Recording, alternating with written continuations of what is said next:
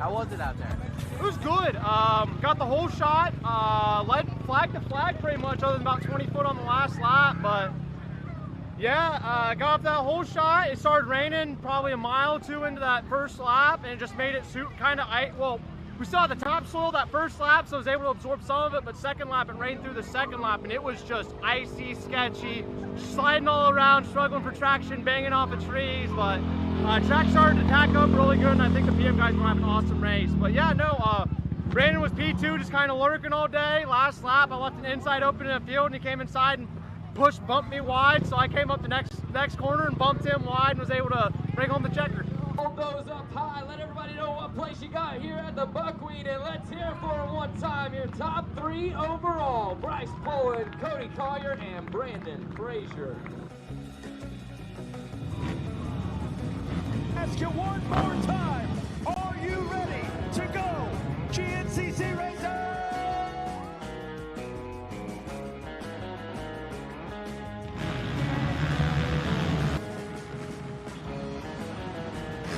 That was the number 6. It's John Glotta getting tangled up with Chris Borich.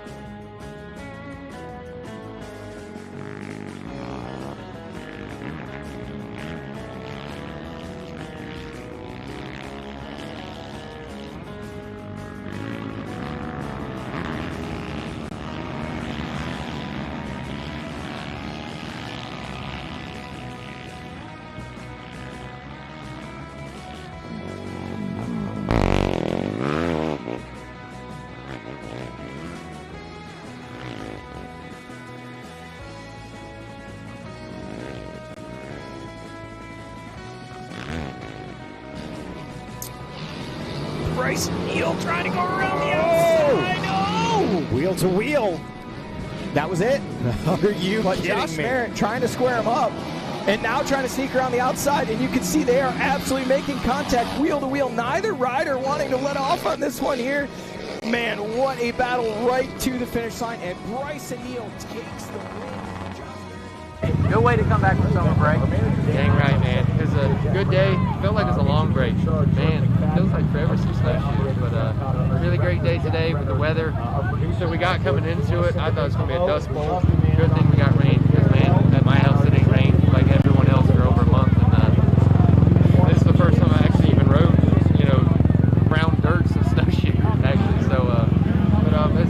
great time, got a good start. I was worried coming into this race, to be honest with you, because I didn't start riding until August 21st when I was supposed to start riding again. I got sick. I was down for about 3 weeks. I've never been that sick ever in my life. And, you know, my first day back was August 21st. And, you know, it was a short window. I think that was 3 weeks ago. And coming into today, didn't quite know. I felt pretty good, but I didn't quite know where I was speed-wise, where I stacked up. But really happy to go out there, get a good start, run strong all day, and put in good laps, got out in the lead, got a 30-second gap, and then on the last lap, man, the track got real slick with a little bit of drizzle, the rain we got, and I just fishtailed, ping-ponged off a tree, and then I was like facing downhill, so by the time I got the bike, you know, back on the track and going forward, Josh Merritt, he caught me, and it was just a battle from there. He got me on a 50-50 line with a lapper, and I don't know, that was probably a mile and a half to go, and then from there, it was tough because it's so slippery. He was just maybe 3 or 4 bike lengths, and I just couldn't quite get up to his rear tires. I had just got to him right before he popped out this field, and I was able to get the momentum on him on the outside. We came to drag race up that all right, Buckwheater, you guys ready for a podium celebration? And was able to get the pass. That's what I like to hear. You better be after a race like that. I'm ready to hear some celebrating. What a finish. How about it, Bryce Neil stealing the win away from Josh Merritt, coming down to the wire. And then, man, this is my type of track today. Put in the work in the off 2 months. You know, you're sitting there and you're putting in the work, and you never know if it's enough. And be back up at this podium, it's pretty awesome. To battle Hunter, to battle Bryson, this entire race, getting a good start, and just, you know, us three all together the entire race. I know we put on a show for everyone, and to get second place today, I'm happy, man. That was so much fun, battling with Bryson into the finish line. I think we took the last corner about 10 quads too wide, but we both weren't letting off, and it was fun, man. I can't ask for any more than that. Pretty solid day out there. Yeah, I mean, dude, I think we got credit with the whole shot. First one of the year. We worked hard on those. Thankful to have Ricky Tyree actually came out to one of my camps in North Carolina.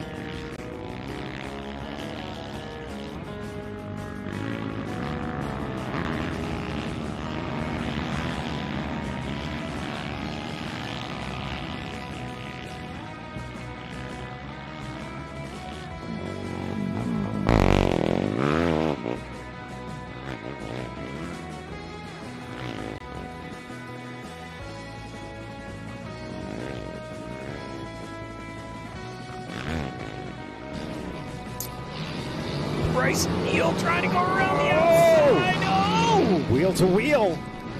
That was it. Are you kidding Josh me? Merritt trying to square him up, and now trying to sneak around the outside, and you can see they are absolutely making contact wheel to wheel. Neither rider wanting to let off on this one here. Man, what a battle right to the finish line, and Bryce Neil takes the win. Good way to come back from summer break.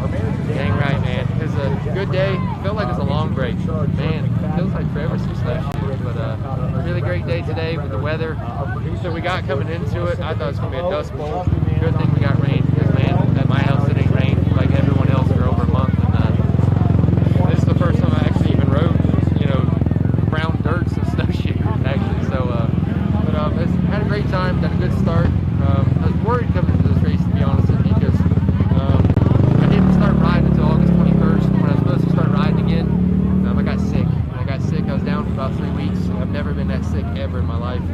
And, you know, my first day back was August 21st, and you know, it was a short window. I think that was 3 weeks ago, and coming into today, didn't quite know. I felt pretty good, but I didn't quite know where I was speed-wise, where I stacked up. But really happy to go out there, get a good start, run strong all day, and put in good laps. Got out in the lead, got a 30-second gap, and then on the last lap, man, track got real slick with a little bit of drizzle of the rain we got, and I just fish-tailed, ping-ponged off a tree, and then I was like facing downhill. So by the time I got the bike, you know, back on the track and going forward, Josh Merritt, he caught me, and it was just a battle from there. He got me on a 50-50 line with a lapper, and I don't know, that was probably a mile and a half to go, and then from there, it was tough because it was so slippery. He was just maybe 3 or 4 bike lengths, and I just couldn't quite get up to his rear tires.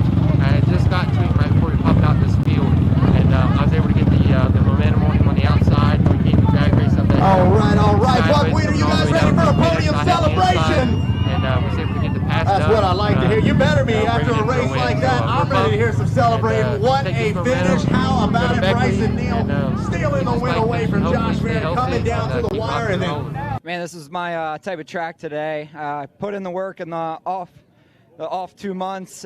You know, you're sitting there and you're putting in the work, and you never know if it's enough. And be back up at this podium, it's pretty awesome. To battle Hunter, to battle Bryson, this entire race, getting a good start, and just, you know, us three all together the entire race. I know we put on a show for everyone, and to get second place today, I'm happy, man. That was so much fun, battling with Bryson into the finish line. I think we took the last corner about 10 quads too wide, but we both weren't letting off, and it was fun, man. I can't ask for any more than that. Pretty solid day out there. Yeah, I mean, dude, I think we got credit with the whole shot. First one of the year. We worked hard on those. Thankful to have Ricky Tyree actually came out to one of my camps in North Carolina, and we maximized our efforts there with Ricky. And then just, you know, led just shy of 2 laps. Made a little mistake, made 2 mistakes today. Both mistakes cost me a position. It's on me. Just need to be a little better there. Love to be able to run these guys back down on the last lap. Had two screw ups on the last lap actually. Tagged a tree, had to roll off that, and then actually probably 7-ish coming on an uphill. Caught a stump or something, and it just spun the bike like a dime. I was actually facing down the hill. I had to whip a 180 going back up, and then Josh stalled on an uphill. Bryson gapped out on us there, and then I was just I was like, you know what? Last year we were that close to the win, and we ended up with the DNF. We're gonna pull it in today and take our 21 points and move on. Now the crowd goes wild, ladies and gentlemen. Let me hear you. This is your XC1 Pro Podium. Here from the Dunlop Tires Buckwheat 100, Bryce Neil, Josh Merritt, and Hunter Hart of Champagne Showers. We're back. GNCC racing the champagne sprays here at the Dunlop Tires Buckwheat 100. Bryce Neil, Josh Merritt, and Hunter Hart, your XC1 Podium.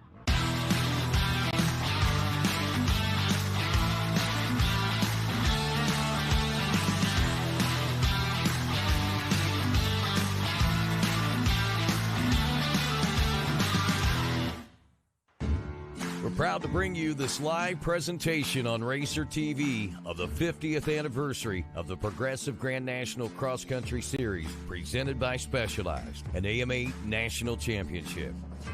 50 years of world premier off-road racing. 50 years of battling the gnarliest woods racing on the planet. It's time to start a new chapter. The next 50 years starts now.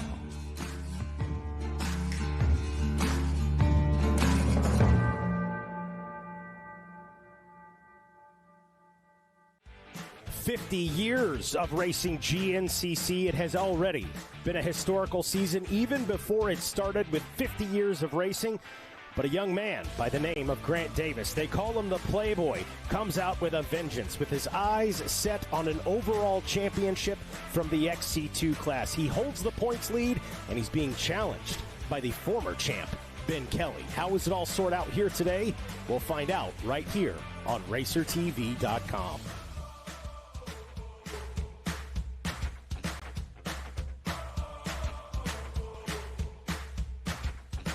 Are you ready to go GNCC racing? Look at that. That is a full XC1. Is this a NASCAR race? I think if Johnny can maybe send it around the outside like he's trying to do there. Justo gets the overall win with an elapsed time of 3:10.04, edging out Stu Baylor by less than 3 seconds. Racing dirt bikes, it's a lifestyle. It's something where every single choice you make sets you on the path to how you're going to succeed or perform. You live this every second of the day. Stu hauling the mail. Stu is one of the most gritty riders out there. Johnny out front, Caleb pushing as hard as he can. This is everything they have. That was a battle. That was a hell of a ride by both of those men. Like he's got a cougar on the back of the bike. Stu Baylor taking the inaugural Talladega GNCC win.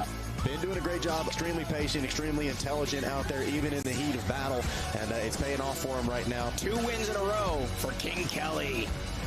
Overall leader Grant Davis, as well as your physical leader out on the course. Checkers are records, and Grant Davis comes out on top. Your overall winner on corrected time and physically. 3 hours is a long time. 3 hours of racing is gnarly. I know I can show up, and I know I can win on any given week.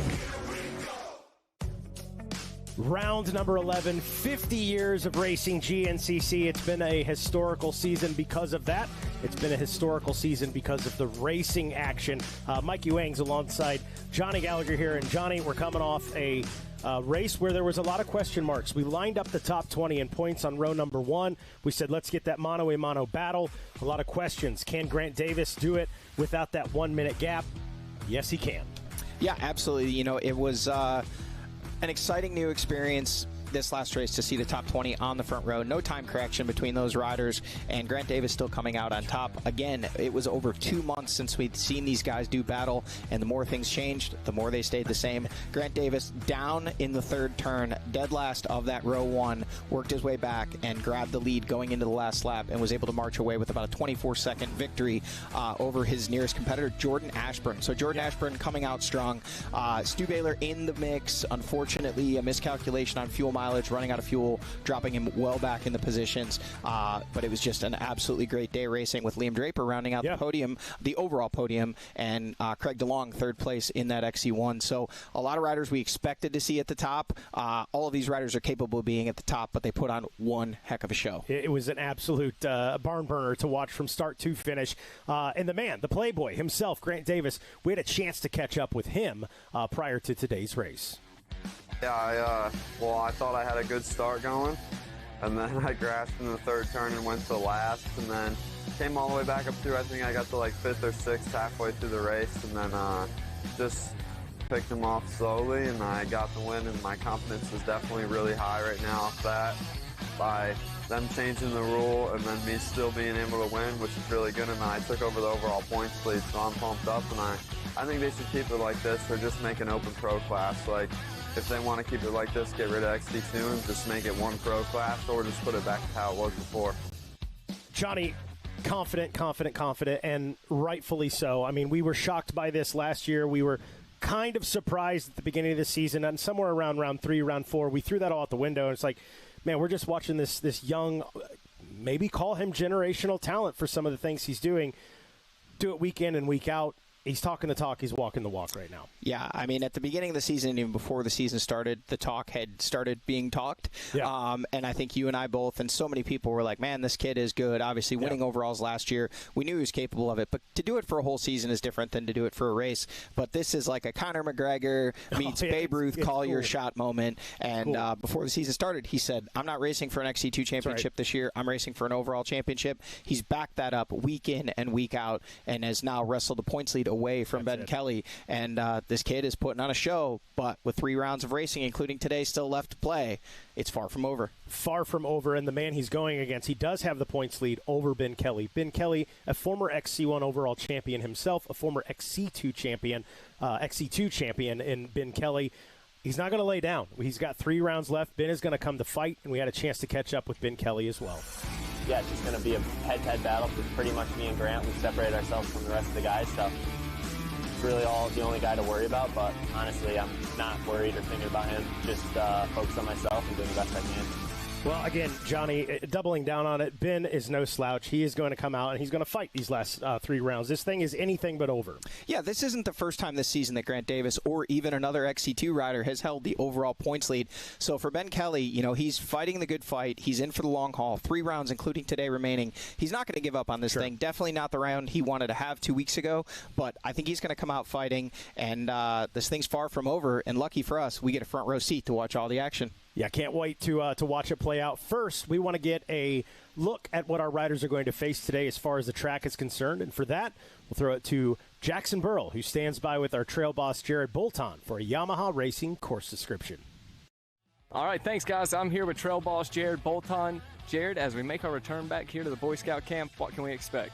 Well, you can expect more of the same that we've seen here in the past. It's rocky. It's tough. Some guys might argue and tell you this might be a little tougher than snowshoe. I'm going to disagree with them. That's just my personal opinion. But this course is a little more on the technical side, and the big talking point this year is going to be the dust. It's going to be really dry. As a weekend wears on, it's going to get a little bit of that talcum powder silt. Going to get really difficult. You have to be really smart going into that stuff. You don't want to dive bomb it, clog up your air filter. Next thing you know, you're sucking in some of that dirt, and your day is over in a heartbeat. But you also have to be careful because it is really rocky here. You're in West Virginia. You're in southern West Virginia. There's a lot of rock. You get in between that powder silt, and those rocks are going to hide and make things a little difficult. You have to pick your way through it. Got to be smart. This is going to be I don't want to call it a survival run. It's not a survival run by no means, but you're going to have to be smart at this race, and it's going to play into the eyes of the guys that are a little more technical. All right, well, there we go, guys. You heard it. The word of the weekend, going to be dust. Back up to you guys. All right, thank you, Jackson and Jared, for that Yamaha Racing track description. A track that many of the motorcycle racers say is one of the toughest on the GNCC circuit. It just throws you a challenge and throws you a curveball in literally every corner and every section of the track. We know it's going to be a good battle out there. We're going to let our man Mikey Wins head down, give us some 10-second calls. We're going to bring all the action live to you on Racer TV right after this.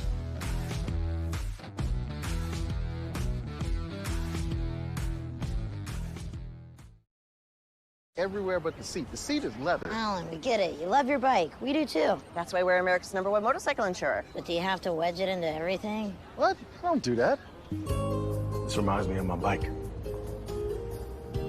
The Wolf was about the size of my new motorcycle. Have you seen it, by the way? Happy birthday, Grandma! Really? Look how the brushstrokes follow the line of the gas tank. Hey! Hey! Brought my +1. Jamie.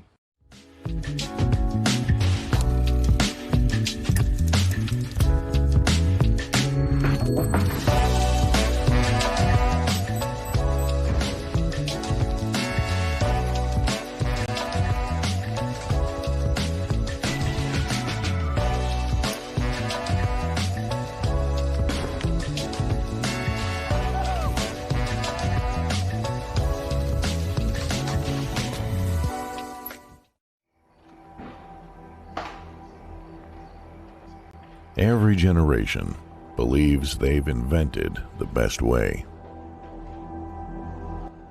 With age comes wisdom. We've come to realize that every piece of knowledge is learned, passed down from those generous and patient enough to teach. It's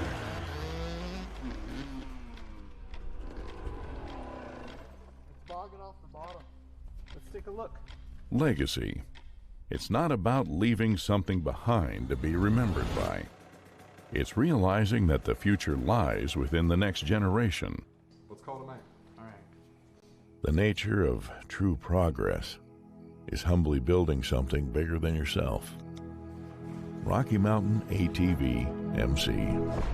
This is our legacy.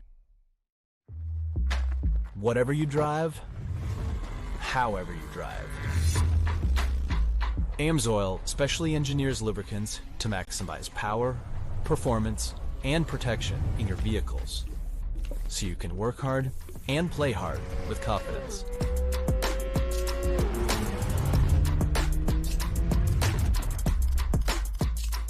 Order online at amsoil.com.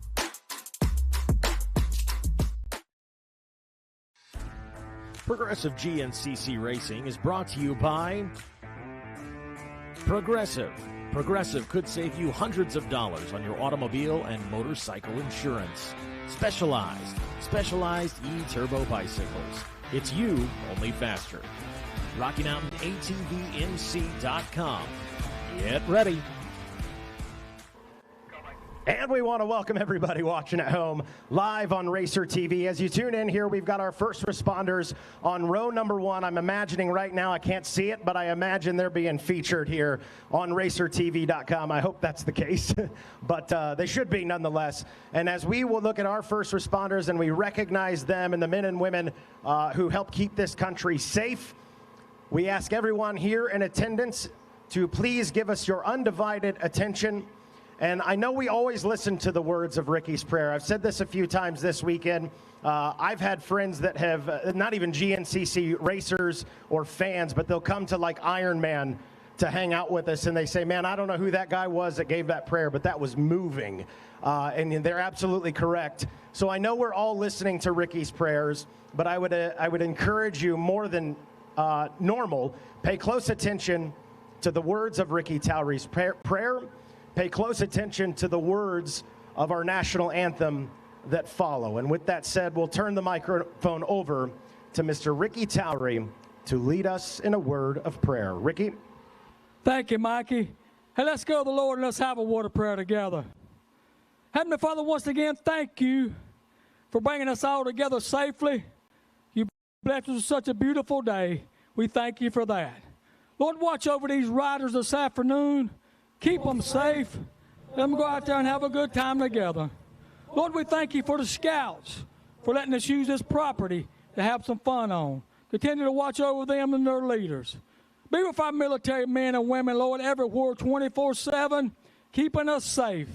And our leaders at the high level and the local level, we ask you to watch over them. Lord, our first responders, we thank you for each and one of them that's working today and the ones that's worked in the past and the ones that will be in the future. Be with them and keep them safe each and every day. Lord, we just thank you for being in control of all things. We talked about 9/11 this weekend.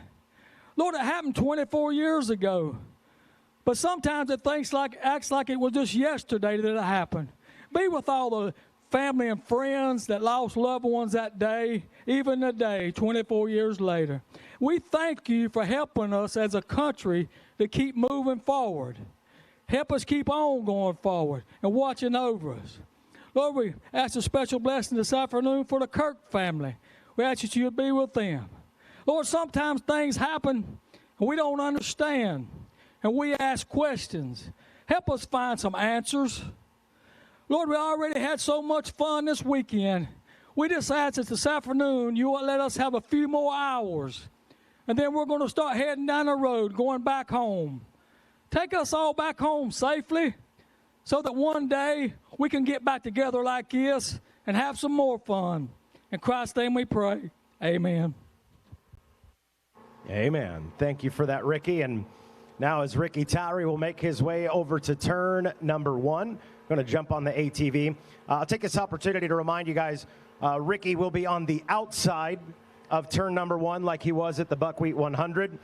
Many of you probably can't see it yet. The meet is on the starting line, but there's a little break in that Rocky Mountain ATV MC repeater.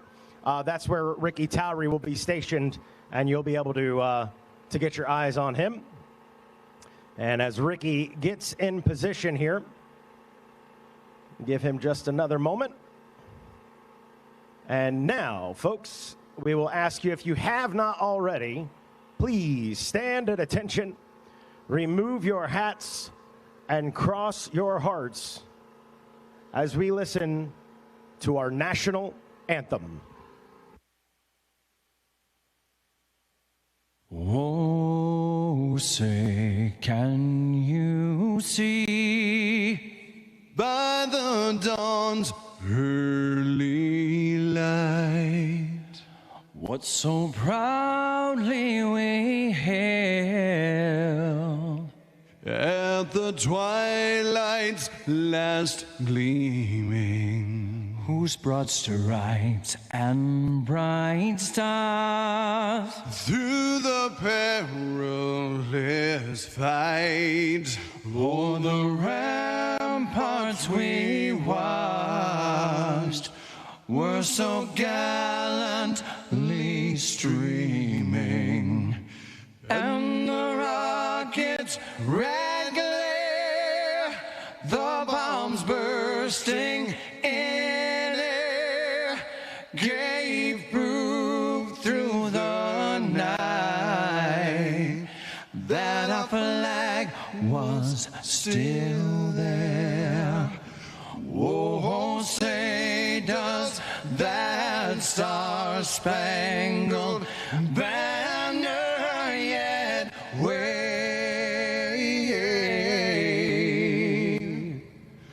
o'er the land of the free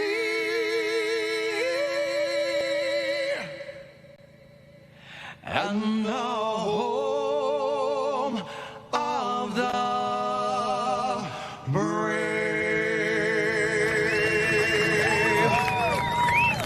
There you go. Make some noise one more time for our first responders. Yes, sir. And ma'am.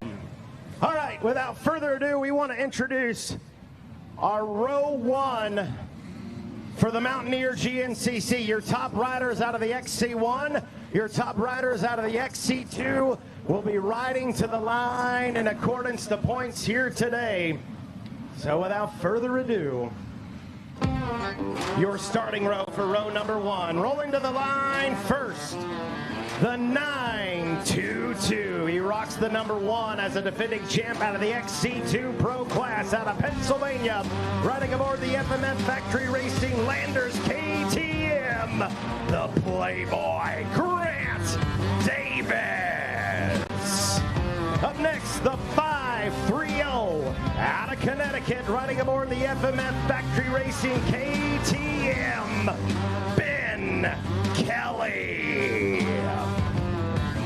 Up next, the number 35 rider out of Australia, riding aboard the FMF Factory Racing Landers KTM, Angus Reardon. The 990 out of Sterling, Illinois, riding aboard the Phoenix Racing Honda, Cody Barnes. Up next, the 514 out of Hodges, South Carolina, riding aboard the Rocky Mountain Red Bear Racing Team Green Kawasaki, Stu Baylor. Up next, the 198 out of Waynesburg, Pennsylvania, riding aboard the Am-Pro Yamaha, Liam Draper. The number 3 out of Livingston, Tennessee, riding aboard the Flat Rock Motor Club Factory Racing Gas, Jordan Ashburn. The 342 out of Waynesburg, Pennsylvania, riding aboard the Rockstar Energy Factory Racing Husqvarna, Craig DeLong.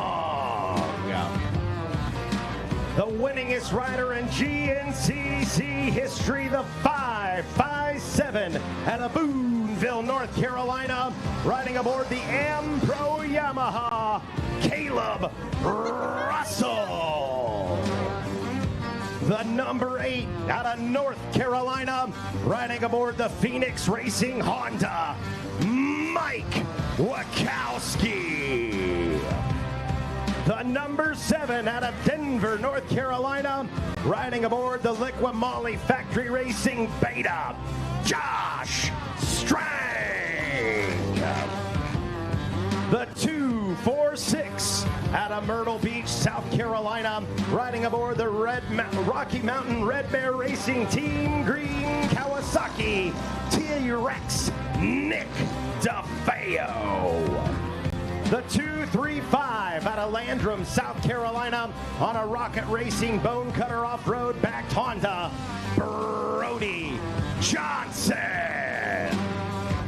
The 212 out of Duval, Washington, riding aboard the Enduro Engineering Triumph, the rough and rowdy Ricky Russell. The 314 out of South Carolina, riding aboard the Rocky Mountain Red Bear Racing Team Green Kawasaki, the Grizzly Grant Baylor. The 989 out of Williamstown, West Virginia, on a Racecraft race team backed KTM, Bad Thad Duval. The 328 out of Florida, on a My Power Sports backed Kawasaki, Jesse Ansley. The 213 out of Erin, New York, on a Bell's Electric Beaver Creek Cycles backed Husqvarna, Toby Cleveland. The 336 out of Moxville, North Carolina, on a Bicon Services JDP and Moose Off-Road backed Honda, Ryder Lafferty. The 722 out of Sumter, South Carolina, on a Moose Racing Carolina XC backed KTM, Zach Hayes. The 707 out of Parkersburg, West Virginia, on a Liqui-Moly back ride, Jack Walker. And last but certainly not least, the there's Jack Walker. My bad, brother. I'll redo that one. The 719 out of Liqui-Moly factory made up, Jack Walker. And the 707 out of Parkersburg, West Virginia, on the KTM of Jason Liscomb. I almost made it through 22 riders perfectly. I blame that on Judd. He said, Mikey, don't screw it up. And I screwed it up. I got you, fellas. We got her corrected for you. Thanks, Judd. No, that's all on me. All right, DJ Judd is going to exit the Mobile Entertainment Activation Transport. Jump into the Yamaha R Max 1000. We're even, Judd. You broke the stepping stool to get out of the meet. I messed that up. You put that in the universe, man. You jinxed me.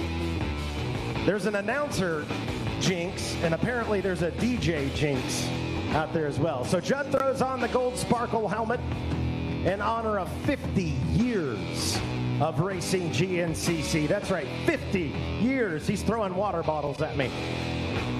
So you are a part of history, folks, and it has certainly been that, a history-making season. And everybody looks pretty good out there. Just a reminder, all our spectators, rather, need to be behind that white stringer line. Again, behind that white stringer line. Yeah, I'm good with that. Yeah, oh yeah, we can see it. We got clear vision. It's a dusty one. Maybe one of the dustiest races we've had in a few years. Pit stops, important today. Air filters, all the things. All attention now. We're a little choppy over here, Judd. I don't know if you can make some adjustments. But all eyes go into the outside of turn number 1, where the maestro, Ricky Towery, will take the reins of this race. And we go as Ricky goes. Ricky Towery now steps out onto the starting line and lets our riders know 1 minute. 1 minute until we're ready to go Mountaineer GNCC Racing. As Ricky will now look down at his watch. He keeps an eye on the time. And we wait with bated breath to steal one out of the Rodney Tomlin playbook. And there it is, blue flag waves, shut them down, shut them down, shut them down, as we are just about ready to set it off now here at the Mountaineer GNCC. Are you ready to go GNCC Racing? Oh, that was pretty good, but man, this is our salute to first responders. I want you to do it for them. I'm going to ask you one more time. Are you ready to go GNCC Racing? 10, seconds for row number 1, the top riders.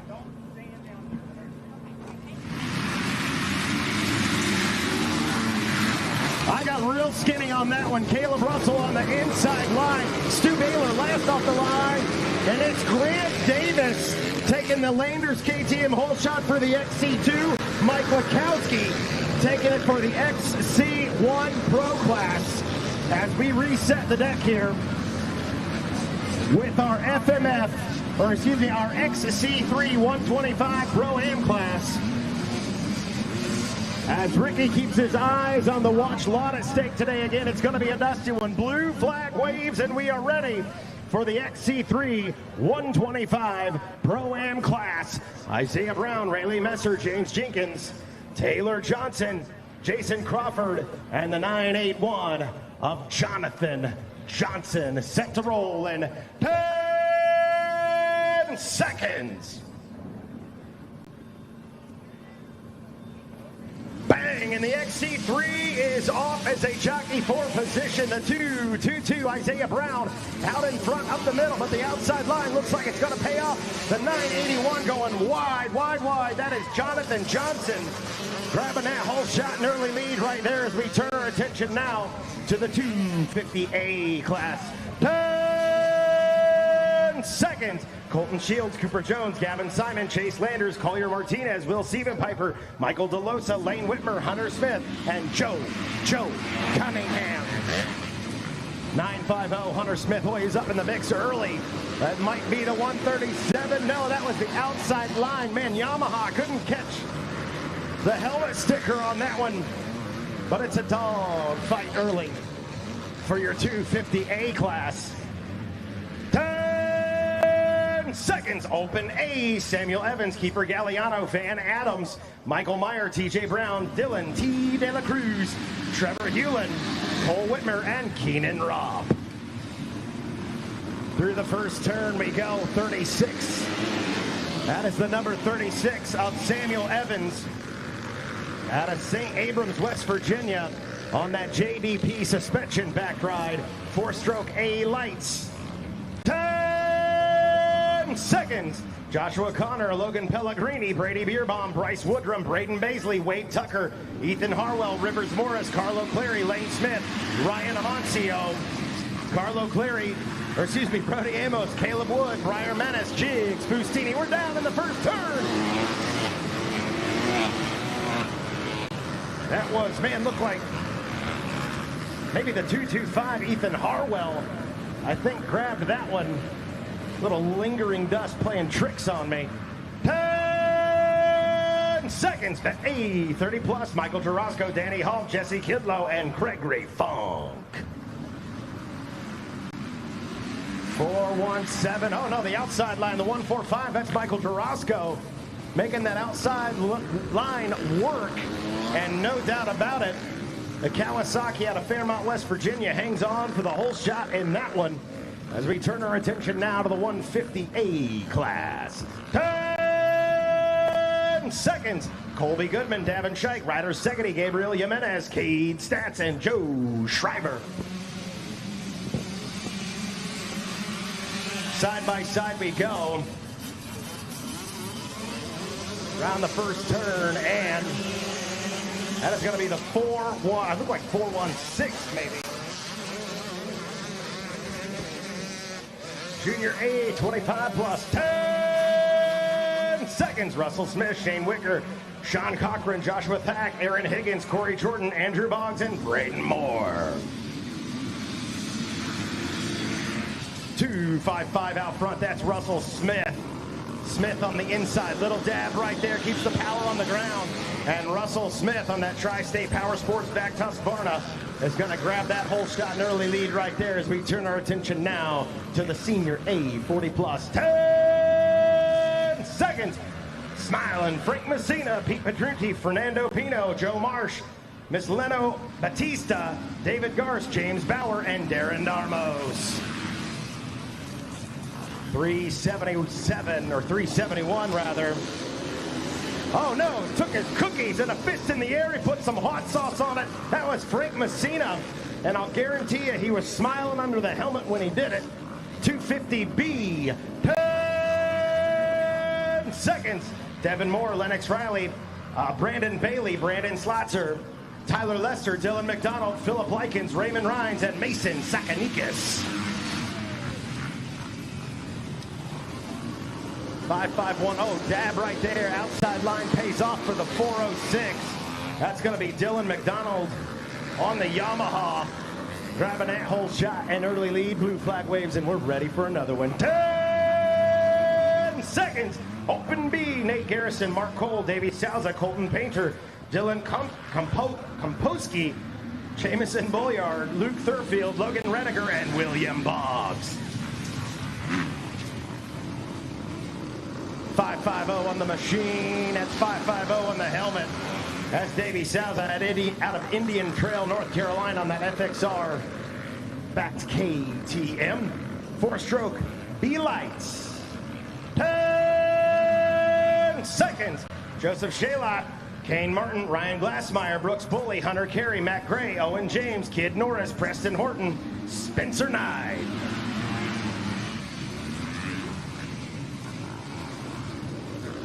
Ooh, that first turn a little slick, deceiving. I think that was a 4.22 Hunter Carey out of Moores Hill, Indiana. Grabbing that one. It was close, but I think he got it. 150B, 10 seconds. Nico Pursuti, Jay Potter, Levi Wilkins, Isaac Leitner, and Charlie Simpson. Look at that, right up the gut. That's the, I think that's Levi Wilkins out front, the 4.15. Little look down, but he hangs on to it. Good ride, young man. Out of Pride, Louisiana.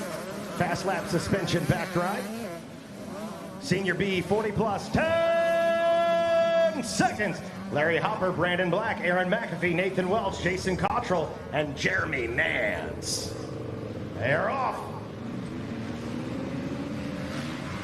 5.90 out in front. That's going to be Jeremy Nance out of Amherst, Ohio. Around the first turn we go. Oh, look at that. Oh, left the inside open. Gets the whole shot, but loses the lead. Good fight early.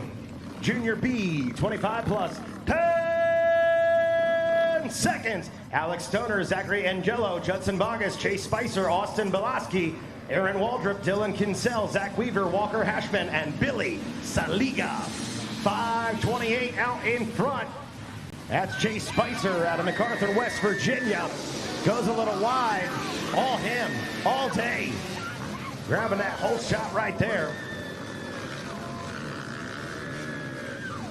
And here we go, Vet B, 30 plus, 10 seconds. Tyler Cosner, Nick Lobby, John Keane, Jaden Reiner, Devin Hall, Leroy Petrie, Stephen Cosner, Jonathan Bottomy, Austin Ewing, Matthew Sossin, William Shoemaker, and Dylan Davis. 7.15 out in front. That's going to be Austin Ewing out of Shelbyville, Indiana. And he grabs a whole shot. He grabs the early lead. We're off and rolling. Everybody's off of the line. We're going to take a short commercial break, get in a word from our sponsors, and be back with more from the Mountaineer GNCC. Mercy Sakes Alive, Grant Davis. A historical season. He's out front, leading the way for the XC2. Last we saw him, Mike Wachowski grabbing the whole shot out of the XC1 class. It is a dusty one. How important are the starts? How important are the pit stops? All that and more right after this.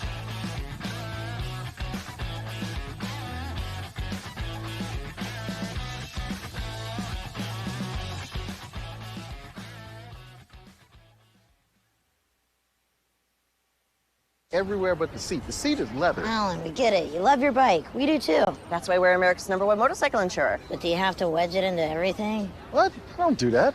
This reminds me of my bike. The Wolf was about the size of my new motorcycle. Have you seen it, by the way? Happy birthday, Grandma! Really? Look how the brushstrokes follow the line of the gas tank. Hey! Hey! Brought my +1. Jamie.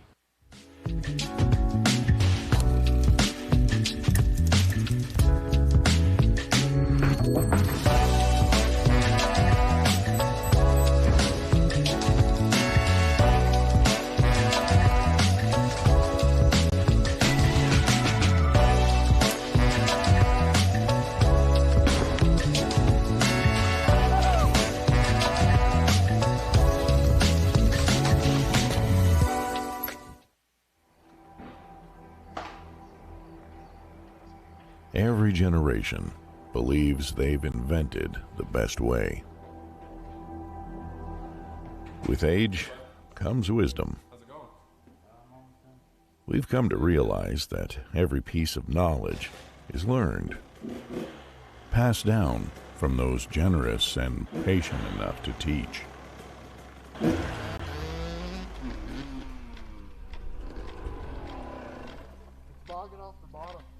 Let's take a look. Legacy. It's not about leaving something behind to be remembered by. It's realizing that the future lies within the next generation. Let's call it a man. All right. The nature of true progress is humbly building something bigger than yourself. Rocky Mountain ATV MC. This is our legacy.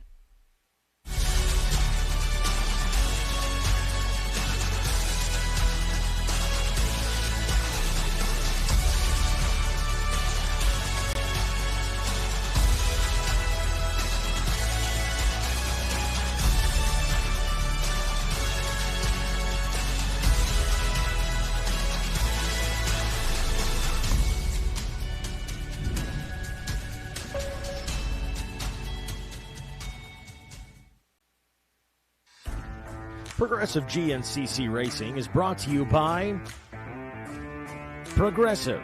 Progressive could save you hundreds of dollars on your automobile and motorcycle insurance. Specialized E-Turbo bicycles. It's you, only faster. RockyMountainATVMC.com. Get ready. Hello, everyone, and welcome back to the 50th Annual Progressive Insurance Grand National Cross Country Racing Series.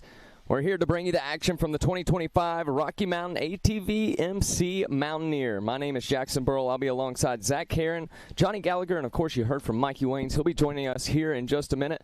But for now, I'm going to bring Zach Herron into the booth. How's it going, Zach? Man, it's another fantastic day and fantastic weekend of GNCC racing, but those are not dust NATOs that you're seeing out there. Those are our riders crisscrossing their way around this course, and no surprise if you were with us yesterday, drier conditions this weekend, very dry conditions, but like Johnny G was saying just a little bit ago, half as many wheels, so I don't know if it maths out, but about half as much dust. Not quite as dusty as we saw yesterday, but nonetheless, the battles are going to be intense, and that start, oh so crucial in conditions like this. Let's show you exactly how things got kicked off with our specialized start recap. Don't forget, folks, your top 20 all there on row number 1, your XC1 and XC2. This is our salute to first responders, so a really big opening ceremonies yesterday and today as well, welcoming up all of our first responders, thanking them. A big round of applause there.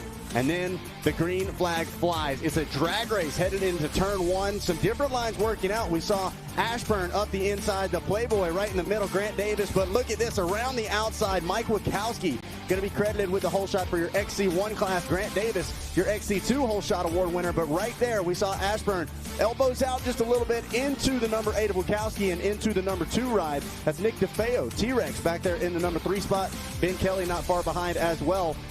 Our XC3 125 two-stroke class heads into turn number 1. Watch this. James Jenkins up the inside, hits neutral, downshifts real quick. It is a drag race. I still don't know who they called. Jonathan Johnson actually came together with a track stake. There you see it exiting the side of him, and he was able to hang on to that number 2 ride. But Johnny, I was right there on the line. I still don't know who got that XC3 whole shot award. It's a good thing we have that video footage, and there's usually photographers down there as well, and sometimes they refer to that to determine who was, in fact, the XC3 whole shot or whatever class it may be. We see here our Yamaha Racing track map for today. Zach, you very astutely pointing out these guys very aggressive off the start today. A very, very start-dependent racetrack because of the conditions. Dry. If you were with us yesterday, dust. We could talk about all of the obstacles that are in this, 11-plus mile racetrack, but the reality of it is the biggest obstacle today is going to be vision, dust, and all of the smaller rocks rolling around inside that silt and dust. These riders are going to have to traverse, try and avoid, and try and stay upright today. Challenging conditions, to say the least, and bada boom, bada bing, here we are on screen. dust hanging. Not quite as bad as what we saw yesterday. Obviously, we pointed out half as many wheels, half as much dust. But, man, still, with this many riders out there, it is going to make it challenging. Yeah, absolutely challenging indeed. We take a look at our Yamaha Racing race format. 11.8 miles, your track in 3 hours of battle here for our two-wheel riders. Your XC1 Open Pro class, that is all the way open. As big as they make them, you can run them there. Your XC2 250 Pro class, that's got a 250cc cutoff. And then your XC3 125 Pro-Am is 122 to 125 cc's only, two-stroking it out there.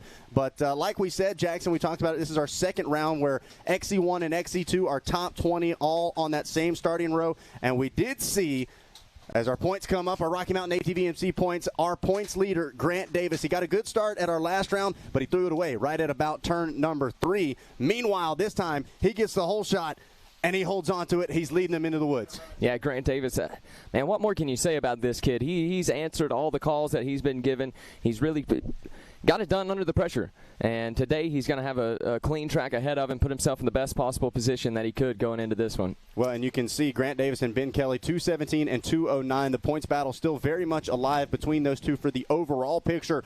Things looking a little bit clearer as far as the class specifics between XC1 and XC2. Those two KTM riders have dominated so far. But now it's all coming down to these final few rounds and who's going to be holding up the overall championship trophy at the end of the 2025 season. Yeah, and one thing to note about today, I'm sure you've already heard just a little bit about it, as we see our leader right now, the big number 1, Grant Davis, going to check in here at the mile 8 mark, it looks like, and still continuing to lead the way after that good start. And look at this, boys. Still not seeing our second place. Man, well, and you saw Grant just standing up on the pegs, literally looking like he was cruising. He knows the score right now. I believe, Zach, you were just going to reference this, so I'll let you take it from here. We saw some of this yesterday. Yep, I was going to say, this looks exactly like the first camera flash of Josh Merritt, all by his lonesome out front. There we now see the second-place rider of Jordan Ashburn, trying to carry that momentum after a solid run at our previous round as well. But the gaps that open up here and how quickly they open up, that is really the game changer in dry conditions like these. You know, and honestly, one thing to point out here, Zach, the dust not all that thick in this camera shot. There are several sections of this racetrack here this afternoon and even for this morning that the ATV riders did not touch. There we see Mike Wachowski in the number 3 spot. It's a completely different racetrack than what was chewed up yesterday by the ATVs and the youth and all these others. So there's several miles of racetrack that only the morning bikes have run. There's Nick DeFeo, who started off in that number 3 spot, looking like he's sitting in the number 4 spot right now. But it does make the racing surface that much different. You can see the dust here kind of just a haze. You know, you can see through it, and you'd ask yourself, well, why can't they go any faster? Josh Strang with a good start up there early in the number 5 spot.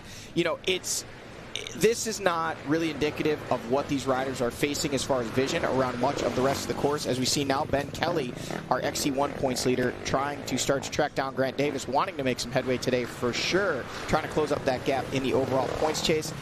Then it looked like maybe Cody Barnes. Possibly so.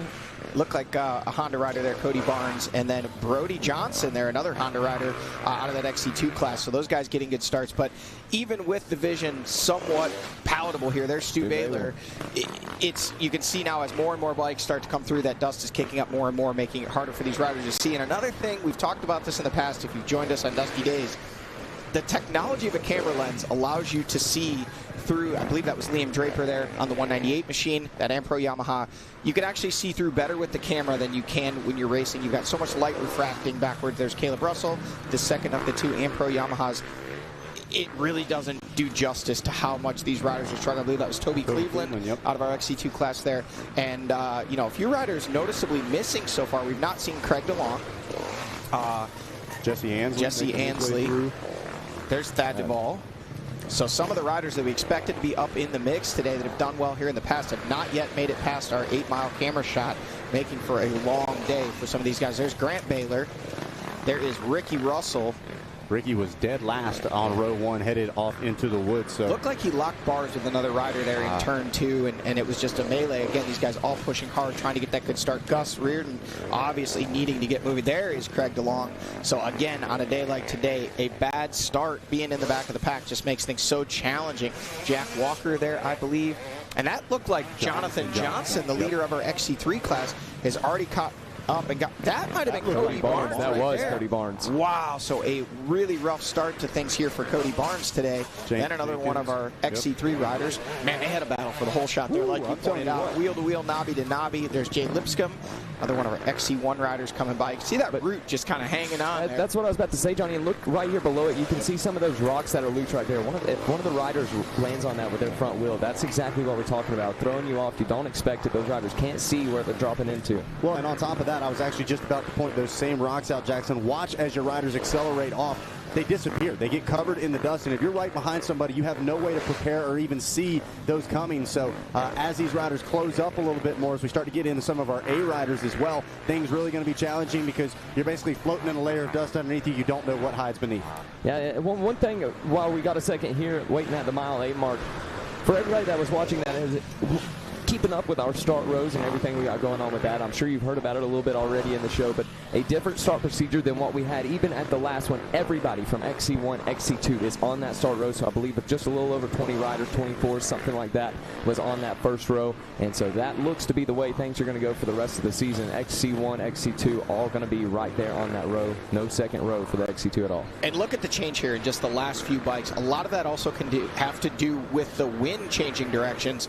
It's hard to predict which way this dust is going to blow, and when the wind starts blowing out in the fields, it blows it off the track right away, but when it starts blowing in the woods, oftentimes it can blow it off of the track and then right back onto it, making it so challenging. Now you can see just a few seconds and it clears up for this next rider. So track position, incredibly important in very dusty and low visibility conditions like this. Well, and we can talk about it all day long here in the booth. We've got the luxury of the camera lens, but let's hear from some of our riders actually out there dealing with it and what their thoughts are on racing in the dust.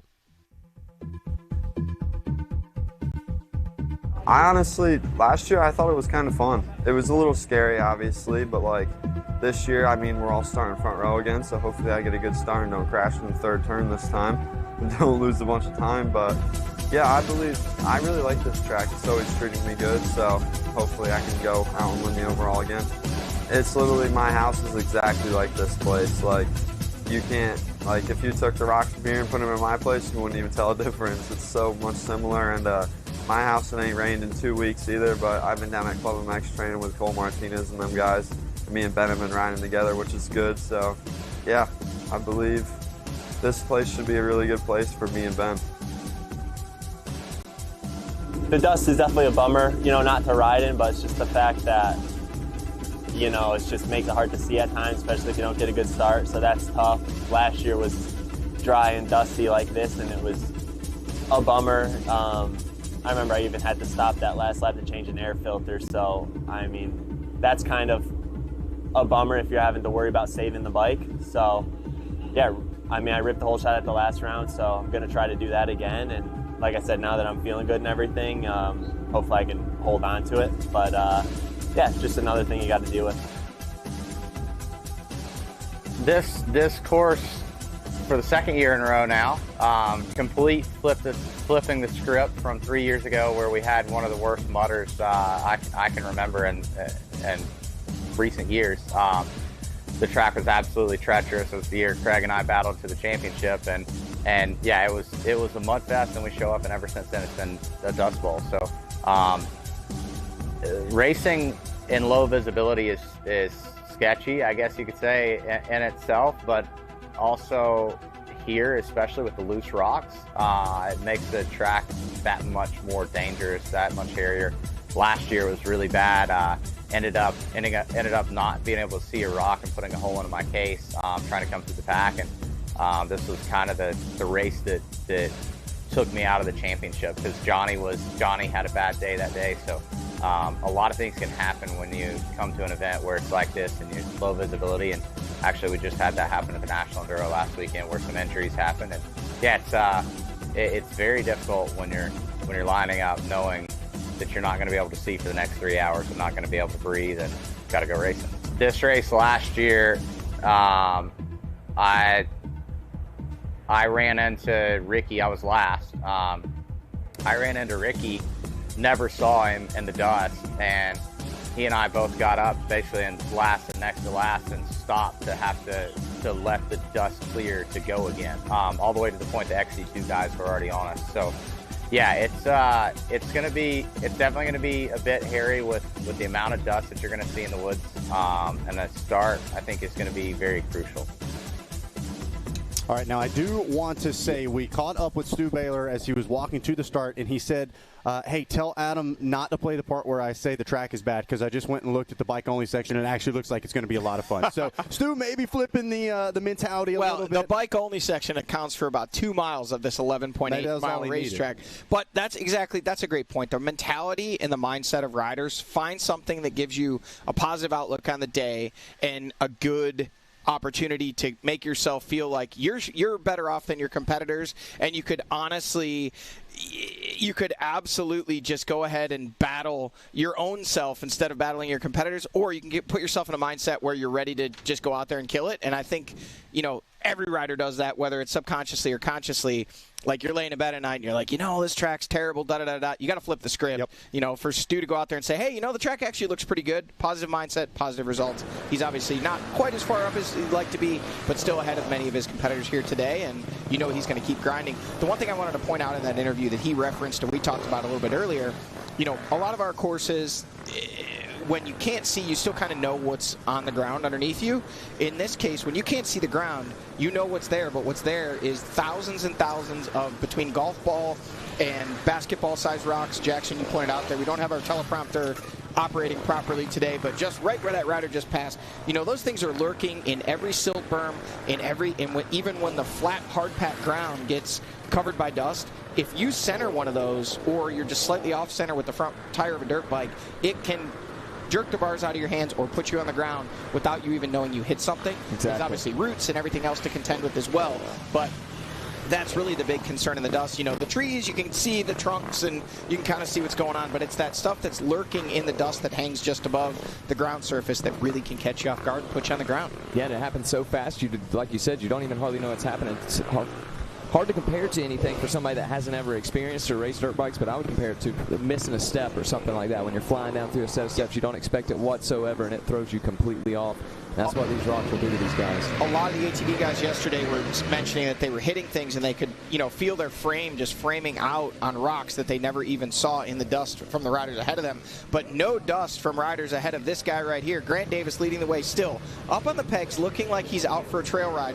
But again, there, you can see the visibility behind him is just allowing him to open up so far a big gap. We saw this already yesterday. We've seen it in several other races throughout the weekend. Rider that gets the whole shot, gets out front, makes dust, and really just gets to control the pace almost with a cloak of invincibility behind them, which is today is the dust here on the Mountaineer racetrack. Seeing our leader on screen, Grant Davis, making his way now through the mile 11, the FMF power point, and he's letting that FMF sing right now. And I tell you what, one of the things I remember from, I believe it was Old Gray, Grant Davis pulling off the track and immediately says, we've got to do more work in the rocks. We've got to get more comfortable in them. I didn't see a foot dab. I didn't see anything through there. These guys are the best of the best, but really looks like Grant has continued to work on what he considers his weaknesses, as he has really opened things up right now. As now taking a look at Jordan Ashburn, another rider we know got some of the hard enduro background. This guy is more than capable as far as technical skills on a bike go, and one of the, I believe, the more patient riders as well. As things continue to go on, seems like Jordan's able to just find himself in the right place at the right time and make something happen. Mike Wachowski, heard him saying in his pre-race report, as we see him on screen now, that he was ready for some redemption here. He was able to lead a few laps, I believe it was last year, and he said he was ready to get back to it. Here we go, Brody Johnson, I believe. Yeah, Brody Johnson.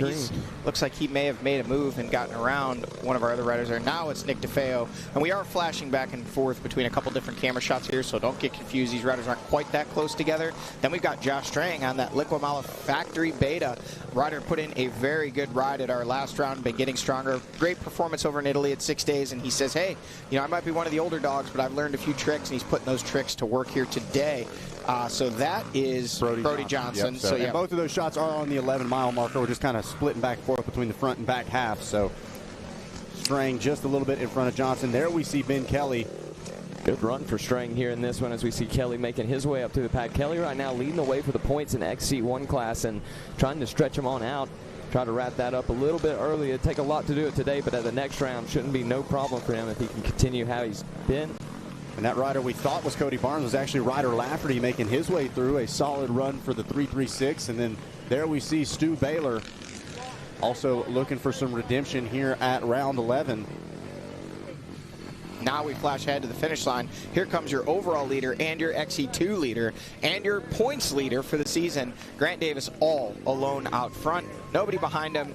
Not even a need to really take a look over his shoulder. And again, methodically, just so calm, cool, collected. You can see how much water they actually laid down right there. I saw that the start of our AM bike race as well. Somebody grabbed a handful and pretty much threw everything away right there and got their grips muddy in a spot they didn't think there was any mud. So Davis doing exactly what he needs to do right now. There's zero sense of urgency, and you are absolutely right. They've thrown a lot of water down there. The riders being very cautious. But Grant literally looks like he's out for a play ride. But again, Grant did the work. He got the whole shot, and you know he's going fast. But this is not sprint speed. Folks, if you're watching from home and you're thinking, is this the parade lap? No, they're racing, but he knows he has such a big lead right now, and he's just flowing, hitting his marks. Probably see a little more sense of urgency once he gets back onto a little more certain race surface. You can see him kind of picking up the pace now, but this young man right now is in control. He's confident. He's got your XC2 points lead. He's got the lead in this race. He's got the overall points lead, and everything going his way right now. And now you can see what I was talking about before. Back into sections of track that have been run yesterday by the ATVs and all the races this weekend, the dust really, really kicking up and making it all but impossible for the riders to see behind him. Now, one of the things that you've touched on before, Johnny, in conditions like this, when a rider's got the line choice, got the dealer's choice, wherever they want to go, we'll see them kind of tuck underneath a lot of those silt berms, trying to protect the bike. Air filter swap, something we've heard a lot of teams talking about today as well. Davis doing a little bit extra to try to make sure that's not going to happen. Yeah, I actually got to talk to some of the teams. They're expecting lap number 2, lap number 3, if it's going to be a 5-lap race. That's what they were saying. Somewhere between lap 2, lap 3, the boys are going to be ready to change it out. Got to talk to the boys over at Husqvarna, and they said they're going to be ready for it. Guys, as we're looking at gaps here, we can't go by the time behind because our first rider on course is an XC2 rider. But if you look at lap times and a lap times, 29:41 for Grant Davis and 30:17 for Jordan Ashburn, meaning about 36 seconds and change is what the gap is right now. The overall lead for Grant Davis, another 19 seconds back to Mike Witkowski. Nick DeFeo in the number 4 spot, about 1:09 behind Grant Davis and about 10 seconds behind Witkowski. And then Josh Strang, 23 seconds behind Witkowski, so he is right there behind Nick DeFeo, putting pressure on him. Wait for some more riders to check in here. Now we've got a whole bunch more that have checked in. You've got Brody Johnson running in the number 6 spot, Ben Kelly in 7th, Ryder Lafferty in 8th, Stu Baylor in 9th, Liam Draper rounds out the top 10 with Caleb Russell now checking in the number 11 spot. Looking at these gaps as we get further back, obviously that 36-second gap that Grant Davis has, behind him, they're all a lot closer, Jackson. You've got 19 seconds, 20 seconds, 17, 17, 5, 17, 13. So look at it. Grant Davis just riding wheelies through the rock garden. Hop skipping. And this is another thing to note here. We have concerns with these riders about changing air filters. We were just talking about that. One easy way to avoid that, get out front, but also don't bury the bike in the silt berms. Don't blow up berms and make dust for yourself. And that's a lot what Grant Davis is doing right now when we see him feet on the pegs, easy on the acceleration, carrying speed everywhere, trying to make least dust to help that air filter go the duration. Yeah, he's doing a good job of it right now. As we see now in second place of Ashburn making his way through. And you can see the dust already starting to build. Yeah, no doubt about it. Ashburn not quite in the worst case scenario, sitting in that second place spot, but the rest of the guys, they're going to be in for it here in this one as we wait for Mike Witkowski to make his way through. And we spoke about this yesterday too, Jackson. This particular camera shot just below to right of screen, the track goes the other way. So there is residual dust coming from riders coming the other way as we see Witkowski working his way through now.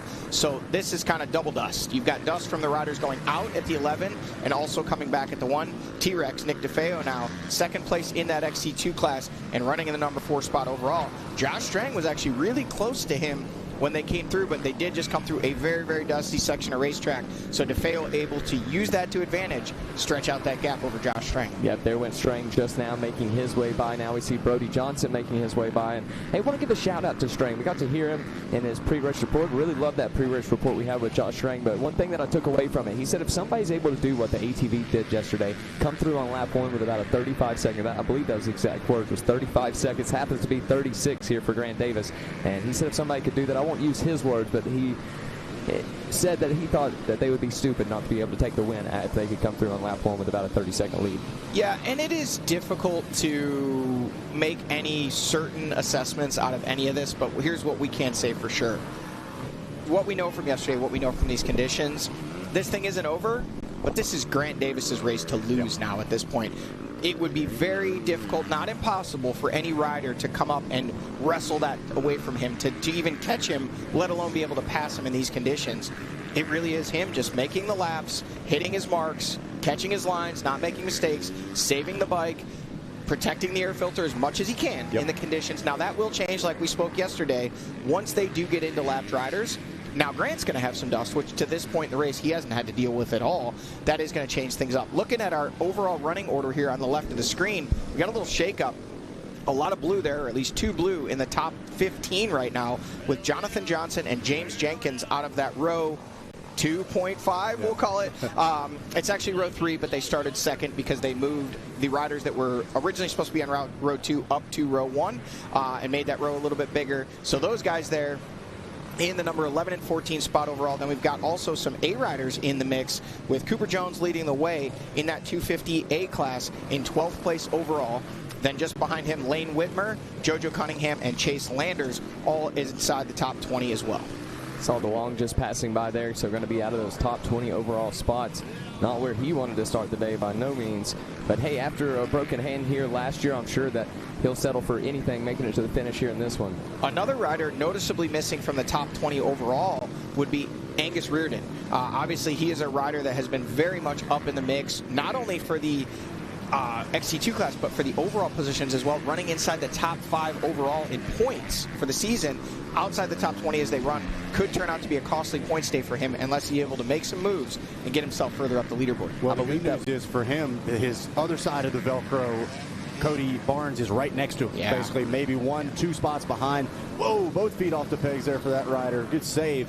But going back to talking about Grant Davis, one of the things that we talked about with this course is making the most of those opening laps, especially with a good start. So I think it really speaks to the maturity of Davis throughout this 2025 season. We saw those wide open sections, looked very inviting, looked plenty of traction, looked very easy, and would have been very easy to make a simple mistake, Jackson. And we've seen kind of things like that even just a few weeks ago at our last round, making a simple mistake and laying things down on the start. Davis trying to limit some of those, I don't want to say childish mistakes, but mistakes that he feels shouldn't be made, and really step up to the championship plate. Yeah, this is the first time we've ever got to see Grant Davis whole shot a race and lead our XC1 and XC2 classes. We saw him there at that last race, able to get up inside that top 3, but like Zach was saying earlier, wrecking right off the bat before he even entered the woods, had to stop before he went in the woods, adjust the handlebars back, get them lined back up with the front wheel, and he was going into the woods in about the 16th place, which was last there for that row. So he's got a clean track ahead of him. We're seeing what he can do with it right now. Well, what he can do with it right now is a 29-minute and 41-second lap time.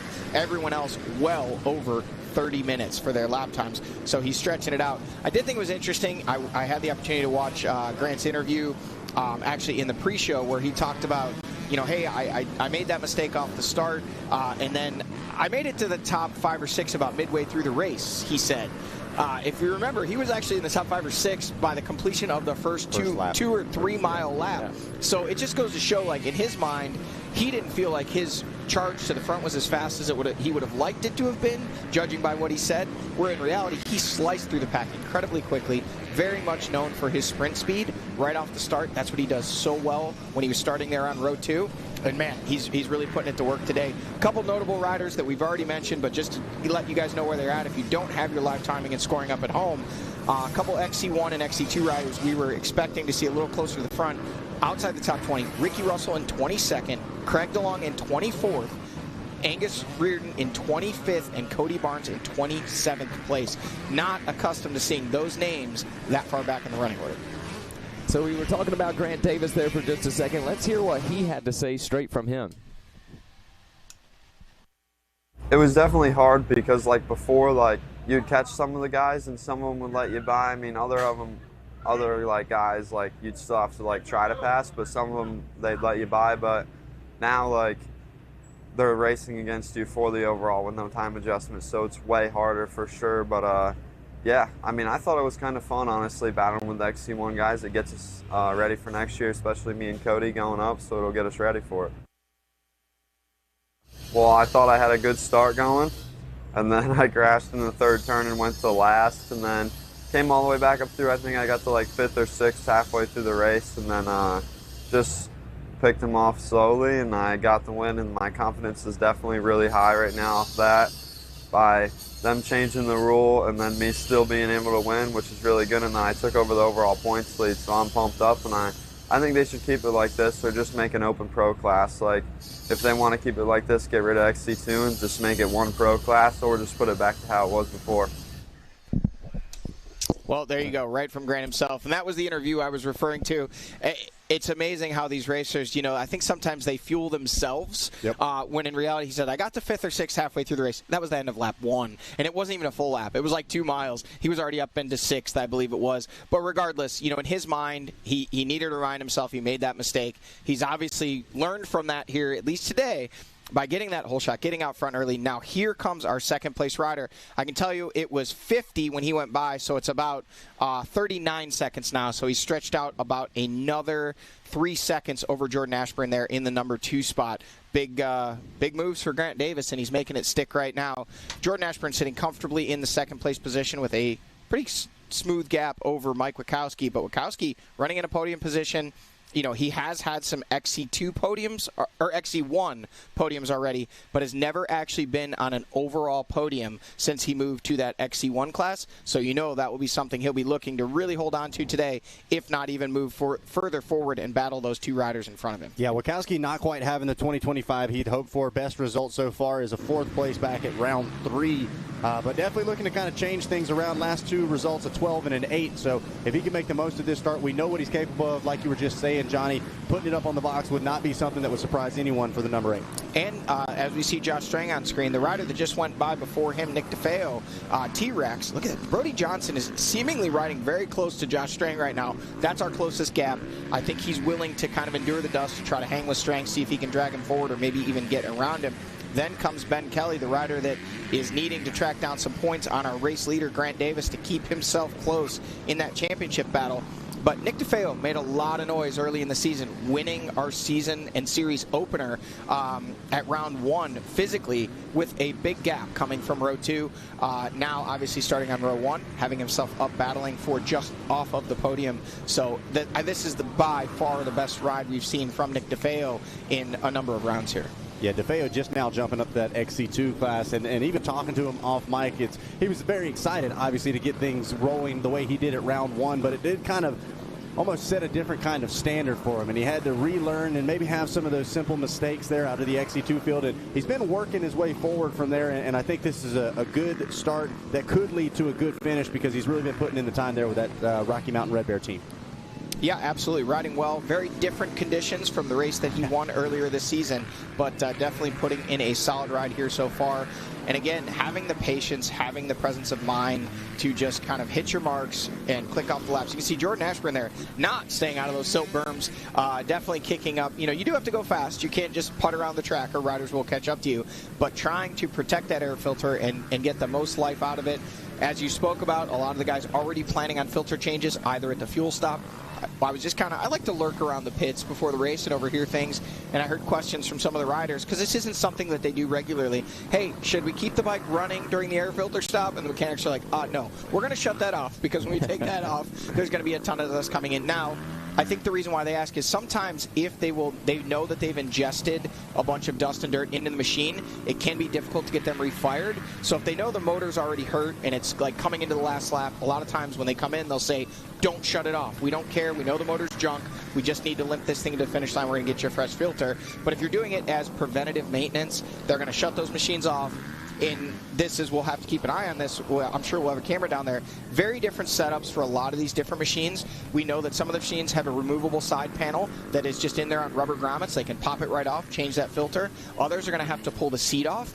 the filters under the seat, and then the Yamaha is completely different. The filter actually up on top of the gas tank, so there's a panel they have to pop off and change there. Now, Johnny, on the bikes that the riders are going to have to unbolt those seats, are there anything that we have to make that any faster, any kind of clips that are on it, or are they going to have to take the bolts physically out? Yeah, no, they're all going to be running the bolts. They'll have impacts for sure to be able to get those bolts out quicker, but it is just another layer of that, process trying to change air filters. Not something these guys practice regularly, but they've done it enough, and these mechanics and crew members are very well versed in what it takes and how to do it without, getting any dirt into the intake and also, making it as quick as possible to get the riders back on course. Well, hey, I believe we were able to catch up with Stu Baylor about those air filters. Stu going to know all about it as a rider and a team owner himself. I'm sure he's been thinking a lot about it. Based on what I saw with the track, I would say that we are going to see air filter swaps. I just went out for Levi. Levi's just turned 4, so we're getting to watch his races. And just went out and pedaling the track behind him. And just with 50 racing, there is a foot of silt. So I would say that it's safe to say we will be seeing filter swaps. We will see bikes stopping. We will see bikes blowing up, breaking down. Finishing this 3 hours will definitely be difficult. So I know for sure on the KTM side, you guys are going to see filter swaps. On our side, it's possible. On Yamaha, it's possible, but I would say doubtful on the Yamaha and the Cowie side. As much as the KTMs, I think that they're like just history. I think that they're going to have to do at least one filter swap in my program. And I'm sure most of you out there know exactly what Stu's talking about. Anybody that doesn't, the Kawasaki has 2 bolts on the back end that has to be removed. The Yamaha going to have a few clips up above the seat where the gas tank normally is on Kawasaki's and the other brands. They're going to have to take those out. And the KTM, of course, they're going to have it easy. They got a piece of plastic. They can pop it right off, pop it right back on.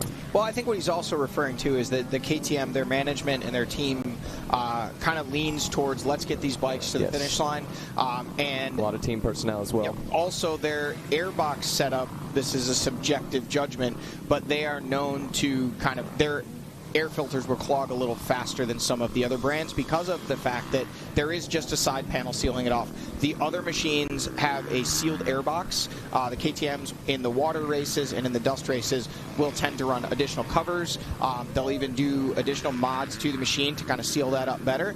It's not that it's a better or worse setup, but based on the conditions, they have shown the most propensity to really come in and change those filters, whether it's preventative or they actually feel that it does need to be done. So that's kind of a management decision, and based off their years of experience. The platform did change in 2024 with KTM and has changed a few times with Husky and Gas, but it's still that same left side panel pops off. The air filter's right there, making it definitely quicker to get to and change, but also, potentially maybe it clogs a little quicker as well. So there we go. Thanks for that, Johnny. Johnny, man, he is 101. Well, it's hard to say with the blue shirt on. I can't sit here and say I've worked with both models. In my personal opinion, just as a race commentator, not a brand ambassador, I do feel that the KTM Husky Gas, their filters they are more susceptible to debris, whether that debris and elements such as water, dust, etc. But the flip side of that is they're much quicker to change on the go. So it's a give and a take. Yeah, all the way around for all the bike brands. And there at that camera shot while we were talking, got to see some of our top amateurs go by. Jones on the 220 machine looked like he was still on a roll. Got to see JoJo Cunningham as well on the 999 machine making their way by. Good to see some of our top amateurs. Yeah, Chase Landers was right behind JoJo Cunningham as well, so he was looking really feisty. Not sure if I missed Lane Whitmer or not. I didn't see him either. Okay, so not sure whether we still see Whitmer. He was in the number 15 overall position last time through, but that could have potentially changed. Cooper Jones, though, really making a name up in that number 12 overall spot and really showing what he's capable of. But man, I want to talk about capabilities. This guy I just can't right now. I mean, feet on the pegs, standing up, looking like he's cruising. And guys, he's still going, roughly 700% faster than the average person could go on their dirt bike. But it just shows, he's not having to battle for position. At this point, he's not counting seconds. He's clicking off the miles. He's clicking off the laps. He knows he has a gap, and he's going to keep an eye on the pit board. If somebody puts in a charge behind him, we might see him pick it up. But also, a lot of times when a rider is that efficient as Grant Davis looks right now, they're just there's no mistakes. You can make up 3 seconds in a corner and lose 5 in the next one when you're pushing, or you feet on the pegs, just look like you're out for a trail ride, and next thing you know, you're opening up 36 to 39 second gaps over former series champions like Jordan Ashburn.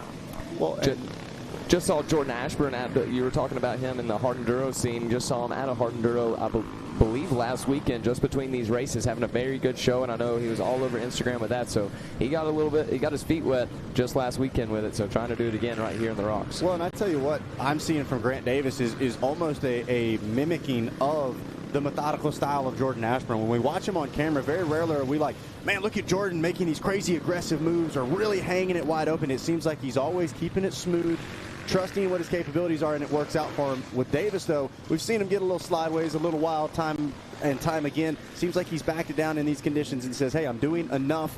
Don't need to throw this thing away for an extra couple of seconds. Yep. We do have a Ryan Sipes sighting on screen there. Yeah. Ryan Sipes, part of the management team there at the Red Bear Rocky Mountain ATV MC Kawasaki team, and he's out there, a former GNCC race winner in his own right, cheering on his riders, and there his first rider through that camera shot, the 246 of Nick DeFeo. Whoa. Big change here. Stu Baylor, shirt off in the pits, holding a water bottle. We will send one of our very capable pit reporters, looks like Zach Herron is volunteering for the job. He's going to go down, get word from Stu. Stu does not look angry, maybe a little dejected, but that is going to move a lot of these guys up one in the running order. Jonathan Johnson now coming through there. Last we saw Brody Johnson in the number 6 spot, and then it is Ben Kelly in 7. So your top 7 riders through now at the 8-mile marker. And we'll say it again, the dust that's starting to hang now that was not here when Grant Davis came through earlier in this race. There is Ryder Lafferty. Looking like he's working his way through there in the number 8 spot. Next up should be Stu Baylor, but we now know he's sitting back at the Rocky Mountain ATV MC Kawasaki tent. A disappointing day for Stu Baylor, and then it is Liam Draper on the 198 machine. We are told, our producer Adam Gordon giving us a gap of 45 seconds from our camera shot there. So it was 36 when they'd come through at the finish, 39 at our next camera shot, and now 45. So don't be deceived. Grant Davis may be efficient, but he's not out there just cruising along at a snail's pace. He's going faster than everyone else. And I believe that's just the maturity of it. Just in a few races, already seeing so much learned here by Grant Davis. And it's a very long-winded conversation. We won't get into it, but I think in situations like we see here in GNCC, I feel like the sport is evolving, and Grant Davis is leading the charge for it. You see it in all sports, and I was just listening to the UFC and Dana White talking about it with the UFC, and I feel like we're in a similar situation here with Grant Davis. He's starting to change the way we look at it. The next group of riders have arrived. He's been trained by riders like Caleb Russell, who we just saw, and it sets a new standard when you see guys like Caleb Russell doing what considered to be the impossible, by some, and then now that's the new standard. That's what Grant Davis says. Not only do I want to do that, but I want to do more than what we saw him do. Looks like, to me, it looks like Craig DeLong has made a few moves. That is, I believe that might be Reardon there, coming through, but it looks like Craig DeLong had made a few passes from our last camera shot, so he's starting to stir back there. Now comes Cody Barnes, another of those riders battling for the top 3 in that XC2 class. And there's your XC3 leader. We don't often get to see this. A very cool day for these guys. Jonathan Johnson up inside the top, nearly the top 10. Now with Stu Baylor out of the race, probably 10th overall is what he's running. And I actually do believe we have Zach Herron down in the Red Bear Rocky Mountain and ATV MC pits with Stu Baylor. All right, thanks, guys. I did convince him to keep the shirt off so that our female viewership would stay at an all-time high. He did put the hat on at least. Stu, we see you smiling, which is a good sign, man, but you're off the track, which is never fun to see. Take us through what happened and what's going on. Yeah, definitely not the way that I wanted this one to go, but I made a lot of moves. I was dead last off the start, and I don't know how many people I passed. I couldn't really tell, but I passed a lot of people, and from what I can tell, just watching back with Doug, everybody else just wherever they started is where they plan on finishing, but not me. I was headed to the front, obviously 3 minutes back in the dust and couldn't see a damn thing, but we were having fun at it. No, the track was good. I told you before the start I had to retract that statement that the bike-only section those guys put together definitely broke up some of the dust for us, but overall just a letdown of a day. Made a lot of moves, trying to fight to stay somewhat in the points on this thing, and yeah, just another one of those days that seemed like everything was working against me. And part of it, we had a failure with the back end of the bike, and I called it. There's nothing we could do, and by the time we would get back here and get everything swapped out, we'd be out of this one anyway. So at this point, it's focused on the National Enduro Championship, where we have a pretty commanding points lead, and yeah, just chalk this out as another L. Well, Stu, we hate to see you off the bike and with the helmet off, but we do love when you throw on your announcer hat. You're really great at breaking down things. You talk about making some moves. We've been talking about how crucial the start is and how limiting passing is in these conditions. What were you doing? What's the secret to making some moves if you are a rider that needs to pick up some positions out here? For this track, with it being a lot of off camber, what I noticed while I was pedaling the track is usually on the high side, the high side of the slope, there wasn't any rocks that were loose. So usually, I mean, there's roots, there's embedded rocks, but you were pretty safe up on the high lines. So for me, whenever the guys would get checking up and slowing down in the dusty stuff, I was just getting on the high side of the track and just praying that I didn't find one of those loose rocks, and it was working. I was able to make quite a few passes, and I think we caught up to 8th place before that one. And yeah, I mean, that's, I don't know how many, but like I say, at least probably 15 passes that we made out on that track. And yeah, it was definitely difficult to navigate, but as long as you could chase that helmet, you watch the body language of the guy in front of you, make sure that you feel confident in attacking, you get there, and you just have to be there at the right place at the right time. But yeah, overall, these conditions are really difficult, but these are some of my better conditions. I've always grown up in the southeast in the summer, riding a lot of dust, a lot of dry slick. So yeah, this is definitely a condition that I ride well, but today was just a bit frustrating. The start definitely didn't play any favors. Well, a tough day for Stu off the bike, but now going to focus on cheering on the rest of that Rocky Mountain Red Bear team. Thanks, Stu.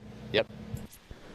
So there we go. Good to hear from Stu Baylor there. And, man, tough day for him. Seems like Stu just can't catch a break. And also getting news that we have lost another one of our XC1 riders of Jesse Ansley. So hope all is well there with Ansley.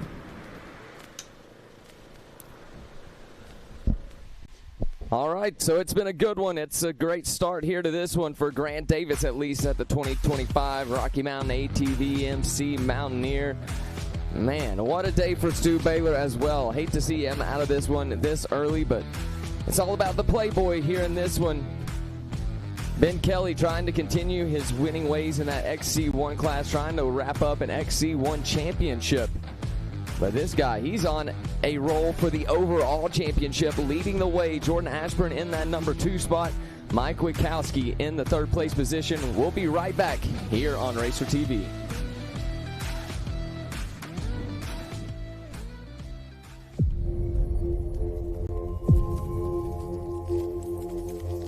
We've been there since the very beginning. 20 left, the main event, the mud, the blood, the beer. Organizing the industry and building champions.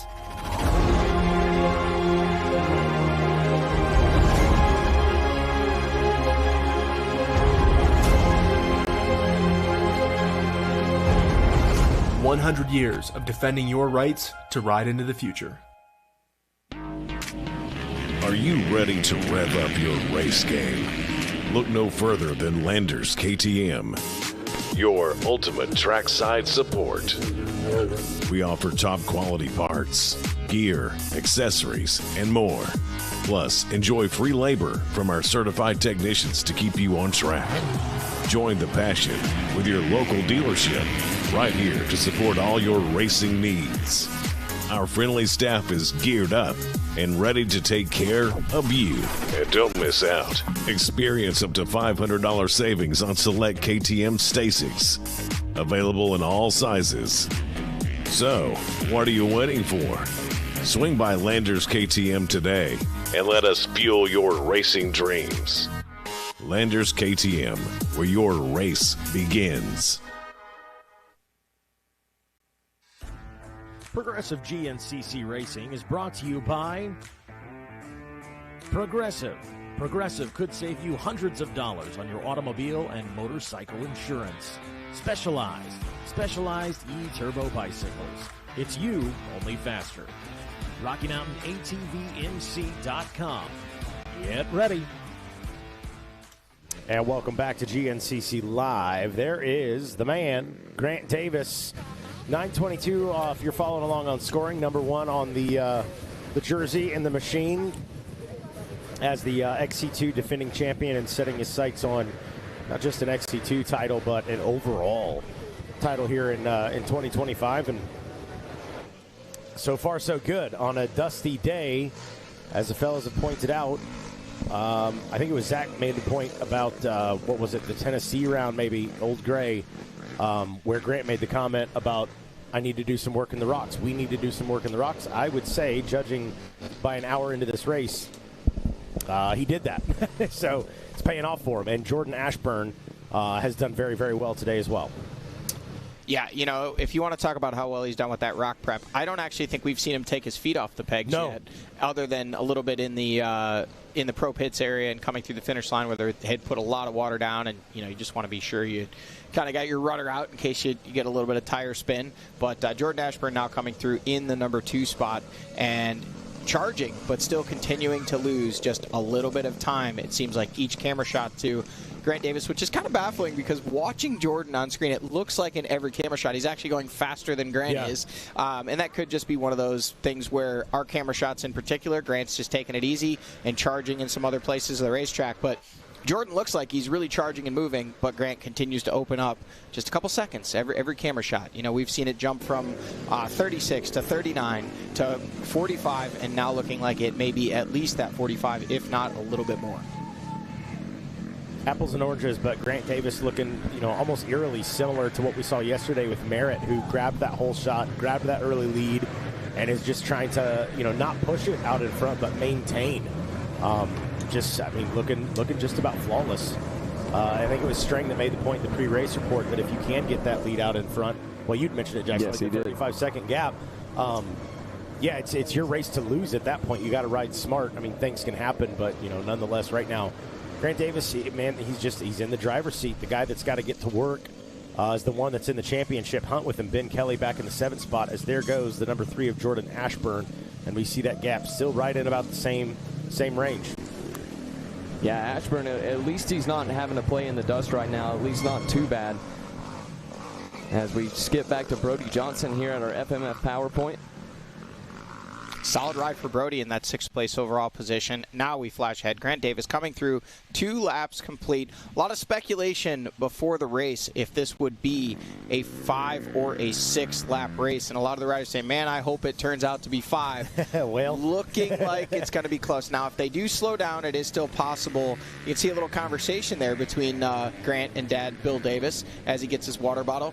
Might have just said, like, hey, this is fun. We're just, out here cruising along. Last lap, we saw him do a little wheelie over this, not this lap, but getting cheered on by some other team members there from that Landers KTM team, and still just hitting his marks, clicking off the miles, continuing to extend his lead. We'll wait and watch here.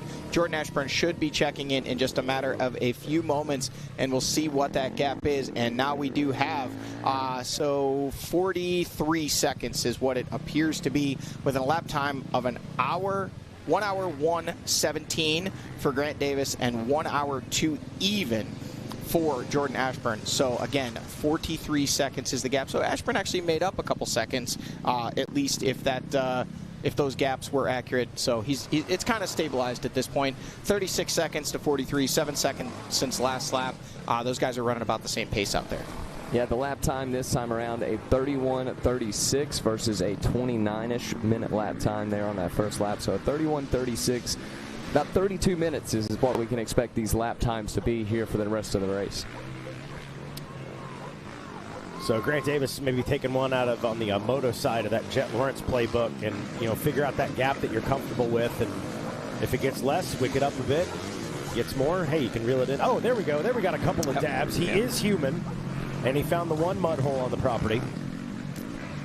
Some other notes he's taken out of Lawrence's book is jumping through some of these rocks. We see him doubling his way through and really able to skip a lot of those gnarly rocks when he's doing so. And taking a look here at the points, guys. Angus Reardon sitting with 160. Grant Davis, 217 coming into this one. So that's 57 points. To my calculations, Johnny, if he's able to get the win here today, I do believe that's going to wrap up the XC2. Yeah, he's got a big gap there, and it's kind of been, you know, you can never give away these #1 plates. You have to race them down until they're mathematically certain, but, you know, he's obviously been extending that points lead throughout the season, and I do believe you're right. I think he can put the wraps on that today, get presented with that #1 plate, but the overall championship plate, you know, with just a few point lead right now over Ben Kelly, we're going to have to continue to race that one out here at least for another round, if not 2 after today. You know, as a fan, oh boy. Oh, air filter. Okay, air filter change. I saw the leg up. That can be a little concerning, but we kind of knew this was coming, and a quick filter change. Ben out, and see that? A little bit costly right there. Losing a position, you got to believe he would have wanted to get out ahead of that rider. Don't know who that rider is. Potentially maybe Ryder, Lafferty, or Liam Draper, as those were the riders next in line behind him towards the tail end of the top 10. Now as riders start to check in, we are going to see Stu Baylor dropping outside that top 10. We know he is off the race course. There's your 4th place rider, Nick DeFeo, on screen, 246 of T-Rex. Now we do have the top 10 checked in. But Grant Davis leading the way, Jordan Ashburn second, Mike Witkowski, well, we've got it up there on the screen now, but rounding out the top 10 as they run, as those 10 riders have checked in with 2 laps complete, is Caleb Russell. Liam Draper, Ryder Lafferty, Ben Kelly just ahead of him. Be interesting to see when they come by this camera shot who it was that was able to make the move on Ben Kelly while he was making that air filter change. Yeah, keep in mind that our 250A class riders have not checked in either, so see where those guys jump up when they come through for 2 laps complete, maybe mix up that top 10. Now we do have Toby Cleveland, Grant Baylor, Ricky Russell, Craig DeLong, and Gus Reardon all checked in back to 15th place overall. Those all riders starting in those first 2 rows. And look at this. So it is Ben Kelly. Now we see Reardon also in the pits, getting some fresh 100% goggles, some IMS, or some fuel going in out of that IMS dump can, and Krusty, his mechanic there, getting that air filter changed so he can get back out on track and try to make some moves to move himself up further in the running order. And you can see just how dirty that air filter was when they pulled that one off. All right, we now see Cody Barnes and Jack Walker also checked in the 16th and 17th place overall. 17 riders checked in with 2 laps complete. We do have to wait for Jonathan Johnson, who out of our XC3 class, as you see him there, actually looks like he's there. No, am I missing him? He was in the top. Oh, there he is, down in 19th place. I don't know why we have Grant Baylor in blue there. That kind of threw me off. But Jonathan Johnson, 19th place overall, was up quite a bit higher than that on lap #1. So he's getting bumped down, but part of that because he just has not checked in yet. Now he has checked in, and he bumps up to 17th place overall. So that is a little bump up, but he's still a little further down than he was. We'll have to wait for those A-riders, as you pointed out, Jackson. When those guys check in, they were well inside the top 15 overall, a few of them throughout the first lap of racing. There is Cody Barnes on screen trying to make some ground up, looking like he's missing that right handguard. Probably made some contact with the tree or the ground and knocked that off. This is our only section of mud, at least that we have a camera shot of. And here comes Reardon. That last rider we saw there in the pits was Jack Walker, getting situated there on the 719 machine. And he's still going to be running in our top 20. And just as I say it, we do have some 258 riders checked in. Still leading the way, it is Cooper Jones, but now has dropped down to that 16th place overall. Was up in the number 11 spot. So a few spots dropped down for him. Also having checked in now is not Cody Barnes. Lane Whitmer, so we did miss him. He is still checked in. Lane Whitmer in that 18th spot overall, and Chase Landers has checked in the number 20 spot overall. So we've got 3 top amateur riders in the top 20 overall, all coming out of that 258 class. Take a look there at the left side of your screen. You'll see your lap times there for our last lap around. That is for lap number 2 you see on your screen. And from the looks of it, going to be Grant Davis, by far the fastest person on the track. there is your XC3 leader, Jonathan Johnson. Again, cool opportunity to see these guys. Don't get to often see them on the broadcast, but running inside the top 20 overall, that'll get you there. And he's having a good run here today on that 981 gas machine. And there's Cooper Jones now, your top amateur, running in that 16th overall spot. Going to be out of our 258 class. And speaking of that XC3 class, as we see one rider down. Whitmer down, and that's good. Oh, wow, Chase Landers to make the pass. So that is the pass for second place in that 258 class and also second overall amateur. Battle materializing on screen right there in front of us. That's how quick it can happen as we see the 337 machine making his way by. One of the Jenkins boys there, second place in that XC3 class. Then here comes the 707 of Jay Lipscomb out of that XC1 class. And I think that might be Hunter Smith there out of that 258 class, fourth place in that 258 class, having checked in now as well in 23rd place overall. The rider all the way from Gainesville, Texas. I'm sure this is maybe a little bit of dust. That's true. I don't know how Texas is. Maybe so. I do have to say, some of the West Coast riders, we've seen standout performances from them already this weekend. Yesterday, Braxton Gross taking, I believe, 8th place overall out of that XC2 class, which, again, if you're a bike fan and you only watch on Sundays, it's pretty normal to see XC2 riders up even in the top 5. Obviously, winning overalls, Grant Davis, Nick DeFeo already having done that. But on Saturdays, it's a little more of an anomaly to see XC2 riders up inside the top 10. He did that yesterday, taking a big win in that XC2 class. And then earlier today, Brandy Richards fighting from pretty far back in the pack, making up big heaps of time and ground. Fighting through the dust. Got to talk with her after the race, and she said, yeah, man, felt like just another day riding in the des. Dusty, rocks everywhere, couldn't see, so I just held her wide and made some passes. Yeah, I asked her mechanic while we were sitting there at the finish line before she came through. I turned around and I said, does she like the dust? And he chuckled a little bit. She said she loves the dust. Yeah. They love the dust. They're from the West Coast. And shout out to Brandy Richards for that, making a return after a big injury there at round number 4, I believe it was, and going to have a second place at the last round, then takes the win here today. And it was a very emotional win for her. She said she fought tooth and nail to get back here. So shout out to Brandy Richards and that KTM team. And you really got to take your hat off to these riders that, move themselves across the country or across the globe to come chase their dreams in GNCC racing. Brandy Richards, a multi-time works champ, had won just about everything there was to win on the West Coast, and ultimately KTM giving her the opportunity to come try her skill set here. Not an easy transition in the beginning. I mean, she knew she had the speed, but was just having a hard time figuring out the train, figuring out the format, and now we see her routinely battling for wins and up in the position to potentially battle for a championship here in the future. I mean, on Sundays, the list just goes on and on. We've got going way back, not way back, it started before that, but riders that are still active. Josh Strang, obviously. Yep. Now, I mean, you just think of as an American guy, he's got the wife, the kids, lives in Denver, North Carolina. I was gonna say they all put the state there. Yeah, Denver, North Carolina, but obviously from Australia, Taylor Jones, Liam Draper, Gus Reardon. The list literally just goes on and on and on of international and riders who have, Ricky Russell, coming here many years ago from Washington State, but me shopping Pennsylvania isn't the other side of the country, but right now he's got a big enough lead that he might be able to go visit home before anybody else is able to catch up to him with that 43-second lead that he has over Jordan Ashburn. Man, absolutely flying when he passed us here at that mile 4 marker. Maybe he heard us talking and said, these guys are going to say that I'm just out here cruising. I'm going to show them that. Wow. It's been fun to watch. Grant Davis's his ride today, Johnny, you can tell me I'm full of it, but it looks like in years past, it reminds me of the season when Ben Kelly won, the first 5 or 6 rounds, where it was almost as if, hey, the 530's lining up. As Jordan Ashburn buzzes past in that number 2 spot, that gap's still about the same. But it reminds me of that Ben Kelly that season that, hey, Ben is probably going to win today unless something happens to him mechanically. Or you go back to the 5.57 days, the number 1 KTM of Caleb Russell in those days where it was, man, we expect to see Caleb win today.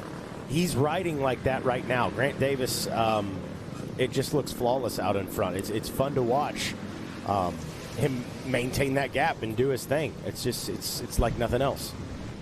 One thing that I found very interesting in my time here at GNCC is you never know from year to year who the guy is going to be. It's like a light switch that flips on and off for these guys. And seeing some big championship hangovers for the last several years with the riders. Having won this year, of course, not seeing our defending champion out here today for anybody that's watching and wondering. And I do believe we're going to have Johnny G back out, the other Johnny G back out with us next weekend, yeah, our next race. That was the word, was that it was going to be 2 rounds at least taken off, try to get that hand a little healthier that he broke before the ISD in Italy, and then to come back and try to get his legs back under him before going into the offseason. So we expect to see him back sooner than later. We'll wait for the official word, but we surely hope to see him back on track at our next round. So seeing Josh Strang now passing by right here, and he looked a little closer to DeFeo there, and Brody Johnson still hanging tough there in the number 6 spot, riding in Josh Strang's dust and trying to stay close enough to potentially make a move if the opportunity presents itself. And holding solid in that dust. He is safe right there. He's just been absolutely eating it, but making do. There goes Ben Kelly now making his way by. Got to wonder, maybe that was a lapped rider that passed Ben Kelly, because at least in the running order on screen, he has not given up a position, unless he had made his way around Brody Johnson, and that was Brody passing him back. We didn't get to see exactly who that rider was, but still hanging tough there in the number 7 spot. Ben Kelly making his way, and Ryder Lafferty, best ride of the season so far for him in the number 7 spot. But look at now, he's got company from behind with the 198 of Draper right there starting to put pressure, and looks like just behind him maybe the 557 of Caleb Russell there in the number 10 spot. So pressure coming up from the rear there for Ryder Lafferty in the 2 Ampro Yamaha teammates of Liam Draper and Caleb Russell. Well, we saw Ben Kelly leading that pack there between 7th and back to 10th of Caleb Russell. Ben Kelly riding with a bit of a sense of urgency. He's in that championship hunt still with Grant Davis, who's leading this one. And we had a chance to catch up with both of those guys and talk a little bit about that championship hunt. Yeah, it'd be huge. I mean, that's the goal. The championship is the main goal. And, yeah, it'd mean a lot to me. I won in 2021, was looking like I was going to do it in 2022 until I had an injury. And then the next 3 years, it was really like huge injuries and, 2 strings of 8 months off the bike. So it was a long time, and I'm still like healing from that, honestly, still getting back to health. So yeah, it'd mean a lot to win that championship, to win this championship. And that's the main goal, like I said, because there was a time where I was like, man, I don't even know if my body can heal up enough to do this anymore. But yeah, I'm back feeling pretty good and still obviously winning and battling for championships. So, yeah, I'm feeling good. I'm confident. And, yeah, I really want to get this championship. Yeah, it's just going to be a head-to-head battle. But pretty much me and Grant, we've separated ourselves from the rest of the guys. So it's really the only guy to worry about. But, honestly, I'm not worried or thinking about him. Just focus on myself and doing the best I can. If I win this weekend, I have to finish 1 lap at Ohio. So I got to score like 5 points or whatever it is. I'm pretty pumped, honestly, with it.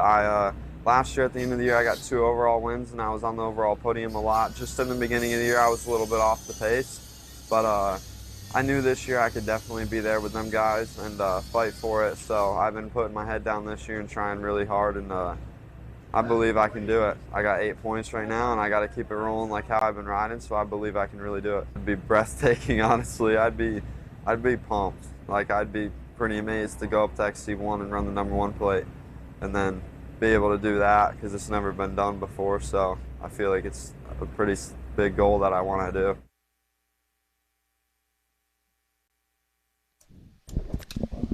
So there we go. Got to hear it from him, and I believe he was referring to those 5 points, the 3 points.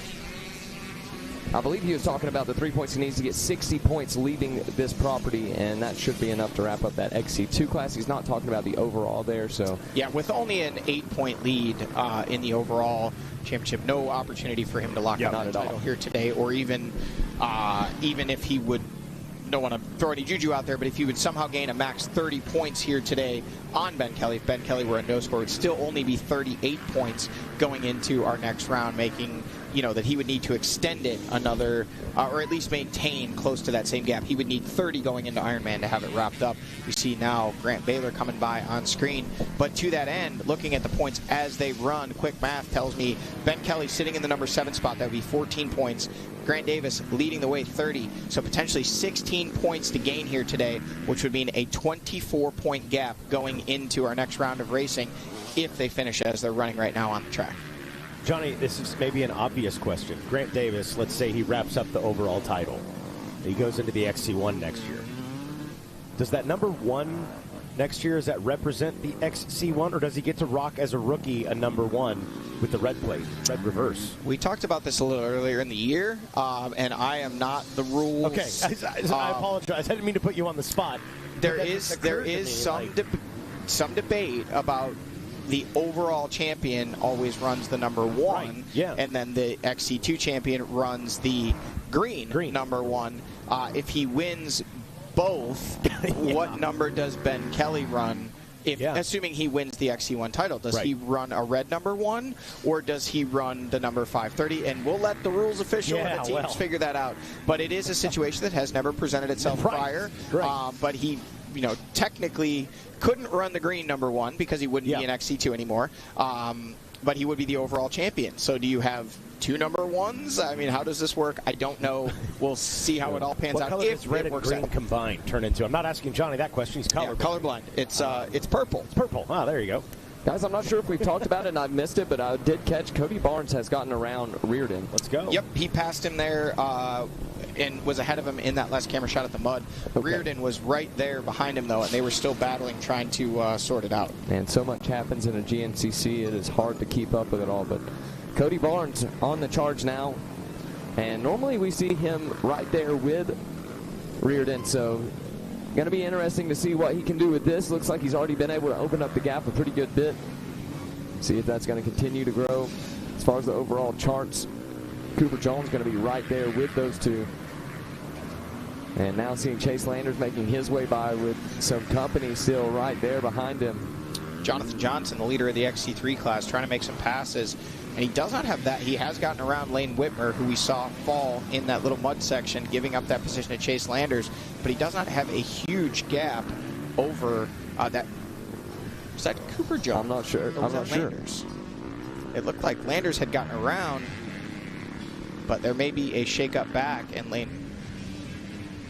Grant Davis coming by here just before we switch to this camera shot at the 8-mile marker, still leading the way, still somewhere in the neighborhood of a 40 to 45 second gap is what we're expecting to see, and he is just methodically getting a little further out front and getting himself a little more breathing room as we are now an hour and 20, approaching the halfway point of this one. Again, we have not heard the official word if we're looking at a 5 or a 6-lap race. I think if it's a 5-lap race, it's going to be just a little bit short of 3 hours, and if it ends up going 6, it is going to be just a tick over 3 hours. And Johnny's choked up about it. Yeah, he's thinking about it. He is choked up about it. It's the dust. It's all the dust here in the trailer. Right there, here at this camera shot where we're watching, this is the one that we got that exposed root that's flopping around, so easy to point out. But there was a lot of loose rocks, some bigger ones that were right there. We don't see those anymore, so that's exactly what we're talking about. They've already moved, already seeing things shuffling around, and as far as this root goes, we're going to zoom in on it for you. That's going to stay about the same. These riders lifting off the ground right there, so not getting much deeper, but that's just happened today. Mercy sakes. Good AM race here today. Plenty of riders out there, so getting it tore up and ready to go for what sections they'll be riding of it that are the same as this PM. As we see our 3rd place there, making his way by Mike Wachowski, the number 8 machine, still holding on to it. Mike Wachowski having a really good ride, and I know you mentioned it too, Jackson. He talked about it in that pre-race report, looking for a little bit of redemption here today. Had a great ride going here last year. Wasn't quite able to make it happen, but so far so good. And Ashburn, to his credit, sitting in that 2 spot, really wants an overall win, a couple before the season wraps up. There goes Josh Strang now making his way through on the 7 Beta machine. And I'm sure he's another rider that would like a good finish here in this one, no doubt. Brody Johnson just behind him there. That's the rider that's keeping him honest, no doubt. And Ben Kelly looks like possibly a little bit closer. Still holding solid there. Yeah, Ben doing a good job back there. Doesn't look like he's pushing too hard, but certainly keeping a pace with those guys and keeping himself within striking distance, maybe picking up a few positions, which he certainly needs as we approach that halfway point of the race.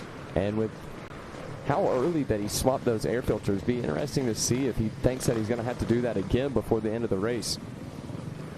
Guys, you know, we're so focused on these overall positions, but Toby Cleveland looking down the barrel of a potential XC2 podium there in the number 3 spot, or sorry, 4th place spot. Brody Johnson looking down the barrel of a podium in the number 3 spot.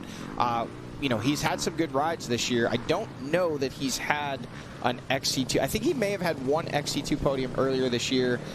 If I'm thinking back, I almost want to say it may have been the Talladega round where he put it on the box, but it would still be one of the best rides of the season for Brody Johnson.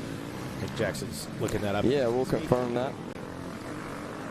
See if he's got. Brody Johnson has a podium under his belt earlier this year. Brody Johnson, and he does. He has a 3rd place there at round number 9, so able to get it done at Snowshoe, but that's going to be the only podium. Been runner-up a couple times there with a 4th place. There you go. So Toby Cleveland taking a look over his shoulder and letting a rider go by. Not sure who that rider was, but giving up a position. Looked like maybe Grant Baylor, possibly Ricky Russell. We do see, looks like Craig DeLong coming by there now, and there is Cody Barnes. We know he has made the move, or at least in our last camera shot, had gotten around the number 35 machine of Gus Reardon. So that is the battle over 2nd place in the XC2 on points. Cody able to take a position away from Gus 2 weeks ago in West Virginia, and back here in West Virginia today, looking like he may do the same again. Those guys battling not only for class points, but also inside both of those riders, inside the top 5 overall, trying to really make a statement as to how strong that XC2 class has been here in 2025. Been fun to watch a historical season, no doubt about that.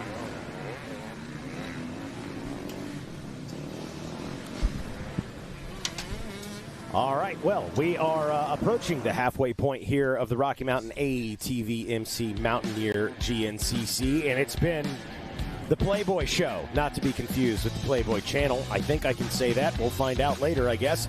But nonetheless, Grant Davis in control of this race. More importantly, in control of the overall championship. Look at that. Jordan Ashburn trying to keep pace. But again, the Playboy. He showed us he's human. He had a couple of dabs. We got filter changes on filter changes on filter changes for KTM and the rest of the boys out there. Can Ben Kelly rebound? Who's it going to be? We'll be right back with more GNCC right after this. Everywhere but the seat. The seat is leather. Alan, we get it. You love your bike. We do too. That's why we're America's #1 motorcycle insurer. But do you have to wedge it into everything? What? Don't do that. This reminds me of my bike. The Wolf was about the size of my new motorcycle. Have you seen it, by the way? Happy birthday, Grandma! Really? Look how the brushstrokes follow the line of the gas tank. Hey! Hey! Brought my +1. Jamie.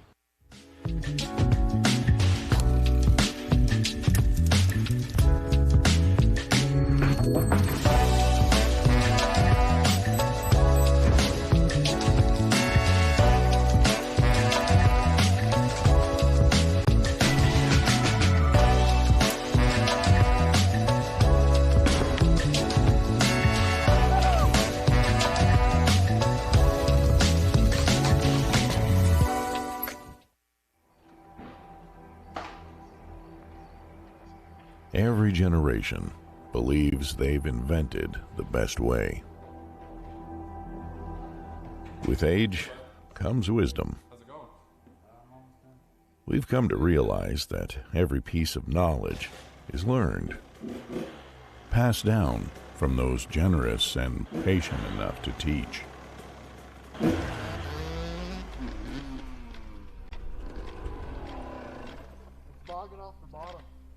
Take a look. Legacy. It's not about leaving something behind to be remembered by. It's realizing that the future lies within the next generation. Let's call it a night. All right. The nature of true progress is humbly building something bigger than yourself. Rocky Mountain ATV MC. This is our legacy.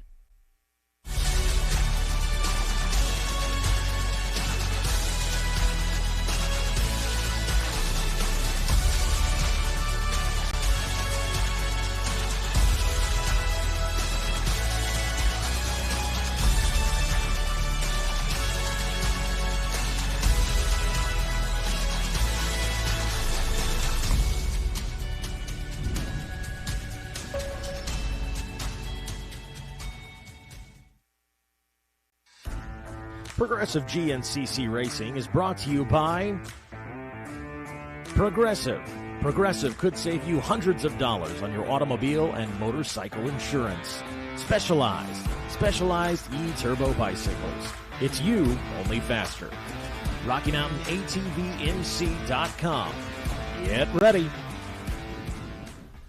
Hello, everybody, and welcome back to round number 11, the Rocky Mountain ATV MC Mountaineer GNCC. Look, we talk about finding a flow. Go with the flow out on the track. Well, go with flow with your insurance, guys. Our friends over at Progressive Insurance. Look, as you can see from our drone shot, you guys, you got some fancy toys, all right? I'm talking about the nice new trucks, the new bikes, the quads, the campers, the side-by-side to get around the pits in it. You probably got a boat at home. You probably got the pet with you. Everything I just mentioned, that's right, Progressive can insure it. Not only can they give you top-notch insurance, but they can probably help you save a few bucks as well. If you're watching on RacerTV.com, scan that QR code, go in there, put in your information, and find out whether you can save a few bucks as well with our friends over at Progressive Insurance. Now, these next riders may be a little young to start insuring things, but mom and dad probably got an insurance policy out on them as well. We're talking about our Stay Sick Rippers. Mikey, this is the most intense race of the entire weekend. Absolutely. I mean, this is the future of GNCC, and the future's now. So, yeah, this is the main event for them, and I actually got to catch the tail end of this one, and I think this is the main event for some of the parents as well. I'm pretty sure they thought they were lined up on the XC1. They take it so serious. And this is the dog show, which sadly was cut short. I was apprehensive to even do it because it was so late and we're tired, and, you know, it's not like we get up at 5 a.m. or anything. That right there, I believe that's Penelope, maybe. Was it Penelope? It doesn't matter. I think it was. I'm probably butchering that name, but nonetheless, a nice obstacle course. A shout out to Griff and the guys for setting it up. I had a ton of fun helping MC this. Shout out to Megan, Olivia, and Dana Papanakalapalis. That's definitely not how you say her last name. But they hung out with us. Unfortunately, that's a Mastiff. He was really cool. He jumps over this. Wait for it. Wait for it. Jumps through it. Oh, yeah. Look at my man. He's been watching those XC1 guys. Yeah. Said, forget that. That's it. He's like, we don't need the moose tape. Optional. Oh, I'm wrapping it up. Cutting lines. But, no, a whole lot of fun. Unfortunately, got cut short. We had a lightning and thunderstorm move in. And I did this first thing this morning. Griff said, if you're going to be mad at anybody for cutting it short, be mad at me. Griff he's wrong when he said that. That was the decision that Carrie Joe would have made. Tim Cotter, Roy Jansen. We have to cut things short when we get the lightning. So, unfortunate, but it was fun while it lasted. When it's so extreme that the lightning starts looking purple, it's probably time to go inside. So they waited as long as they could, but definitely once it was close, they said, you know, we got a seat cover. Looking out for the four-legged friends. That's it. Four-wheel friends, too, but four-legged friends. My wife must be watching the broadcast because she said the blue pit's name was Eleanor. So, sorry, Eleanor, my bad. You did good, though, old girl. I don't know if that dog speaks English or not. I don't know if she'll know. She got a shout out, but there you go. FMF PowerPoint. And no canines to be seen, but still some dogs out there. I'm glad you picked up on where I was going with that. Jordan Ashburn, he likes the mud. We talk about that. We joke about that. But, man, Jordan Ashburn is one of these, like, absolute dogs. There you go. Another reference. And anything hard enduro. So, I mean, this is just like, this is Ashburn's bread and butter right here. And he's doing well sitting there in that 2 spot behind Grant Davis for the overall. It just seems like Jordan is a man of extremes. This is the second half of that mile 11 marker. We're picking back up with Grant Davis. But whether it's extremely muddy, extremely dusty, it seems like those big variables are when we see the best of Jordan Ashburn. So not surprised whatsoever to see him continuing to succeed here in the number 2 spot, but leading the way for your XC1 class, as did not get to put a watch on when Grant Davis passed by, so we'll see exactly what that adjustment is, or what that gap is, I should say now. No adjustment in the picture anymore for these guys. Nope. Yeah, man, Grant just working on on a lead right now. Those guys will be checking in here in a little bit. We'll get the clock on it. Definitely does not look like things have closed up a ton. There we see that Flat Rock Motor Club gas of Jordan Ashburn pulling a little bit of clear vision and back to it, starting to get into some lap riders as well. That was one of the big things we heard our riders talking about yesterday, as we now flash back to Brody Johnson making his way through at the PowerPoint. As the race went on, Ben Kelly now making his way through as well. The lappers progress in skill level as well. You get deeper into the field, those riders not only a little bit faster, maybe a little more likely to be in those race lines and more likely to be in battles themselves later in the races. So definitely things not going to get any easier as this race wears on. Meanwhile, live drone here, we're flashing to the Landers KTM tent. Dave is going to fully exit the motorcycle. They're going to throw a fresh filter in. Observation, I got to hand it to Ben Kelly. He's 6'7", and he can just hold his right leg down and throw that left leg up, and they can get it done. Everybody else we've seen has to jump off the back of the bike, but man, that was kudos to the KTM team. They have done that a few times, prepared, and honestly, I mean, tell me what your thoughts, Zach. I mean, I don't think it's taken them any longer to go in and change that filter while they're regassing them. No, that's NASCAR quality right there. You could hear the air wrenches going at it. And I heard you, our pre-race report had a little bit of a mechanical focus as well. As I tried, yeah. And you got to talk to Andy Gray, the mechanic for Grant Davis. Obviously, GNCC, it's a whole team effort, but man, those are conditions where it is a team that can make or break your race. They spend too long. Here we see Jordan Ashburn now, that Flat Rock Motor Club gas machine. They kind of pull that side plate back, having to hold the plastic with the shoulder there. Smack it again.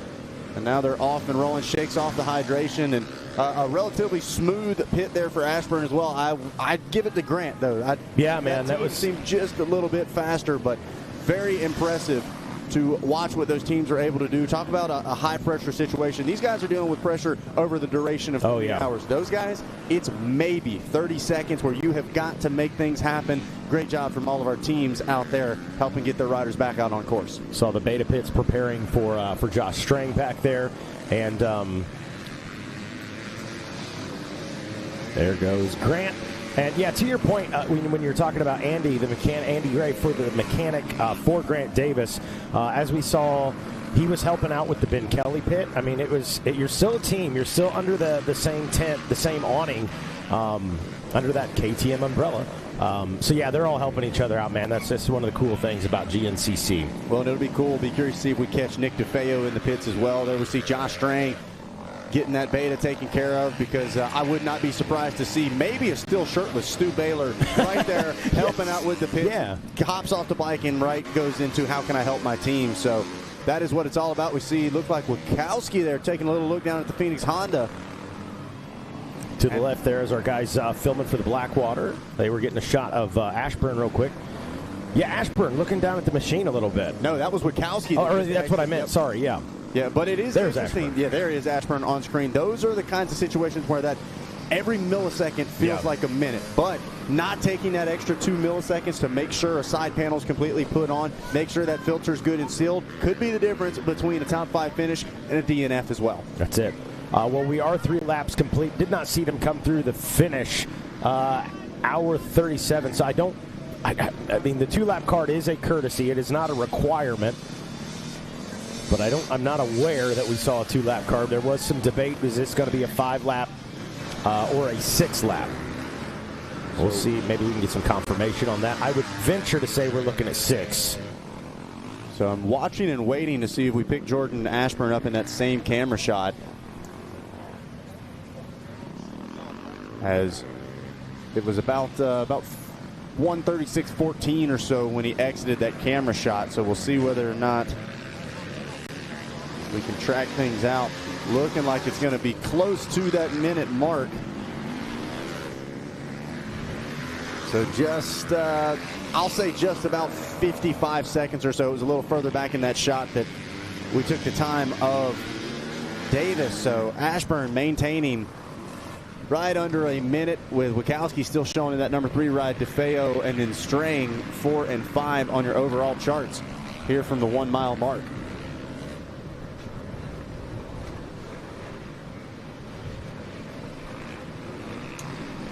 Well, this one's starting to shake it out. Mikey, like you had said, at 1 hour 32 for the elapsed time. 32:59, so 1 hour 33. Again, the conditions are challenging. We'll leave that up to race officials. We did not see a 2-lap card. We could see a white flag directly next lap. I'm kind of leaning, me personally, no influence whatsoever. Cody Barnes in now for a filter change and off. Looking like, and look at that, I believe that was Gus Reardon making the pass back. So Barnes benefiting from the filter change of Reardon 1 lap ago, and now Reardon benefiting from the filter change of Barnes, showing you just how closely those guys are matched, literally coming out about on his rear wheel from the looks of things. So that shows you that battle rages on. Not as far as we typically see them up in the running order in 14th and 15th place overall, but they have gotten around Toby Cleveland, who's now back to 16th place overall, and that would make them 4th and 5th now in that XC2 Pro Lights class. Man, how about Nick DeFeo having a day? Brody Johnson having a day, sitting second and third as far as XC2 is concerned. DeFeo a 4th in the OA and Brody Johnson 6th. So the XC2 having a solid one. And it's cool to see on the part of Nick DeFeo because he was, maybe some nerves in that pre-race report about lining up next to, as we see Craig DeLong buzzing past there, some nerves lining up next to the XC1 guys. And, he said, normally when they see us out there from row 2, they know we've got them on adjusted time. They move over. Well, that's not the case when you're lining up right next to them. So, yeah, Nick is finding that dog in himself here today, sitting 4th in the OA. He's a full dino. He doesn't even have to be. That's it. Be a dog. Tyrannosaurus. I think Tyrannosaurus Rex's feast on dogs. I think that's true. Yeah. Scientific fact. Yep. So Grant Davis leading the way, hour and 40 into it, and has looked just about flawless to this point.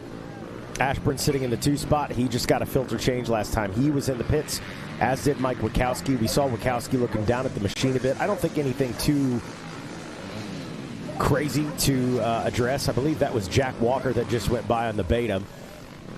And hey, did just get word from Jackson Burrow down there at race control. Just got word. 6-lap race. There you go. We see Cooper Jones now, your 250A leader and overall amateur leader, in for a filter change. Looks like Sean Mundy down there doing the work. Man, look how chewed up that rear tire looks. He's running that MX-14 scoop, but you can see big chunks missing out of the knob there already, so that may come into play later in the race, but so far that tire doing its job.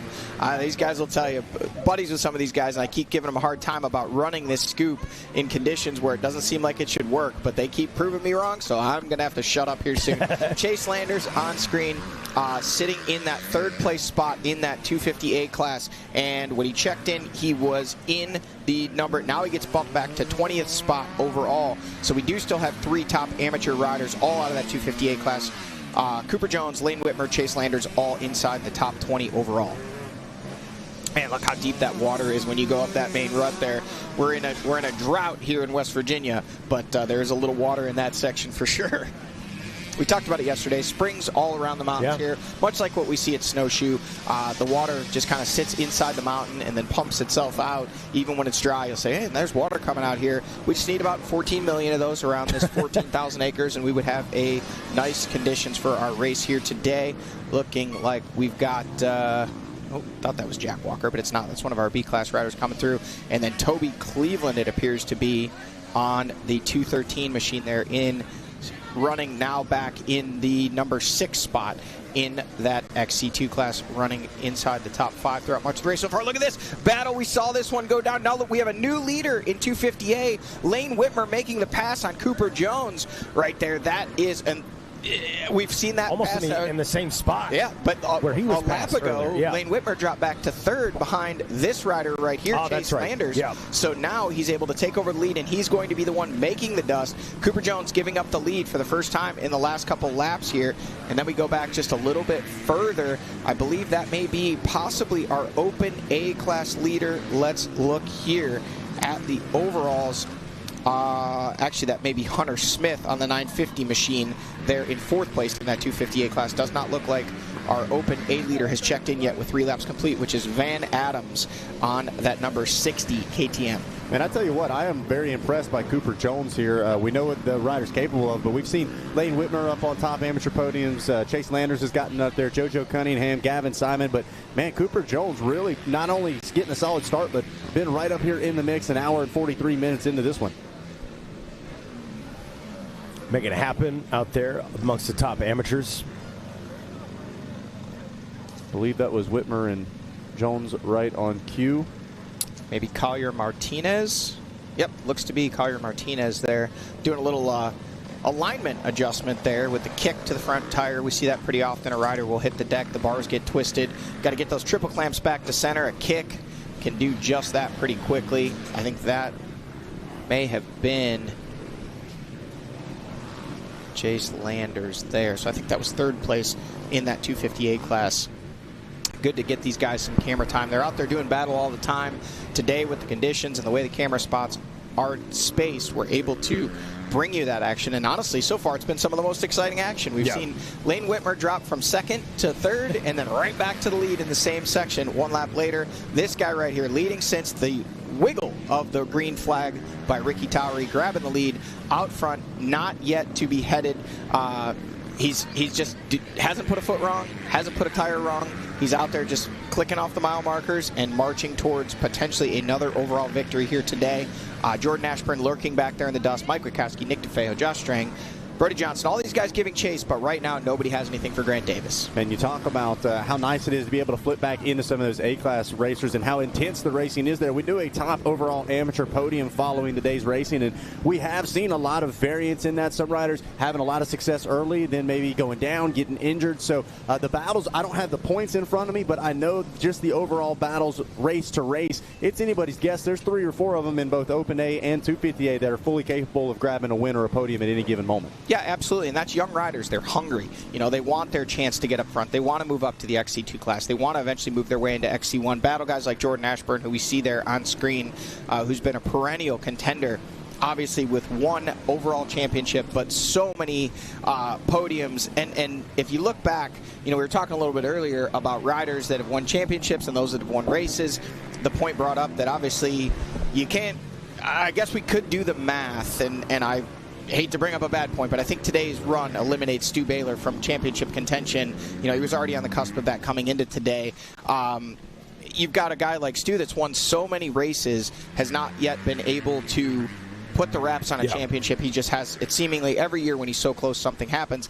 The flip side of that, Jordan Ashburn winning a title and never won a race until basically championship season. Yes, but till just before he actually won the championship. It wasn't like he came out that season. It was the Dungey route. It wasn't like he came out that season and started winning races and marched away with the championship. You know, he's always been in the battle because he's a consistent podium guy. But again, the flip side of that, you know, Stu Baylor, heartbreaker from here today as we see Josh String on screen. I believe we actually did get an interview with Stu Baylor talking about just that, the race wins that have never led to a championship, and we'll hear what he had to say about it. Right now, this year's been pretty frustrating for me. You know, I look back and really I look back at the last 4 or 5 years, and bike issues aside, we'd have a few national championships here at the GNCCs, and I think it's I would say right now I've probably got more wins than any of the guys aside from KR here in recent years, and just not able to put it together here in the last, I'd say honestly, in the last 5 years, I'm probably the most winning rider. The championships just haven't come.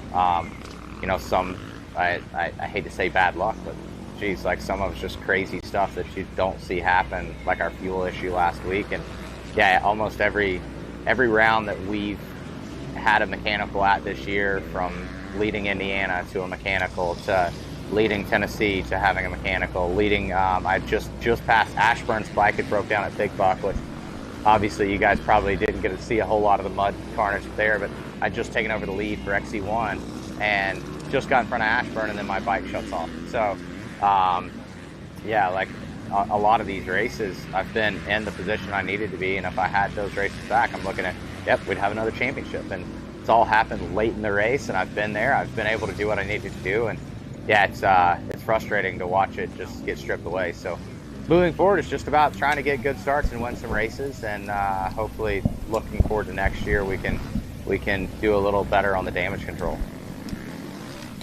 Guys, some shit. Sorry, I want to get right to this. Big shakeups on screen. Let's keep an eye here. This is the 246 of DeFeo. There's a big shakeup behind him. Looks like Ben Kelly had maybe gotten around Brody Johnson in that last camera shot, but Johnson had, and then Caleb Russell had gotten around Lafferty. there's a big shakeup here, so let's keep an eye on this. So we've got DeFeo coming through. Next up should be Strang, but then I think Ben Kelly may be on the move, and it looks also like Ryder Lafferty has lost some positions. So let's keep an eye here. This should be Strang, and it is. A couple lapped riders moving out. Oh, one lapped rider moving out of the way. The other one saying, I don't care if you're Josh Strang. I don't want to eat your dust. You're going to have to work for it. But this is where the shakeup comes in. Looks like we had, see, there it is. Ben Kelly has gotten around Brody Johnson, so that is one more point in the championship. There is Johnson there charging, trying to get back up to the rear wheel of Kelly to challenge for that position back. So we see a flip-flop there for 6th and 7th. And then looking back a little further, there was the big shakeup. Mike Witkowski all the way from the number 3 spot. I didn't want to say it because I thought I saw it, but I've already made 2 mistakes today in the dust. Mike Witkowski from 3rd all the way back to that 7th place spot, which then moves Ben Kelly up to 5th. Now that's 2 points in the championship and one more position forward, and he starts getting into those bonus points. It's 30 points for a win. There's Caleb Russell coming through. Now he's gotten around Ryder Lafferty, moving him up to the number 8 spot in the running order. Bonus points, 30 points for a win, 25 for 2nd, 21 for 3rd, 18 for 4th, and then it goes to a standard points the rest of the way down. Actually, I need to check that. I'm thinking there might be bonus points for 5th, but I do know it is 18 for 14th place. It goes 30, 25, 21, 18. I'll check the rule book. Yeah. But Ben Kelly getting to the point where now he's into those bonus points. Why is that important? Because right now, as they run, he was trailing Ben Kelly by 24, or was trailing Grant Davis by 24 points in that championship hunt, losing 16 points on the day today, with Grant Davis on 30 and him in that 7th place spot on 14 points. Now he's chipping away and starting to close that gap down. There is Ryder Lafferty on the 336, now under fire from Grant Baylor back there. Looks like he has gotten around Ricky Russell, unless we missed Ricky in that shot. There's Craig DeLong. So shakeups all over the racetrack, man. Guys making passes. They're starting to get pretty deep into this thing. They're seeing that they're over halfway through now. And if they want to make something happen, they know the time is now. We'll see how they can make it happen. Points as they run. You see that ticker. Yeah, we did not miss screen. Ricky Russell. Nope, so there is Ricky. Grant Baylor, Craig DeLong, both around Ricky Russell, and I did not see Liam Draper. No, that's what I was looking for. There is Draper. So Draper now all the way back to the 13th place spot. Was running up in that 7th or 8th place spot a little while ago. So some riders on the move and some on the move in the wrong direction. Maybe a mishap for Draper to lose that many positions in that short of amount of racetrack. And then here comes Cody Barnes, looking like now he's back around Angus Reardon after getting passed in the pits during that filter change. We'll keep an eye out here for the number 35 of Reardon. Filter changes, the story of the day. Yeah, that's absolutely been it. So right now, Davis, Ashburn, DeFeo. That's your top 3 in the OA. And Josh Strang back in that 4 spot. There was Angus Reardon. And that's a big move for DeFeo, putting him back in a podium position. Obviously, winning our season opener from that XC2 class, looking to back it up and say, hey, it might have taken me another 10 rounds to get back to where I was at, but I'm back on the box here, guys, and still looking like he might have the stuff to move forward, possibly to challenge Jordan Ashburn over that number 2 spot. And it's going to be fun to watch. Another point, Johnny, correct me if I'm wrong, Strang right now, where he's sitting, it's early in the race, knock on wood. Would this be the first podium out of the XC1 for the Beta? I believe it would be. I think it would be. I believe there has been some Beta podiums in the past, previous, but this team, correct. These riders, I believe this would be their first podium if Josh Strang is able to get up there. Guys, getting a update from home. Ramsey Henderson at home having a baby. Her, I believe, husband, Derek Spangler, they've just had a baby. She's watching Racer TV, also texting and saying, hey, the reason for Liam dropping back, he came in, did a rear wheel and tire swap. Okay. Wow. So we did not catch that on camera, but we've got so many fans at home watching, communicating with team members. Grant Davis on screen. So apparently a rear wheel tire swap for Liam Draper, dropping him from the 10th place spot in the running order back to 13th. A rider that was on our overall podium just 2 weeks ago. So you know he's going to want to make some moves, get himself up in there. Looking at it, surprising to see a tire swap because he did not go. We did see Cooper Jones's tire earlier, looking like it was missing some big chunks out of the knobs on that MX-14 scoop, if you will. Hate that tire. Just kidding. Nothing against the tire manufacturers. I just can't believe these guys, but they say it works so well. I'm texting Brock Glover right now. They are much better dirt bike riders than I. I have no dog in this fight. I'm an at-home fan that likes to criticize things I don't understand. That said, I would have not been surprised to see a tire swap with that if the tire was deteriorating, but he was running a conventional knobby, so something must have happened there to cause him to come in knowing he was going to lose so much time. Could have been a damage to the wheel, potentially a bib starting to come apart. We talked about it before. These guys run bib mousse inserts. It's a foam insert that goes inside the wheel. They do not have any air in these tires, so that can sometimes start to deteriorate and come apart, as we see Jordan Ashburn on screen. So Ashburn makes his way through. Shout out Ramsey having the baby. We're getting you guys can't see this at home, but we've got a snap of watching Racer TV with new, I believe, 4-day-old baby Spangler at home. So gives you, I got to hand it to her. I mean, she was, 8 months pregnant, 7 months pregnant, still at the GNCC, still putting in the work. Not just hanging out at the finish line. No. Working. Yep, she does a lot of the PR for that Yamaha team, taking photos, making sure she's at the podium with the hats and the towels. And there we see Nick DeFeo, now our new 3rd place overall rider and 2nd place in that XC2. DeFeo out there looking to back up that big win from round 1 and put himself back on the box. We'll see what the gap is back to Josh Strang. Can the Liqui Beta team get their first podium here in GNCC, first overall podium here in GNCC Racing? Looking like today'd be a good day for it. It's interesting to me. We got to pause on the camera. That is Strang. It is Strang. There, so on cue. Strang was one of those guys. He's like, I'm old enough. I don't have the ego anymore. He's like, if the dust gets bad, I'm checking up. I just want to see the finish line. Well, he may have a little bit of the ego show today. He's under fire. Yep, Ben Kelly up to that number 5 spot just behind him. Still, what a great ride today for Brody Johnson on that Honda machine, the 235 rider, really making a name for himself this season. A good ride at our last round, and then comes the 8 of Mike Witkowski, giving up back to 7th place there. He's given up 4 spots, and now he's got pressure from behind from Caleb Russell in the number 8 spot. Ryder Lafferty has given up a few positions we saw, and Ricky Russell gave up a bunch there in our last camera shot, getting passed by Grant Baylor, Craig DeLong, but still ahead of Liam Draper. So the shakeup continues early in the race. This one was just kind of a freight train. Stu Baylor talking about all those passes he made. We did see him moving up, but everybody else, it was like camera shot to camera shot. The gaps might change, but the positions did not, and now we're seeing big shakeups all throughout our top 10. It's fun. Love to see it, man. And honestly, did you anticipate that today, Johnny, as far as the dust is concerned? I did, but I figured it would be more from attrition. I thought we would see riders having issues, having to, extended filter stops or problems with the bikes not running well. But what we're seeing here, it seems at least, we do know Liam Draper did come in, do the wheel change like we just spoke about. But if you look at all these changes, a lot of these crashes and just aggressive passes, they're starting to bunch up. They're getting closer together. They're figuring out how to ride with the limited visibility, and they're getting racy, and it's great excitement for the fans at home. We love to see it. We're going to take a short commercial break, get in a word from our sponsors, but first look at a couple of little highlights. As we head to commercial break, it is still that young man right there, the Playboy, trying to capture another overall win.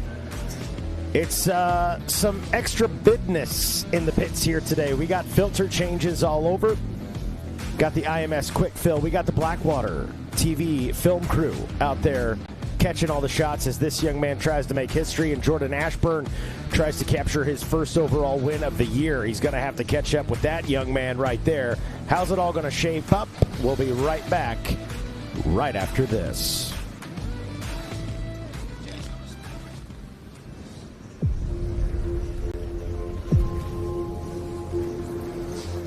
We've been there since the very beginning. 20 left, the main event, the mud, the blood, the beer.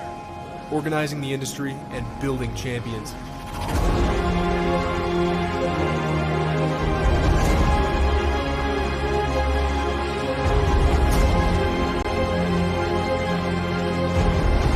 "100 years of defending your rights to ride into the future."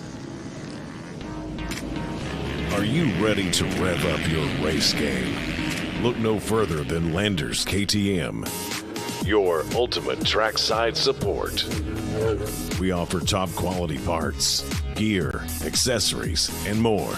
Plus, enjoy free labor from our certified technicians to keep you on track. Join the passion with your local dealership right here to support all your racing needs. Our friendly staff is geared up and ready to take care of you. And don't miss out. Experience up to $500 savings on select KTM Stacys. Available in all sizes. So, what are you waiting for? Swing by Landers KTM today and let us fuel your racing dreams. Landers KTM, where your race begins.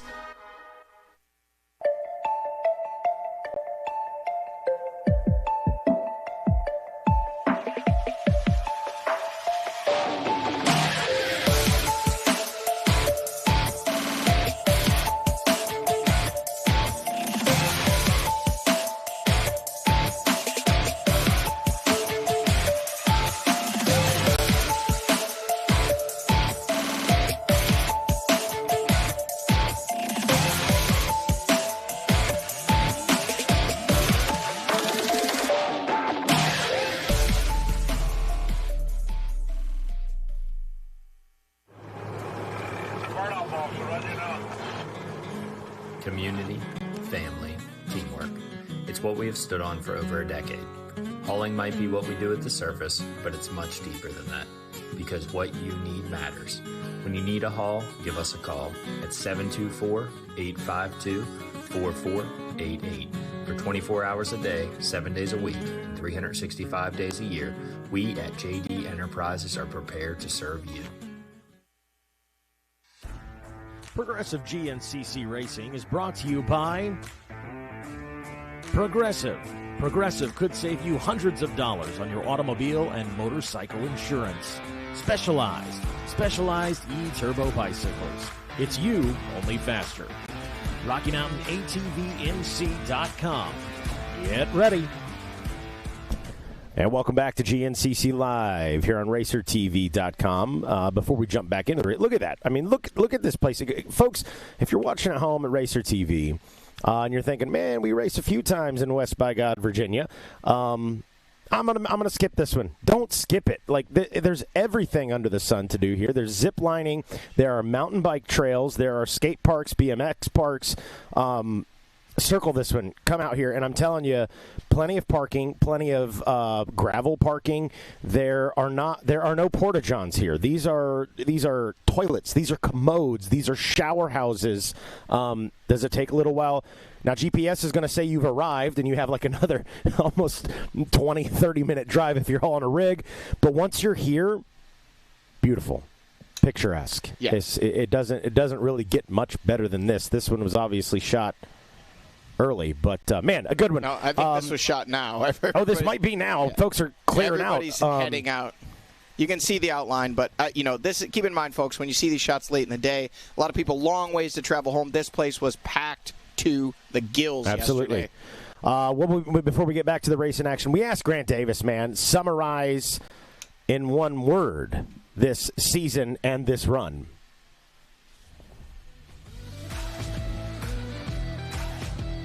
Incredible, honestly. I didn't think I would be here 2 years ago. I went to XC2 and I was way back, like 5th, 6th, 7th place every weekend, and I'm like, holy crap, these guys are going a lot faster than what I thought. And then last year I won the championship, but I was still off for like Johnny and them and Stu and them guys on like the overalls. I'd still be like a minute or so off a race. Then this off season I was keeping up with Johnny. Some days I'd beat him, some days he'd beat me, so it was really good to tell off of him, I'd say. And then, yeah, I'm just honestly stoked on how it's going right now. Even if something happens and Ben wins the overall or I win it, it's whatever, but I'm honestly just happy with where I've been and how I've been riding. Well, he's confident and rightfully so, and I got to hand it to Grant Davis. I think a lot of young men in his position could use that opportunity to be pretty arrogant and maybe some earned arrogance on that. But Grant Davis, he's proud of himself when he needs to be proud of himself. He's also laid back and reserved enough to know that there is a goal still to get, and he can talk the talk, he can walk the walk, he can chirp. But overall, he is exactly what you'd want if you're one of the factory teams like KTM looking at a young man that's up and coming. Job's not done yet. Job's not done. Words of Kobe there. That's it. And that's exactly, we saw it that last round, kind of beating the chest as he came across the finish line. A big chip on the shoulder, kind of a point to prove that he didn't need that minute. Obviously wanted to try to make that statement in snowshoe before the adjustment was ever made.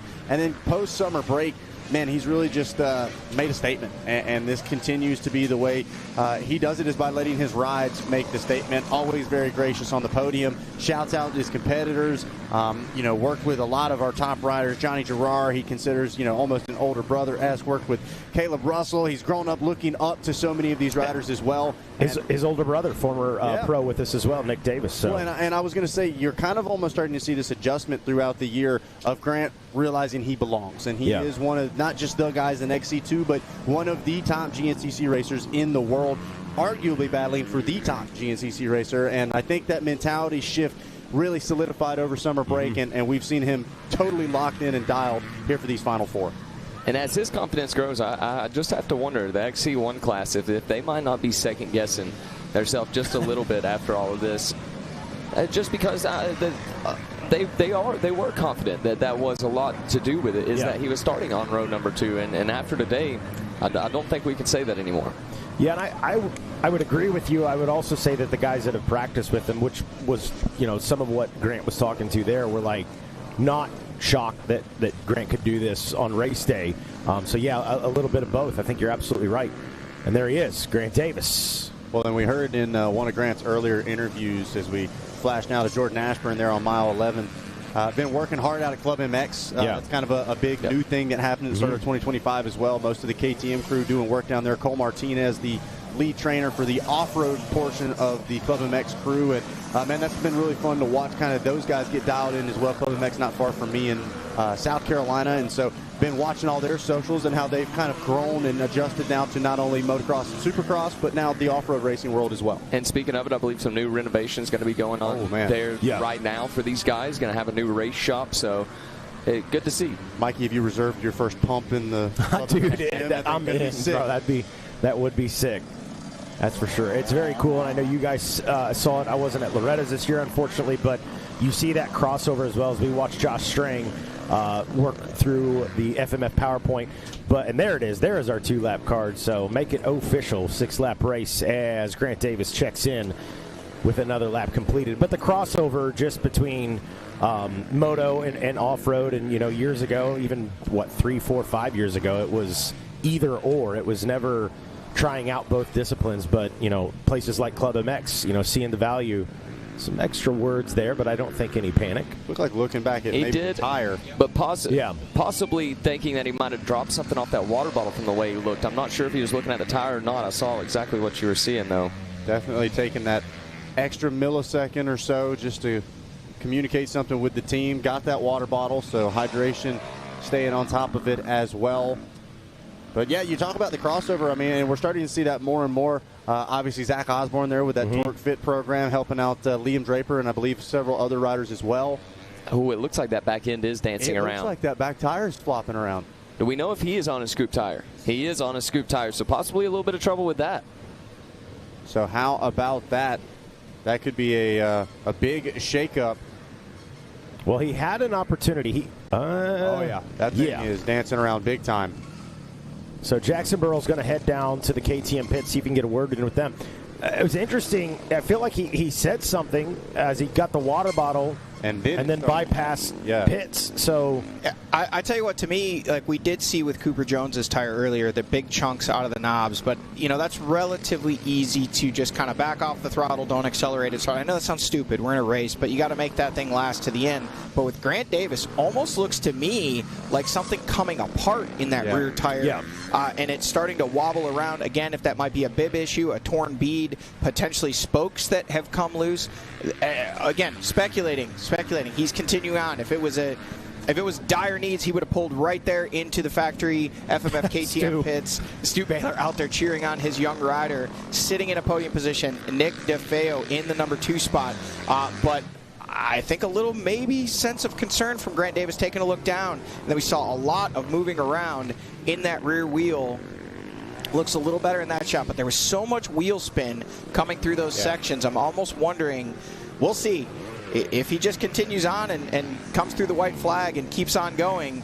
I don't think it's anything to be concerned about. Still continuing at a good pace right now, but definitely several looks back and looking like that wheel and tire was wobbling around a bit. Kind of seems like when he's up on the pegs, it's dancing around a bit more than usual behind him. On top of that, couldn't have happened arguably in a worse spot because everybody got to see it. The entire Flat Route Gas crew was right there as well. Probably going to maybe communicate that. If there was a weakness in your competitor, Johnny, do you want your team to kind of give you that light Sure. a little bit more? Potential blood in the water. You know, Jordan Ashburn's doing everything he can right now, but if he knows there's a chance that Grant Davis may need to come in, make some adjustments or changes to that machine, whether that be a real wheel swap or what have you, it could factor in. It could come down to just a matter of seconds of him needing to, get around Grant Davis. As we look at that gap as they run on track, and there is Nick DeFeo now with an elapsed time of 2:05:23, 2:06:37. So 1 minute and 14 seconds is the gap right now that Grant Davis is holding over Jordan Ashburn. Then Nick DeFeo, another only 19 seconds back for Nick DeFeo on elapsed time. And then at 2:07:27, Josh Strang basically, so 27 plus another 4, so 31 seconds behind DeFeo in that number 4 spot. Those are the riders most closely looking to benefit potentially from Grant Davis's mishap, if that is the case. Speculation. Another rider up into that number 5 spot, only 10 seconds now behind Josh Strang. Ben Kelly would obviously be the biggest benefactor of Grant Davis if he does lose positions out there. Even if he doesn't get in front of him, if he even just gets closer to him, that tightens up that points gap. And as they run right now with Ben Kelly in 5th, I believe that would be 16 points is the points that he would receive for a 15th place or for a 5th place finish, and Grant Davis in 1st would be 30 points, so he would be looking at a gain of about 14 points as they run right now. We see Caleb Russell on screen. Looks like he has gotten almost to the rear wheel of Mike Rakowski, was 15 seconds behind him at the finish line, but not quite that far back now. Now we see Brody Johnson on screen in that number 6 spot. Another solid run here for Johnson, really looking good on that 235 Honda. 6th on the OA and 3rd out of your XC2 class for the moment. See Brody Johnson taking a look down at his machine as well. That is another thing. On a race like this, knowing how hard this track and these conditions are on machines, we often hear the ghost in the machine. You can hear noises that aren't there. You can feel vibrations that aren't there. You're just left to your own devices to really kind of try to figure out, is there something wrong with my machine or am I just imagining it? Brody Johnson, no more looks down in that camera shot, so it looks like that he is back on the gas and in pursuit of the riders ahead of him, which is Josh Strang and Ben Kelly. So some drama here just over the 2-hour mark. There is Wachowski. I got to respect Wachowski rocking black gear today. Power move. So it's a power move, man. It's a grown man move. Make a statement. There is Caleb Russell in the number 8 spot just behind Wachowski there. So that is your top 8.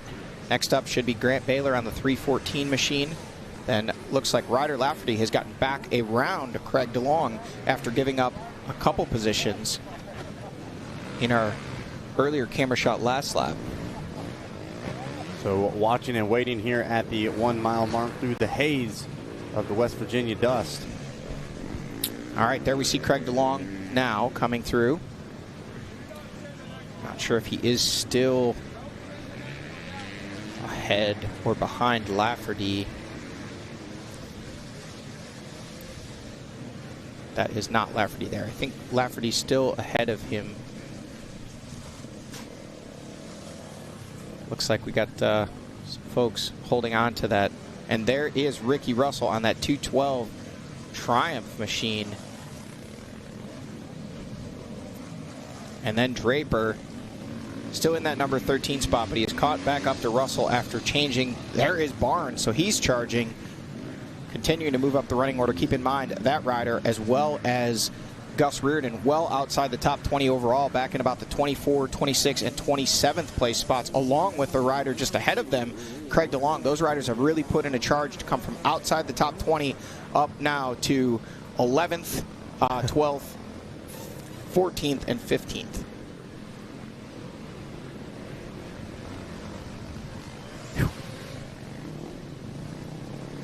Is that Craig? I believe so. Craig DeLong.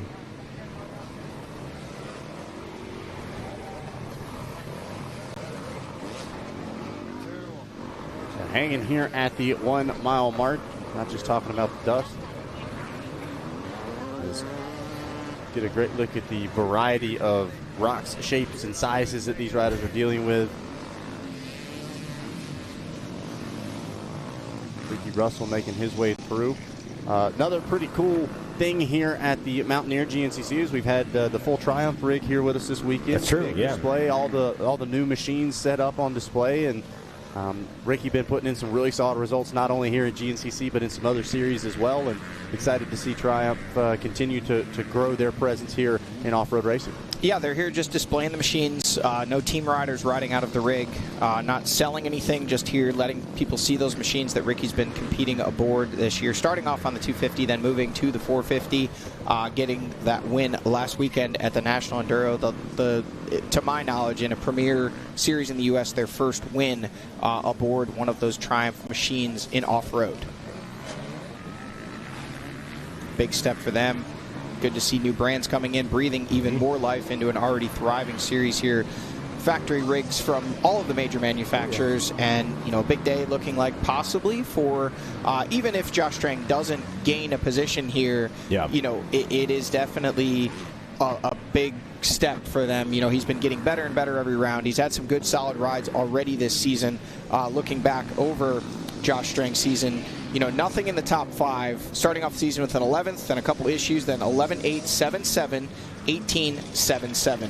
So 7th place overall, his best run so far. So a 4th would be a big step towards getting himself in position to start more consistently battling for podiums. Looks like we got a shake-up in our overall amateur. Chase Landers dropping back a position there to 4th in that 258 class. Hunter Smith making the move. And Lane Whitmer still leading the way in that one. We actually got to see the pass for the lead in that section of racetrack we were just looking at a moment ago, one lap ago.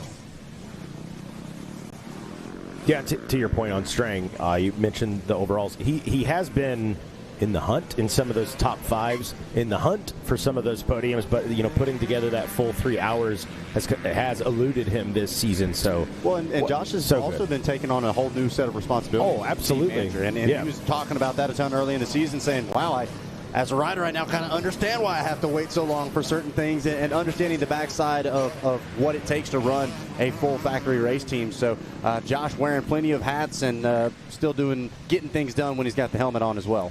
So here is Grant Davis, still looking like he's moving along at a really good pace there. We'll see what the gap is, 2:15.40 as he goes away from that camera shot. We know that the gap was about a minute and 14 seconds when they checked in at the 2-lap card. We'll see what it is here now that they've gone about 4 miles farther. If that gap is stabilized, I think if you're a Landers KTM crew member, maybe take a little sigh of relief. We did try to check in with them. Ask if there was anything wrong. They said, to their knowledge, they're not sure if there is or isn't, but they didn't seem overly concerned about anything. I would say, by the way, he's pushing through mile marker 4. If there is an issue, it's not a major one, because Grant Davis did not look like he was holding anything back through there. No, it looked good. Was up on the pegs, jumping over that dip in the trail there. Did not look like he was trying to conserve the machine. Looked like he was just riding like we've seen him throughout most of this 2 hours and 16 minutes so far. Which has allowed him to open up that 1 minute and 14-second gap over Jordan Ashburn.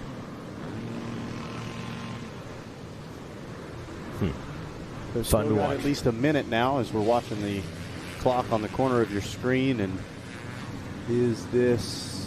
So there is Ashburn now, 16:52 or so. So about a minute and 12 seconds. Calculator, I was about to say. So he's maybe given up 2 seconds or so, or Jordan Ashburn has made up 2 seconds or so. So nothing alarming there. We've seen those gaps sway a few seconds one way or another. Lapped riders coming into play, the dust, the track itself, and Grant Davis with a 1:14 lead. You know, you're not typically pushing for all you're worth. You're hitting your marks, you're picking your spots. But Nick DeFeo definitely pushing for all he's worth in a podium position, and seeing the dust up ahead of him, knowing that dust is being made by the number 3 Flat Rock Racing gas of Jordan Ashburn. He's wanting to move up even further in the running order. Man, getting some word from our spotter there. Jackie Leggs out and about. Sounds like problems continuing for the Baylor family. Looks like Grant Baylor may be out of this one as well. And then coming through the pits, saw Chase Landers there and looked like the moose gear was covered in mud. So Landers potentially finding the ground, losing a few spots there for our A riders. Ben Kelly definitely getting, you wouldn't say closer, but he's really riding in the dust of Josh Strang, trying to get himself in position to make a move if he has the opportunity on the number 7 Liqui-Moly factory beta machine. So Ben Kelly pushing back in the running order earlier, and he's just been consistently the last couple laps picking up spots and valuable points in his quest for a 2025 overall championship, trying to make up points on the rider ahead of him and ahead of everyone on track right now, Grant Davis. There's Brody Johnson, 3rd place in XC2 and 6th place overall. Next up, we should see, Caleb Russell has gotten around Mike Wachowski and is now almost to the rear of Brody Johnson. So Wachowski running in 3rd spot just a lap ago, now dropping back to the number 8 spot in the running order on that Phoenix Racing Honda. Yeah, I'm curious to see what we're going to get out of the 557 Ampro Yamaha, because he's really kind of flipped the switch here of the last 15 to 30 minutes, worked his way up now around Mike Wachowski and right to the rear wheel of Brody Johnson. And time not that much up to Ben Kelly, so we'll see. We know Caleb Russell, not the guy you want smelling blood in the water. Yeah, you know, it's Caleb's kind of had a rough go here in the middle of the season, obviously coming out strong at round 2 with a 2nd place finish very close to Johnny Gerard, backing that up with another good one, I believe, at round 5 there in Tennessee with another 3rd place overall, 2nd at XC1, and then it's been pretty quiet. There's been a lot of testing, a lot of development. He's been pretty candid and transparent on social media, saying ultimately he feels like he underestimated these guys. You know, 4 years away is a long time off of a motorcycle, competing at this level, not training, not riding. But we're seeing Caleb build a little bit here after the summer break. If you go back to last round, I do believe coming out of it with a top 10th place overall, not where, you know, obviously a 8-time former series champion and 60 some odd time race winner you would expect him to be, but now moving up through the pack, back in that 13th place spot earlier on, now up to 7th as he's gotten around Mike Wachowski. So he is on the move and has a few riders ahead of him with opportunities to pick up more spots. I believe that was Nick DeFeo that just went by there in the number 3 spot here at the 6-mile marker. And here is Josh Strang in 4th. We'll see how far back is Ben Kelly. The big 530 machine trying to close up the gap on Strang, knowing there's blood in the water and points on the board. There is Kelly. He can now see Josh Strang ahead of him when it's enough vision to see. He is charging and making up ground and making up points as he goes. So now looking for Brody Johnson to make his way through the 235 machine, and then what we expect to be Caleb Russell.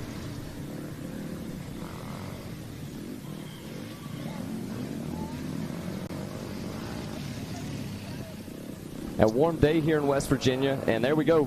Brody Johnson makes his way by. Now let's see what the gap's going to be. Look at that. Wow. So there we go. Johnson and Russell make their way by. Caleb Russell definitely on the move now.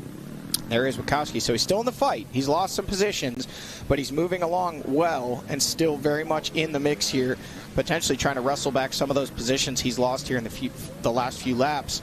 That battle between Brody Johnson and Caleb Russell, interesting. Those guys have been duking it out in the Mid-East Series during the summer break and even in off weekends. And Brody Johnson, more times than not, getting the better of Caleb Russell. He and his brother Jonathan, who last we knew was still leading the way in that XC3 class. He has fallen out of the top 20 overall, so we'll have to scroll down the running order a bit to see. Yes, he is still leading the way in 21st overall, so just off your leaderboard there. Looking like he has only a 19-second lead over James Jenkins, though. So James Jenkins keeping him honest there on that Yamaha YZ125, and Jonathan Johnson leading the way on that 981 machine.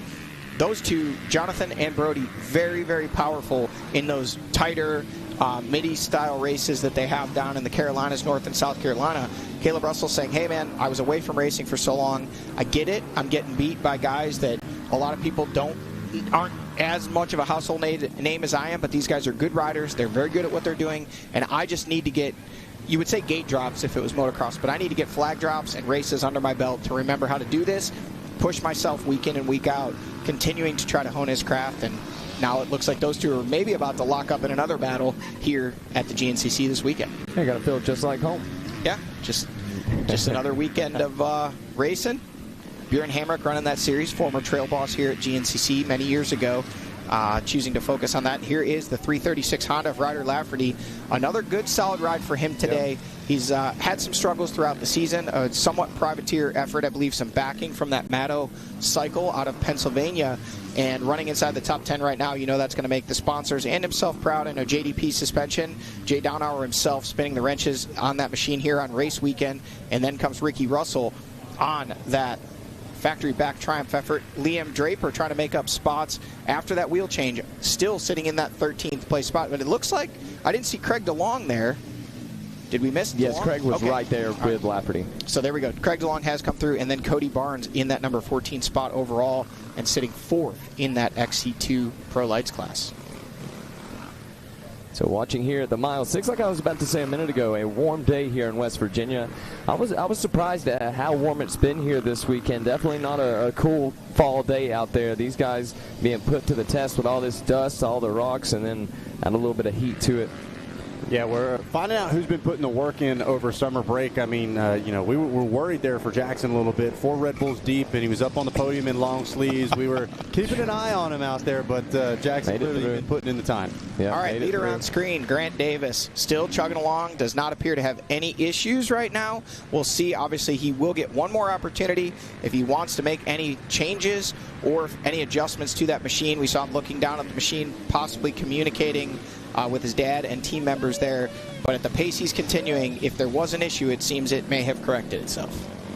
There is Ryan Sipes again, former GNCC winner. Once you get GNCC in your blood, folks, it's hard to get it out. He is out there in the woods. We saw him earlier dumping water down the back of Grant Baylor as he came by, doing all he can to help his Red Bear Rocky Mountain ATV MC Kawasaki riders along. And right now he's got one in a podium position. His XC2 rider, Nick DeFeo, 2nd in XC2 and 3rd overall. That's what they're fighting for right now, trying to get one of those green machines on the box.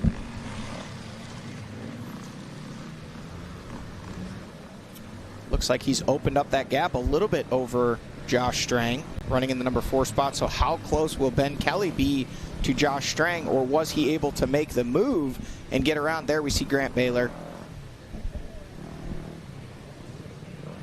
Not a good day for that Red Bear Rocky Mountain ATV MC team in the XC1 ranks, at least, but with their rider from that XC2 class out there. And also shout out, if he's at home watching, Josh Toth breaking his femur last weekend. If you follow him on social media, there we see Ashburn, Jordan Ashburn there. So we'll watch and wait. Yeah, our thoughts out there to Toth after going down, and some solid results for that team across the board. They've got Caleb Wood out there, and I believe one of the Open A Lights classes, and then we had Rachel Archer get another podium finish here today in the WXC class as well. And that's just how it goes some days. We see the Kawasaki team having a rough day, and we think back as we see one of the Kawasaki riders right now on screen is that T-Rex. It is Nick DeFeo, and that was more water down the back again. You wouldn't know it if you're in the Racer TV studios, because Jackson Burrell with his button-up flannel long-sleeve shirt on, but it's pretty warm in here. It's pretty warm out there. These guys really welcoming that little bit of cool water down their back. Ryan Sipes putting in the legwork and making that happen. We'll wait and watch for the number 7 of Josh Strang. He still is holding on to that number 4 spot. He was under pressure from Ben Kelly. One camera shot ago open it up maybe just a few bike lengths, but Ben Kelly still back there, still lurking, hunting down championship points, wanting to keep himself as close as possible in the running order and in the points to our points leader and race leader, Grant Davis, out front in the number 1 spot. Not sure how many opportunities these riders have to catch a glance at the riders behind them. Do we think Strang's aware of just how close Kelly's starting to get? I would assume that he knows. You know, you can hear those machines back there. When you hear one of those big 350s or 450s or even the 250s revving, you know it's not a lapped rider. Brody Johnson still close as well there in that number 6 spot. And then here comes the multi-time champ, the 557 of Caleb Russell. They're in the number 7 spot. So your top 7 through at the 8-mile marker, coming that much closer now to what will be a white flag waving in the hands of Ricky Towry, meaning only one more lap around this very challenging, very dusty Mountaineer racetrack. There is Wachowski in 8th, and these guys are getting down to the nitty-gritty at this point, boys. It is absolutely crunch time now. As if you're just joining us, we'll give you a quick recap as to what you've missed so far here for the 2025 Rocky Mountain ATV-MC Mountaineer GNCC. Good starts coming from all across the board here, Jackson. Not just the inside or the outside. There was bar banging going all over the place, and we could tell right from the first 2 corners this was going to be a race for the ages. Yeah, no doubt about it. You see how exciting this row 1 start for our XC1 and XC2 classes is. Bar banging indeed, Zach, going into this one all the way through till we see him go in the woods. Well, the pesky playboy Grant Davis puts it all together this time and gets out front. We've seen what he's been able to do with it so far. Stu Baylor doing it for the fans there, rocking the skins. Unfortunately, having to call it an early day after a mechanical issue, but is already back out there and cheering on one of his team members, Nick DeFeo, currently running inside the top 3. Ben Kelly, though, we know this guy knows how to get it done. He knows how to manage a championship. Can he track down a few extra points that might just be the saving grace by the time things are all said and done? And then you can't forget about Jordan Ashburn. He's quiet, he's consistent, and he's continuing to work his way towards the front, keeping Grant Davis honest. He sure is. The championship might be a little bit out of his reach, but that doesn't mean a race win is. Jordan Ashburn, we talk about, loves the hard enduro. He's getting something very close to it here today with all these rocks, all the dust that we're seeing out here, and just a little bit of mud as you saw Grant Davis crossing over. We knew this day was not only going to be big for the riders, but the teams as well. We've seen filter swaps in almost all of our top riders. There is that one muddy section. We had to throw some standing water out there at GNCC. Ben Kelly with the leg up approach. Grant Davis completely almost ghost riding the bike into the crew. Jordan Ashburn, though, just always looking so smooth. Never seems like he's in a rush, in a hurry. Always keeping things exactly how he wants, under control and up towards the front. The rider under control and controlling the race. Grant Davis coming in, getting ready for another filter swap. We've seen this all day long today. We know the dusty conditions. We see the mechanics there prepping him, getting out, continuing to lead the race, and controlling this one from the front from the very first turn. Jordan Ashburn still getting chased in the number 2 spot, and Nick DeFeo fighting for a podium there in 3rd. Grant Davis leading the way. And man, this one is far from over, but it's really starting to sort itself out, folks. The riders are spread out, but they're racing the clock. They're chasing the gaps, and they know it's crunch time now. Within the final hour of racing, the 2-lap card is out. How is it going to shake out? Can Grant Davis bring it all the way to the finish? Can Jordan Ashburn try to track him down and steal the overall win away? They're all on the same line from the start. How are they going to rank up on the finish? We're going to find out here in just a few when we're back with more racing on Racer TV. Everywhere but the seat. The seat is leather. Alan, we get it. You love your bike. We do too. That's why we're America's #1 motorcycle insurer. But do you have to wedge it into everything? What? I don't do that. This reminds me of my bike. The Wolf was about the size of my new motorcycle. Have you seen it, by the way? Happy birthday, Grandma! Really? Look how the brushstrokes follow the line on the gas tank. Hey! Hey! Brought my +1. Jamie.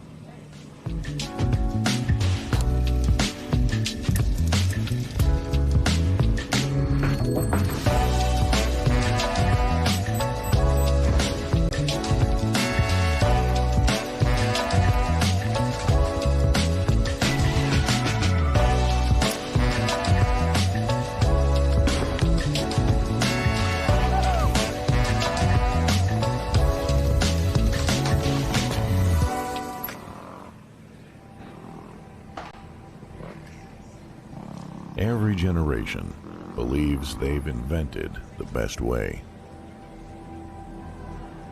With age comes wisdom.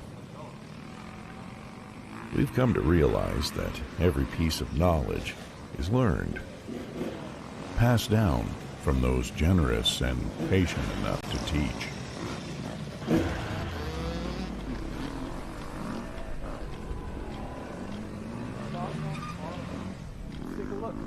Legacy. It's not about leaving something behind to be remembered by. It's realizing that the future lies within the next generation. The nature of true progress is humbly building something bigger than yourself. Rocky Mountain ATV MC. This is our legacy.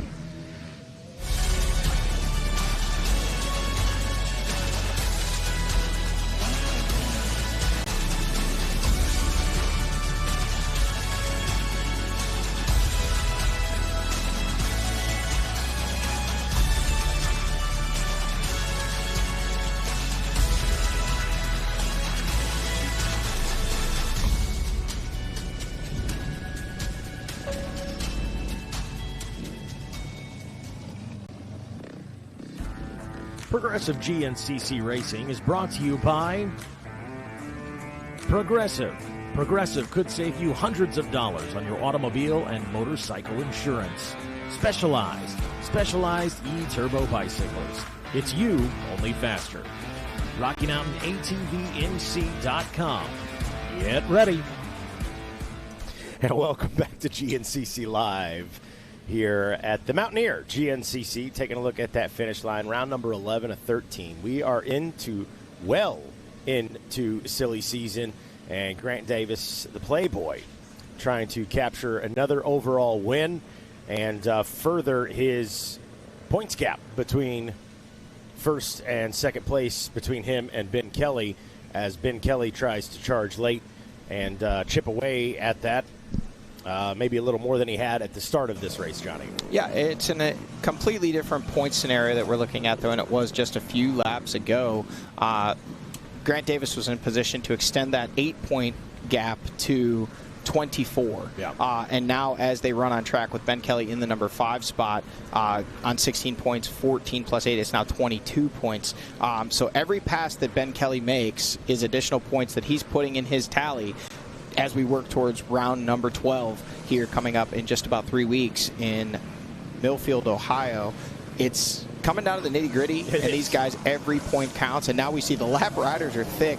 This definitely could factor into the race as it plays out here with Grant Davis needing to get around these guys clean. Again, he can be methodical about it with a minute-plus lead. He's not needing to make passes and gobs and continuing to extend that lead. It's really about maintaining at this point. Getting to the white flag as we see Davis on screen, the track really starting to get chewed up, looking like the tire itself appears to be okay. Definitely looking like some knobs are chewed up there, but he is continuing at a great pace and maintaining that gap. As he left that at about 2:34.50, we flash ahead here to, we will see Davis coming through. Lap rider's thick, though. Now he's really starting to see more of that dust kicking up, meaning that Grant now is seeing what the rest of his competitors have been dealing with throughout the entirety of this race. He's now really getting into larger groups of lapped riders that, again, are battling within their own class and their own overall. They don't realize a lot of times the rider coming up behind them is one of the XC1, XC2 riders, or even the overall race leader, meaning that they might fight a little harder. We're getting late into this. They don't want to lose positions, and that can come into play. But with a minute-plus gap, he's definitely got some time to play with. And I believe this mile 11 camera here is actually a little further back. So we should see Ashburn, I believe, on this camera shot next. Johnny, let me ask you this. And my guess is send it, bring it home if you're Grant Davis. If you're KTM, do you give him the option? Do you make the decision to a rear tire swap? Or I mean, I'm certain that they have a wheel there ready, but if he's obviously continuing to be able to keep pace and not lose any or much of that gap to Jordan Ashburn, why take a chance? A simple, a axle jamming when you're trying to change a rear wheel, not being able to get the chain back on quick enough. Any one of those things happens, and it's just another variable you want to try to avoid if possible. And can a wheel change be done in a minute and 14 seconds? Looking now more like, now it's more like about a minute 40. So there you go. Looking like he's opened up the gap even more. So I think that tells the tale of the tape right there. I mean, he has the time that he likely could change a rear wheel. Those mechanics can do it pretty quickly, but I wouldn't expect to see that here. But we've got a camera there for that reason, and we now have a white flag waving. The Playboy himself, Grant Davis, coming in, looking like some kind of a hand motion there. But I still see knobs on the tire. He's good to go, man. So what's his Grant's lap time? Is in the refresh. Last lap was a 32:23. This one 31:35. So almost. Well, he's in. Are we having that conversation? No. He said, "Whoa!" I think that was a Grant Davis decision. If I feel comfortable, I think I can send it. Yeah, they got the frustration there, and he said, "No, I got to go." So a panic button. There's still knobs. I'll show you. Yeah. I was going to say, what did you say that the lap time was, Johnny? I mean, he was over 40 seconds faster than he was the previous lap. So, long story short, if Grant, he's taking a look back because obviously he knows they were concerned about it, and it doesn't appear that he is. So, obviously we'll wait and see, but if our split was right, he's put another 20, 30 seconds on Jordan Ashburn that lap. So he's making it work. He's riding it, even if the tire itself is starting to deteriorate. It's not like it's going to actually come apart as long as it's structurally sound. If the knobs are flying off it, that tire, again, not designed for these conditions. It's designed for soft terrain, which this is anything but he loves that tire. He says, man, I can go fast on it. I ride it at home. He said even when the knobs are about off of it, it still works really well. That's right. And he's not wrong. The one thing that these riders have said about this new MX-14 from Dunlop is that the carcass itself, it basically gives them a better ride quality because it has a softer and larger sidewall, meaning the tire complies to the terrain better. So even as the knobs start to deteriorate, you may not get as much forward drive, but they're able to kind of carry their speed more, and they don't deflect off of obstacles in the trail as much, and that's why Grant really seems to like it. Now, on a pure hard pack surface, it is not the ideal tire, but a guy like Grant that rides it all the time, almost riding it exclusively from what he's saying, it's really one of those things where even if it's not ideal, you can see the hand off there. He's making it work, and I really don't think it's anything to, as you said, hit the panic button. So, and as we now check in, way faster than Jordan Ashburn that lap. 31:35 for Grant Davis, and Jordan Ashburn with a 32:11. So 36 seconds faster for Grant Davis on the lap number 6 as go-round there. And he might not be at 100%, but he's still going fast enough that he's going faster than his nearest competitors, and that's all he needs to do right now. That's it. So he just got to make it last not even an entire lap now as he's making his way well. He's approaching getting near that 2-minute mark. Yeah. With the lapse time of 2:36.59 and Jordan Ashburn with 2:38.48. He's 11 seconds, so he's 49 seconds, 11 seconds away from 2 minutes, so 1 minute 49 seconds ahead. Last lap, it was a minute 14. So he's just continuing to extend the gap. He's not really worried about that rear wheel. It doesn't seem. The only reason he's looking at it is because it seems everybody else is alarmed by it. But he's like, hey, guys, this is my scoop. I chose it. I'm a big boy. I'm going to go out and win a race. Jordan Ashburn on screen in the number 2 spot. Honestly, shows some maturity on the side of Grant Davis as well. You hear mechanics talking about how beneficial it is to have a rider that knows their machine. And this is Grant Davis from the looks of it. Now, someone from the pits may have said, it looks fine, go. But from the looks, from where we saw, our perception is Grant Davis made the decision to say, no, it's fine, guys, I'm going to keep going. You got to feel good as a mechanic when your rider is confident in their bike and their ability. And to your point, Mikey, sometimes there is cases where the team has a little more information than the rider does. And if it were a case where they had serious concerns and knew for sure that that tire was a liability, obviously there is a championship hanging in the balance. So if it were, again, a structural issue with the wheel or the tire itself where they felt it may not make it to the finish line, and he was looking at potentially a no points day or finishing outside the top 20 or falling way back in the running order, you know, that's a completely different conversation than if it's just, hey, well, we think the tire's not good, you need to change it. Yeah. And he's saying, no, I'm good, I got this. So ultimately it always comes down to the rider, unless the crew forcibly puts themselves in the track and says, no, stop, we know something you don't. But they stopped, they had an exchange. We saw Grant Davis noticeably irritated may be the wrong word, but he was ready to get out of there. We saw him kind of, you know, make a gesture and then wheelie out of there and say, no, guys, I'm going. Here comes Brody Johnson now. I think we missed Ben Kelly and Josh Strang. Look at this. Ben Kelly has gotten around Josh Strang in the running order now, so that is another spot there. Caleb Russell still trying to track down Brody Johnson. That's been going on for almost a full lap now, but Ben Kelly up to the 4th place spot. Now 18 points to Grant Davis's 30, so 12 points, meaning it would be a 20-point race. So we saw it at 26, then 24, then 22, and now 20 points as they run on the track would be the gap between your overall points leader, Grant Davis, and 2nd place, Ben Kelly, if they finish where they are. How far is Ben Kelly behind Nick DeFeo? Let's take a look at the elapsed time and see. Oh boy, 5 seconds. Mike Wachowski going by. It's a small gap. Yep, so he is now almost tracked down the 3rd place overall ride of Nick DeFeo and is within striking distance of that podium position, which would be another 3 bonus points, meaning it would be a 17-point gap going into the next round. So he's just been chipping away at it these last couple laps and these last couple miles. Ben Kelly, we know how strong he is late in these races and is continuing to march his way forward here. So we flash forward to the little further along the 1 mile mark. I believe that was Johnson we just saw go by. And there is Caleb Russell. Kind of been stuck right there. Just doesn't quite seem like he's able to track that gap down anymore. Yeah, he's still trying to chip away at it. We did not see Josh Strang in that camera shot, but on track he was about 8 seconds behind Ben Kelly. And then it was about another 20 seconds back to Brody Johnson there in the number 6 spot. So he was just ahead on track in switching back and forth between camera shots. We do still believe Josh Strang running solidly in a top 5 position there in the number 5 spot. We see our lap times on screen here, 31:35 and 31:59. Only 2 riders in the 31s, and that was Grant Davis and Ben Kelly. The next fastest lap on the board, Caleb Russell back there in that number 7 spot with a 32:03. The rest of the riders all in the 32s there.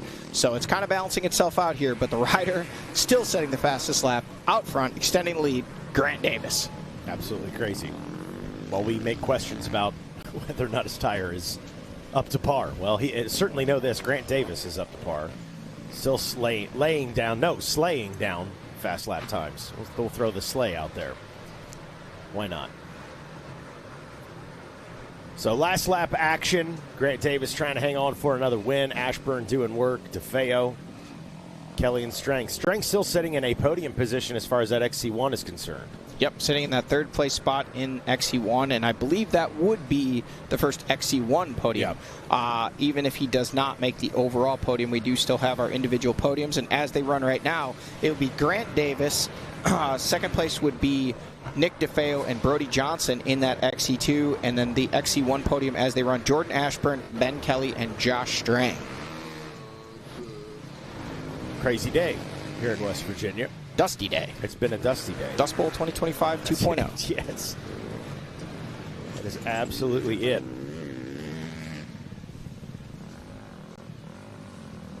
Watch a mile marker number 1. One of our lapped riders chilling, taking in the scenery, maybe the cool breeze.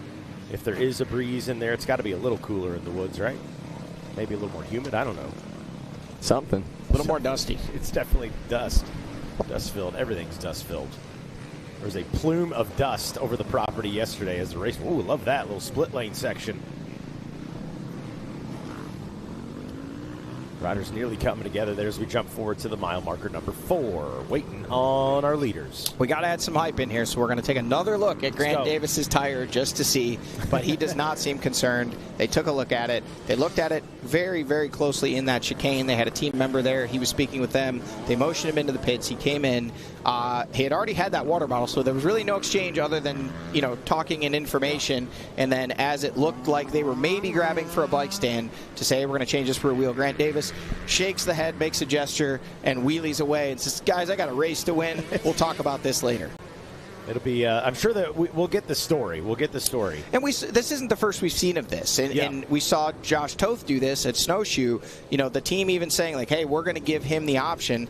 And in Josh Toth's mind, it wasn't an option. No. He wasn't in a points battle for that XC2 championship. He wasn't in an overall championship points battle. But he had an opportunity to win a race. And, if you're Stu Baylor, if you have two-way communication, which they do not, you say, hey, bring that guy in and change the rear wheel, because he ends up winning by less than 3 seconds over his team manager and team owner, Stu Baylor. But a great on-track, behind-the-bars decision from Josh Toth to grab the win at our final round before break just a couple months ago. And Grant Davis looking like he's following his footsteps there and saying, I'm going to do the same. I'm going to go ahead and make the decision. The rear tire is good to go. I made the decision. I wanted to run this tire. I'm going to ride it all the way to the finish line for a big win.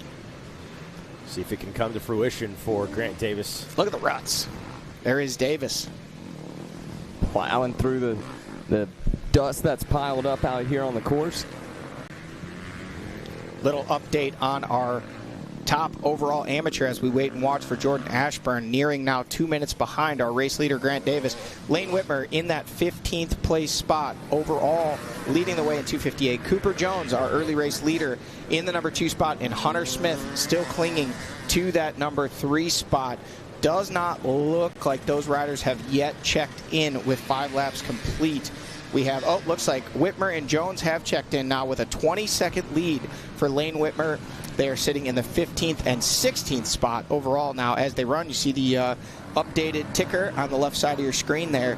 We're waiting and watching. Jack Walker has checked in now out of that XC2 Pro Lights class. 2 minutes and 29 seconds behind the rider ahead of him, which is Angus Reardon. We'll do a top 20 rundown. You can see that on the side of the screen as it updates in real time. Hunter Smith now checked in with 5 laps complete.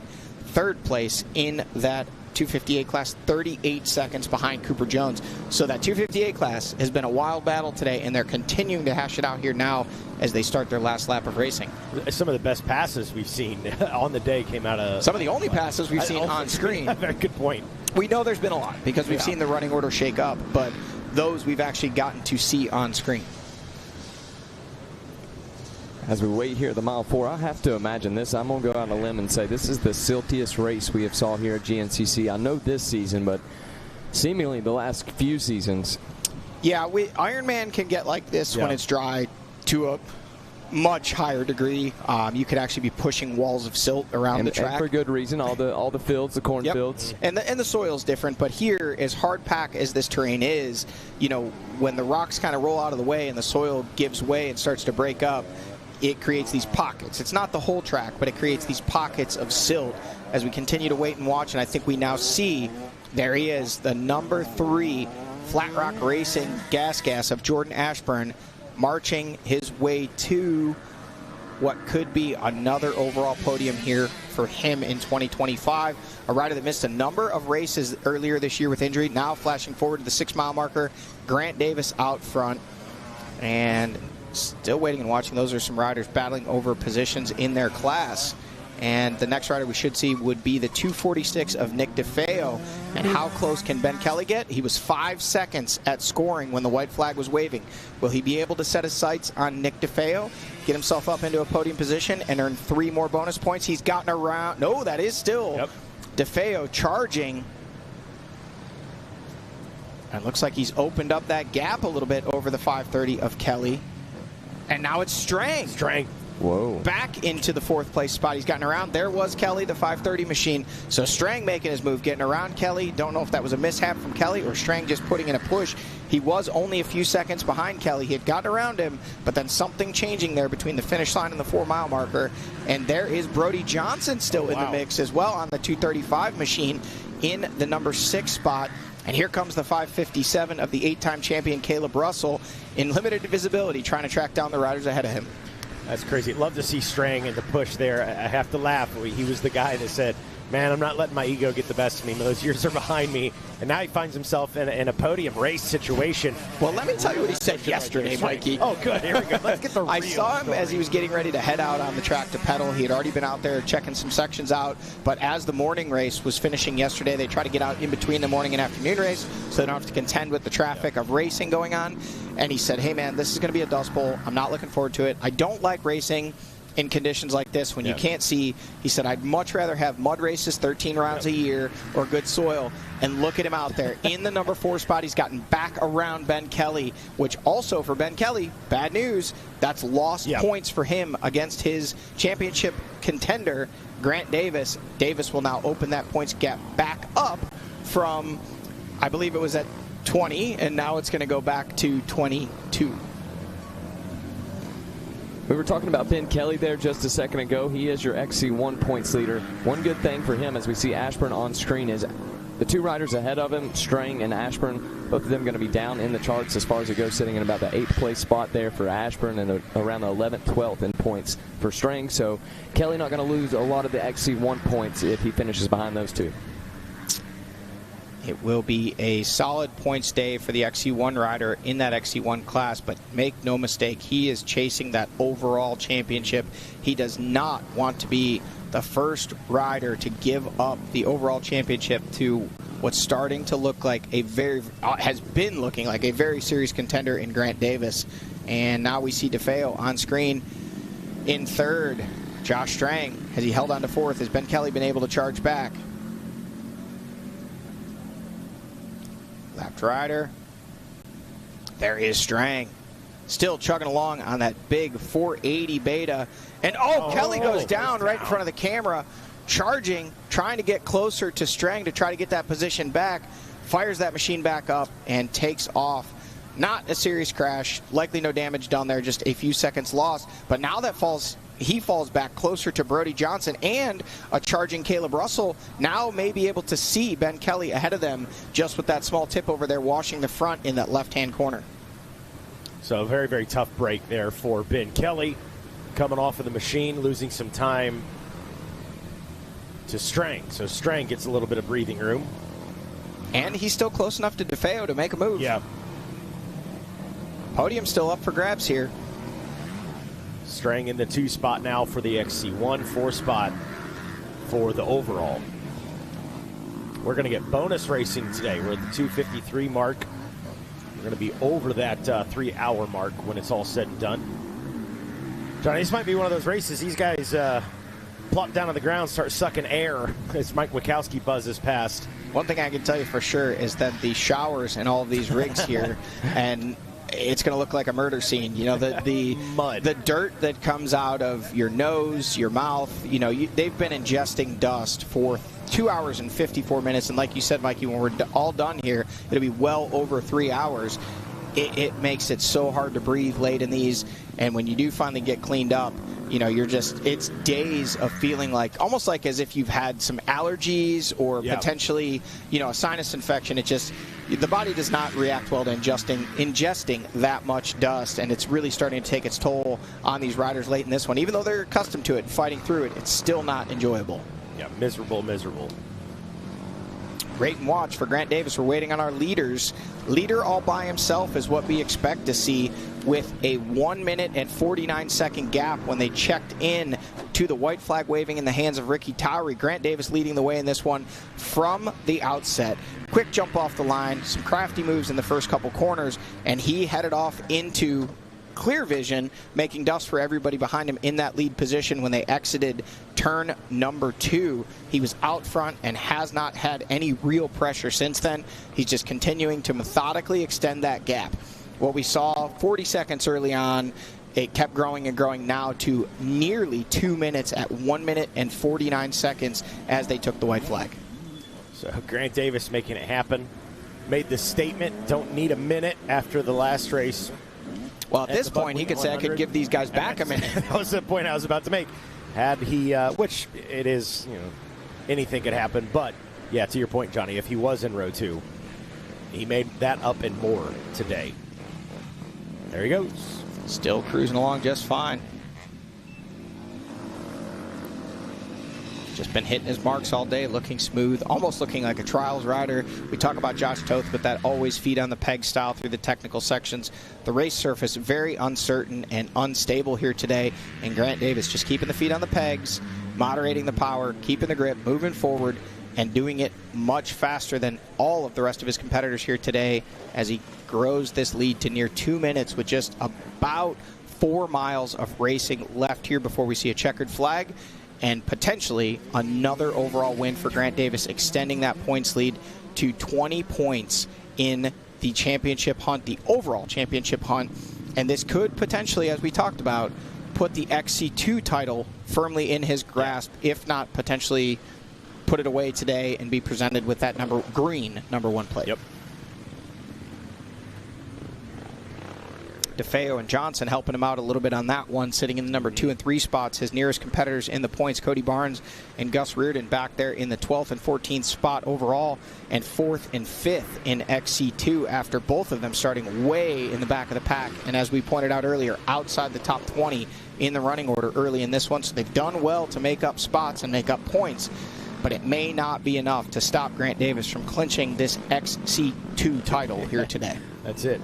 It's interesting. We're talking any other year he'd be stoked about, and he will be stoked about capturing an XC2 title. But that was the goal as of the earliest that we knew. The banquet last year was an overall championship.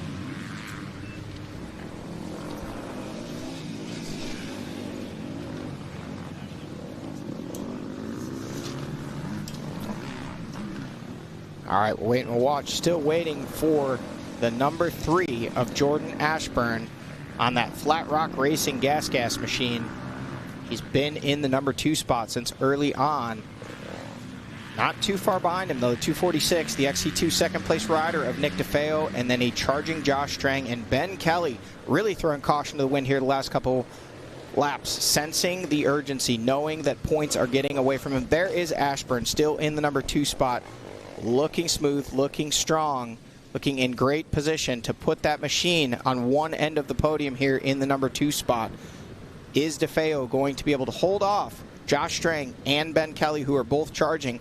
And just behind them, Brody Johnson and Caleb Russell within striking distance as well.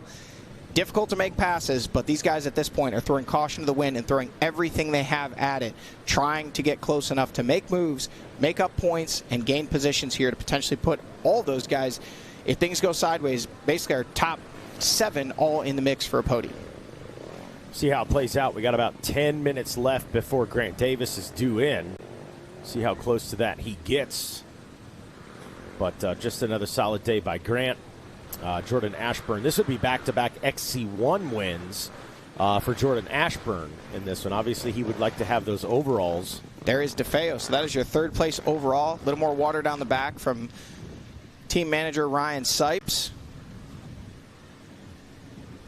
Josh Strang, look for that blue FXR gear to be coming on that red factory Beta 480RR. And there is Strang, 4th place overall. 2nd place in XC1. And now Ben Kelly has made it back to, despite the crash, back to the rear wheel of Josh Strang. Next up, Brody Johnson on that 235 Honda and Caleb Russell on the 557 Ampro Yamaha. There is Johnson. So that is 6th place overall, 3rd in XC2. Where is KR? There is Russell, 7th overall, 4th in XC1. Ben Kelly obviously knows what's at stake as far as that points championship goes. Mike Wachowski with a nice recovery after dropping from 3rd. He has stabilized now in that 8th place spot overall and 5th place in XC1. Good day for Lafferty as well. In that top 10, stayed there. It was interesting. Ryder Lafferty, never a guy that smiles too much as far as pre-race reports go. He was all smiles, joking with me, having a good time, as we see Mike Wachowski right there at mile marker 8. And I was like, man, Ryder, I love the aura, whatever you want to call it, the vibes. Just look like he's going to have fun today, and I would say he has. I think he probably feels good about a top 10 finish. Yeah, I mean, I think we'd have to look back. I don't even know that we can find him because we only have our top 20 in points. I don't believe he's had a top 10 yet this year on that Privateer Honda backed by JDP and Matto Cycle. So this would be a great ride for him to hang his hat on as we head into our final 2 rounds of racing. Definitely a confidence builder, a rider that a former, contender for that XC2 title, riding for the factory gas team when it was the Coastal gas team, and he's he's cut his teeth. Is the nephew of multi-time enduro champion Mike Lafferty, has a great pedigree in off-road racing and proving it here today, sitting in that number 9 spot. And then Craig DeLong, 10th place overall, not where he surely wanted to be today, but considering at one point he was 24th overall, he has made up a lot of spots and a lot of ground and salvaged some valuable points here as he tries to do the best he can for that Rockstar Racing Husqvarna team and keep them inside the top 10. Liam Draper has made up a couple spots. He was back in 13th after that wheel change. And then Cody Barnes, 4th in XC2, 12th. Ricky Russell, 13th overall. There is DeLong. I don't know if I saw Lafferty. Maybe not. I was looking down at the points as well, so I may have missed him. Let's see here. Craig DeLong, when they checked in, was only 5 seconds behind Ryder Lafferty, so he may have made the move. And there is Lafferty, I believe. So I think Craig DeLong has made the move for 9th place overall. Well, there you go. That almost rounds out your top 10. Things beginning to take shape. We're going to take another commercial break and come back with the finale of this one. The Mountaineer GNCC on Racer TV. We'll be right back after this.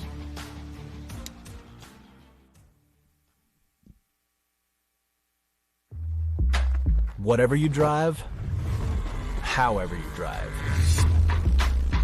AMSOIL specially engineers lubricants to maximize power, performance, and protection in your vehicles, so you can work hard and play hard with confidence.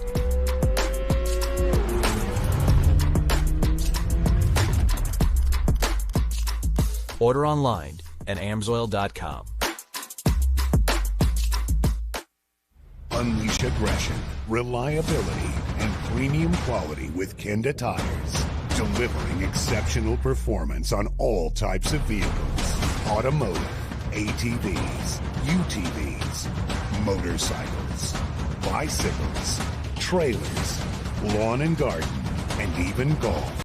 Trust Kenda tires to guide you on your next adventure. Kenda, designed for your journey.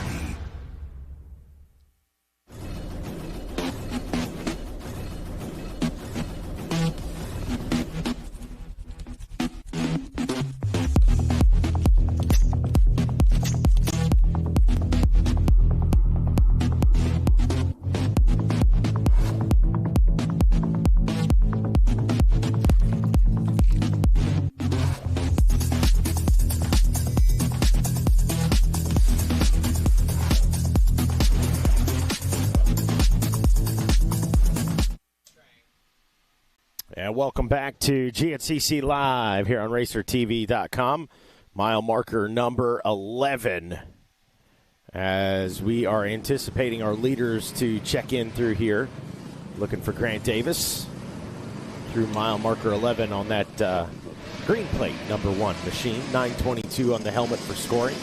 When we see him here, it'll be less than a mile until there is a checkered flag waiting for him and the reward of another GNCC overall victory and the opportunity to extend his points lead over Ben Kelly in this overall championship.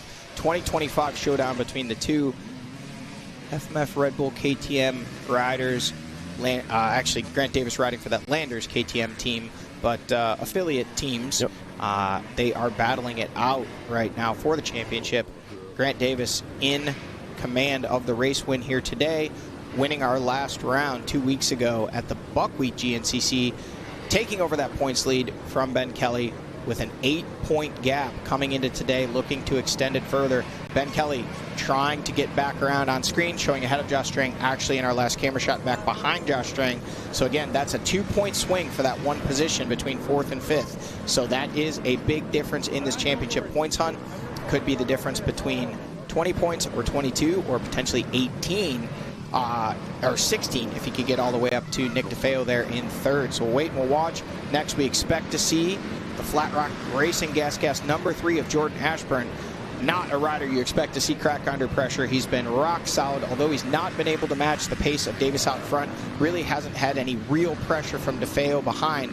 But now with Davis coming through on screen, the 922 out of Bishop in Pennsylvania, and now we're down to less than a mile to go. It'll be about another 2 minutes here until we'll wait and watch for Jordan Ashburn, Nick DeFeo, Ben Kelly, Josh Strang, Brody Johnson, Caleb Russell, and the rest to come through to round out our top 10 after a long, now 3 hour and 6 minute GNCC here at the Mountaineer. 6 minutes, 12 seconds into free racing. You guys at home paid for 3 hours. Well, you didn't pay for any of it, but nonetheless, you're getting bonus racing. There is Grant Davis, the Playboy, doing work through the FMF PowerPoint. And looking good. No problems with that rear tire. His call, the team's call, a combination of the two. Don't matter. He is making it work. And down to the nitty-gritty in this one. Poised and ready to take a checkered flag. Just keep it on 2 wheels, or at least one of them. So we wait on Jordan Ashburn on the gas. Well, this will be Davis coming to this camera shot. We're a little further ahead, I believe. Oh, I thought this was further back. No, I think this is the next camera shot. We got 3 camera shots here at the 11. This is the one after the rock garden. It is a little ways further up the trail. They kind of dip back down, do a little tier below, and then they come back up to this shot at the 11. But there will be enough time for us to catch Grant Davis here before we go back and catch Jordan Ashburn, again approaching 2 minutes behind your overall leader, Grant Davis.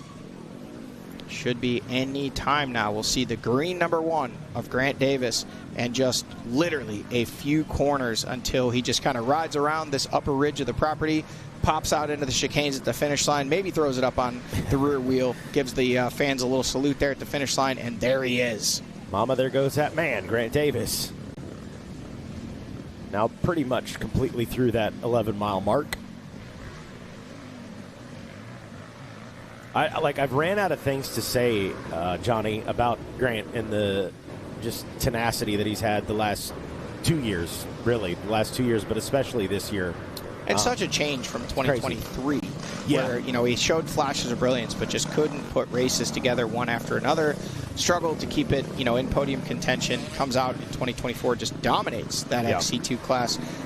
And then coming back this year, honestly, I don't know any other way to say it. I wouldn't say dominated the season overall, but he definitely is now in the position where he has the most wins, and he's looking at walking away with upwards, potentially, of a 20-point lead with 2 rounds of racing remaining, meaning really he doesn't need to win any more races. He just needs to be on the podium and forcing Ben Kelly to win races to even have a chance to wrestle back away this points. And there he is, Grant Davis. A little wheelie and some celebration for Grant Davis, and an overall win, and extends that points lead here in 2025 as far as the overall championship is concerned.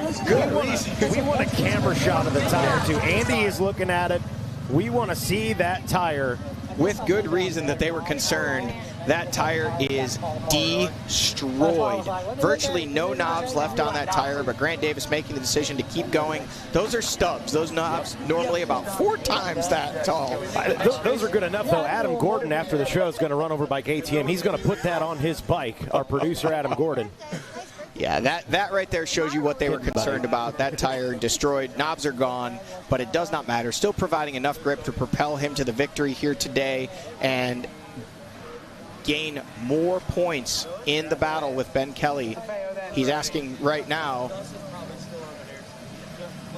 He says Gus is still over there somewhere. Wants to know where his nearest XC2 competitors are, but he's going to have to wait about another minute and a half or so for his nearest competitor overall, which is Jordan Ashburn in that number 2 spot. We'll go see if we can go back to that 11-mile marker and get those guys coming through. There may still be a battle over those podium positions. Ben Kelly was on a charge trying to get back around Josh Strang. We saw him crash on camera, wash the front. Strang was already ahead of him, but he gave up some time. But then the very next camera shot, Ben Kelly was right back to the rear wheel of Josh Strang. So that is a battle over the 4th place spot, and not far ahead of them on course is Nick DeFeo on the 246 machine, 2nd place in XC2 and 3rd place overall. You see the Liquid Molly factory beta racing mechanics there, waiting, wondering, will today be the day? Will Josh Strang make the pass on Nick DeFeo? Here comes Ashburn now at the 11-mile marker. This is the last of our camera shots at the 11-mile marker. Second place overall. Just a few more corners till he can put the finishing touches on this one, Mikey. Johnny, while we watch, and this is way too early for me to present this question, so I should probably shut up and save it for Iron Man. You always say we don't give these number 1 plates away. Absolutely correct. They're earned, waiting on Ashburn to come in here through the finish line. We have not had a repeat champion since Caleb Russell. Does anyone stand out to you, maybe as much as a young Grant Davis does, at maybe being that guy in the next year, next couple of years? A lot of things got to go right. I mean, I think the guy that is most likely to repeat, if you talk to any of these guys, would obviously be Grant Davis. Yeah. You know, if there's anyone else behind him, sure, there's a ton of talent in the field. There's other riders that are coming into their own that have been in the XC1 and XC2 class already, but Grant Davis is a generational talent. Jordan Ashburn, excellent ride for him here today. Going to reward that Flat Rock Racing Gas team with another podium, just like he did at our last round. Does it quietly, does it without all the flash and flare, but this is just what Jordan does. Jordan likes the mud. Jordan likes the rocks. Jordan likes the dust. Jordan likes the dust. Jackson Burrow, credit where credit's due. He made the point earlier. He's like, I just think when conditions are at their toughest, that's when Ashburn shines. He's absolutely correct. Oh, you hear the kids, Daddy, Daddy. They're happy to have Daddy back. He's been missing for 3 hours. He's out in the woods trying to track down rent or the mortgage payments and car payments and everything else. Doing a great job of it today. Going to get himself some bonus points, some bonus money. And is this Nick DeFeo? There we go. 3rd place overall, Nick DeFeo. Ben Kelly getting around Josh Strang up to 4th place overall, and you can see him pushing right to the finish line. Oh, yeah. Well aware, and there is Strang crossing the line in that 5th place spot overall. Still a season best for Josh Strang and that Liquimala Factory Beta team. So absolutely, you can see his wife Cam there, ecstatic. The best ride of the 2025 season for Josh Strang. Man, yeah, congratulations to Strang and that Liquimala Beta team on a solid day. He's talking about his finger was dislocated, and he's asking them to. How tough are these guys, Mikey? You got to be kidding me, man. It's just... Pull my finger, please, and it's dislocated. Put it back in place. I have a race to run. That's just nuts. T-Rex, Nick DeFeo, great day. It's funny, haha, not he, between Strang and Nick DeFeo. Both of those guys just kind of not super stoked on racing in the dusty, gnarly conditions today, and yet both men having a solid day here with the great finishes. Smile, Josh Strang. Son of a gun, good day. Waiting on Brody Johnson and Caleb Russell to check in. Looks like Johnson is in. Will lock down that 6th place position, and just a few seconds behind him, Caleb Russell now also crossing the line, 7th place overall. Your top 7 have now checked in at the finish. There is the man that was trying to get to the podium, ending up 4th place overall. We saw the crash on camera. We saw him giving it everything, trying to claw back points. He's already doing the math. You know, he knows, not happy with the way the points shook out today, but for where he was running early in the race, a great recovery for Ben Kelly, keeping himself very much in this fight with 2 rounds of racing remaining.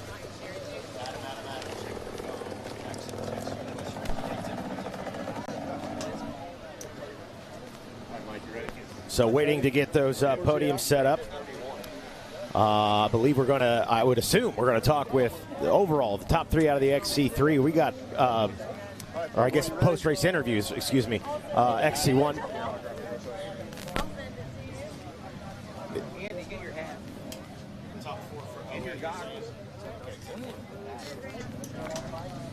So. All right, so we're waiting and watching. We know Jackson Burrell down there getting ready. Most likely was starting off with Grant Davis. We'll get his thoughts on the race, grabbing the lead early, controlling it from the front all day, and it looks like, Zach Herron actually is ready with Grant Davis, your race winner here today at the Mountaineer GNCC. All right, thanks, Johnny G. Down here with the man himself. A quick congratulations between Grant Davis and Jordan Ashburn. That's what we love to see. These guys have been doing absolute war for the last 3 hours.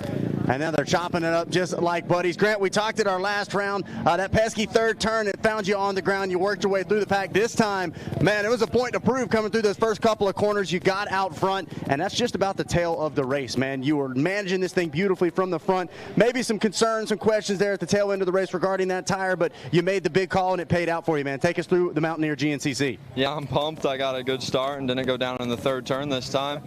And I got into the lead, and then Jordan was trying to make a move on me fast, but I'm like, oh, I can't let this happen today. So I just kind of put a big gap in. I think I had 45 seconds or so, and then I just maintained it for a little bit, and then I put a couple heaters down, got it out to like a minute and a half, almost 2, and then I just maintained it for the rest of the day. And my tire definitely made me nervous a little bit, but I stopped and looked at it, and I'm like, well, there's no bib sticking out, so I'm going to keep on going.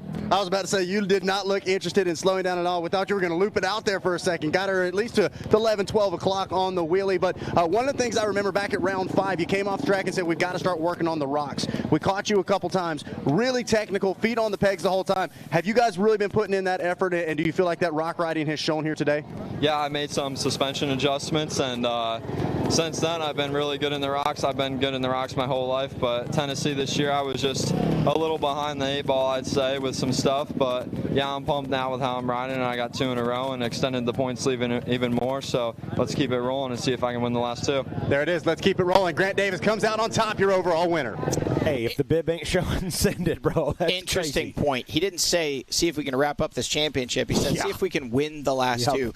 This kid, full of you-know-what and vinegar. He's fired up. He's motivated. He's riding very, very well. He's worried about winning races now with we'll have to do some math, but with Ben Kelly in 4th, that would be 18 points, and Grant Davis with 30, so a 12-point gain, meaning 20 points is the gap as we head into round number 11 in 3 weeks in Millfield, Ohio. Doesn't need to win from there. It's only 5-point gaps between first and second. Obviously, the easiest way to assure yourself of a championship, though, earn more points than your competitors. Easiest way to do that, win the race. So that's his plan. He wants to see if he can win these next 2, but he has a pretty substantial points lead as we head into the final 2 rounds. Looks like Jackson Burrell standing by with Jordan Ashburn. Yeah, again, pretty familiar with this rider, Jordan Ashburn, our 2nd overall today, 1st in the XC1 class. Make that 2 podiums in a row for you, Jordan. Take us through it. Yeah, you know, I knew how crucial a start was going to be today, and just put my head down and really focused on that, and we got a good start today right behind Grant. And me and Grant fought hard that first 200 feet in the woods, and we got down in the rock garden, and then he got out, and he was gone. I just tried to stay back as close as I could, and ride safe, and yeah, fell a couple of times in the big new single track section on the back of the track, but yeah, kind of maintained first half of the race about 40 seconds to a minute behind Grant, and then we pitted, and I knew some of the other guys. They said they were coming, and I was like, all right, just ride steady, ride strong, and they won't be able to get up to the wheels. So that's what we did. Well, congratulations here on this podium finish. Hey, I saw you've been doing some hard enduro riding. Saw you had some good results here recently. Did you take any of that experience out on the track today? What did you think about today's course? I'd like to say I did, but it's so different. No, but there was definitely rocks out here, but you just kind of had to float on the track and find the smooth lines through the dust and just kind of search for it. It was really hard to find to go the speed you needed to go and not hit the ground. Well, Jordan, I know you wanted on the top of the overall here, but nonetheless going to be the top of the XC1 class. How does that feel, and how you feel going into the next one? Oh, it feels good. You know, that's 2 XC1 wins in a row. That's a record for me. So it wasn't an overall, but Graham was riding great, man. I can't. Yeah, great job. And yeah, I'm happy. I'm tickled to death, and the bike's working good. The team's jiving, and man, I just want to thank my Lord and Savior Jesus Christ. Yeah, got to have some candy now too. So. Getting pretty weak, but yeah, the whole Flat Rock Motor Club, Gas team, Tanner, Jameson, my family for being here, everyone at home for watching and cheering me on. Yeah, thank you everybody, and good day. Time for him to enjoy a snack. That's Jordan Ashburn, your XC1 winner and your 2nd place overall. Get that man some sugar and some electrolytes. How about that, Jordan Ashburn? Letting it all hang out on the track here today, Johnny. And that does just show, I mean, these guys have to go really deep to run this pace for this long. You know, 3+ hours today, 3:08.41 was the lap time for Grant Davis. Jordan Ashburn 3:11.38. So actually that gap extended out to almost 3 minutes. 2 minutes and 57 seconds was the margin of victory for Grant Davis today. Dominant performance, but man, these guys leave it all out on the track. So if they're a little loopy sometimes in the post-race interviews, they got a lot going on. Yes. And a lot of stuff being thrown at them, trying to remember the sponsors and all that as well. But looks like Jackson Burrell is ready with our third place overall finisher. Second place in XC2, Nick DeFeo. Yeah, I'm here with T-Rex, Nick DeFeo, third place overall here today. Nick, take us through it. Got off to a good start and basically stopped being a little pansy and tried to ride like my old self and be a little aggressive. Grant and Jordan got away, and then it was me and Mike riding together, and then after Mike pitted, and then I got around him in the pits because he stopped for a filter. But after that, I pushed, and then I was catching up to Jordan, and then second to last lap, I crashed in the bike-only section, tucked the front, dislocated my finger, and then stopped at my mechanic to pop it back in because it would not move. And then I don't know who was behind me that was coming, but we had a good battle to the end, and then I really did not want to give up third overall. Tough as nails, man. How about that, popping the finger back in? Well, Nick, of course, getting that big win there, round number 1. I'm sure the season from there on hasn't went quite the way that you wanted to, but how does it feel to be back up here on the overall podium? Oh, it feels really good. I really needed this one. That was pretty low, and then this one really has made it really good. No doubt. Well, congratulations on it. Hey, we've been talking about the tires a lot. Looks like you're not far from one of those scoop tires. What did you think about it out there today, and how did that thing hold up? I thought it was the best tire out there. Hey, it held up for you. It made it through to a third place overall. You can't beat that. Well, Nick, how you feeling going into the next one? Pretty good. I got the bike good. Hopefully we just carry this momentum into the next 2 rounds and end off with a bang. All right, there we go, everybody. Nick DeFeo, your third place on the overall charts. I believe we are also going to get a word with Ben Kelly, second in XC1 and fourth place overall. We heard some revving there off camera. It was Cooper Jones. Yep. He was able to get back around Lane Whitmer and wrestle away the top amateur and win in that 250A class. So that was a battle all day long. We got to see a lot of that on screen. I believe that may be Cooper's first win of the season, and that rider really coming into his own and grabbing himself a win and a top am. He will get to get interviewed on the overall amateur podium here in just a little bit. See riders still trickling in, and it looks like Zach Heron may be ready with our XC2 second place and fourth place overall, Ben Kelly. Hey guys, yeah, I'm down here just past the finish line. Ben Kelly having our team race breakdown, man. Take us through a dusty, wild Mountaineer GNCC. Really put on a late race charge, worked your way up to that number 2 spot for XC1. Take us through kind of the mindset through it. I know the points are in the back of your head, but man, it was impressive to watch that late race charge. Yeah, I mean, that was just dumb. It's no one's fault, but conditions like this, it's just stupid.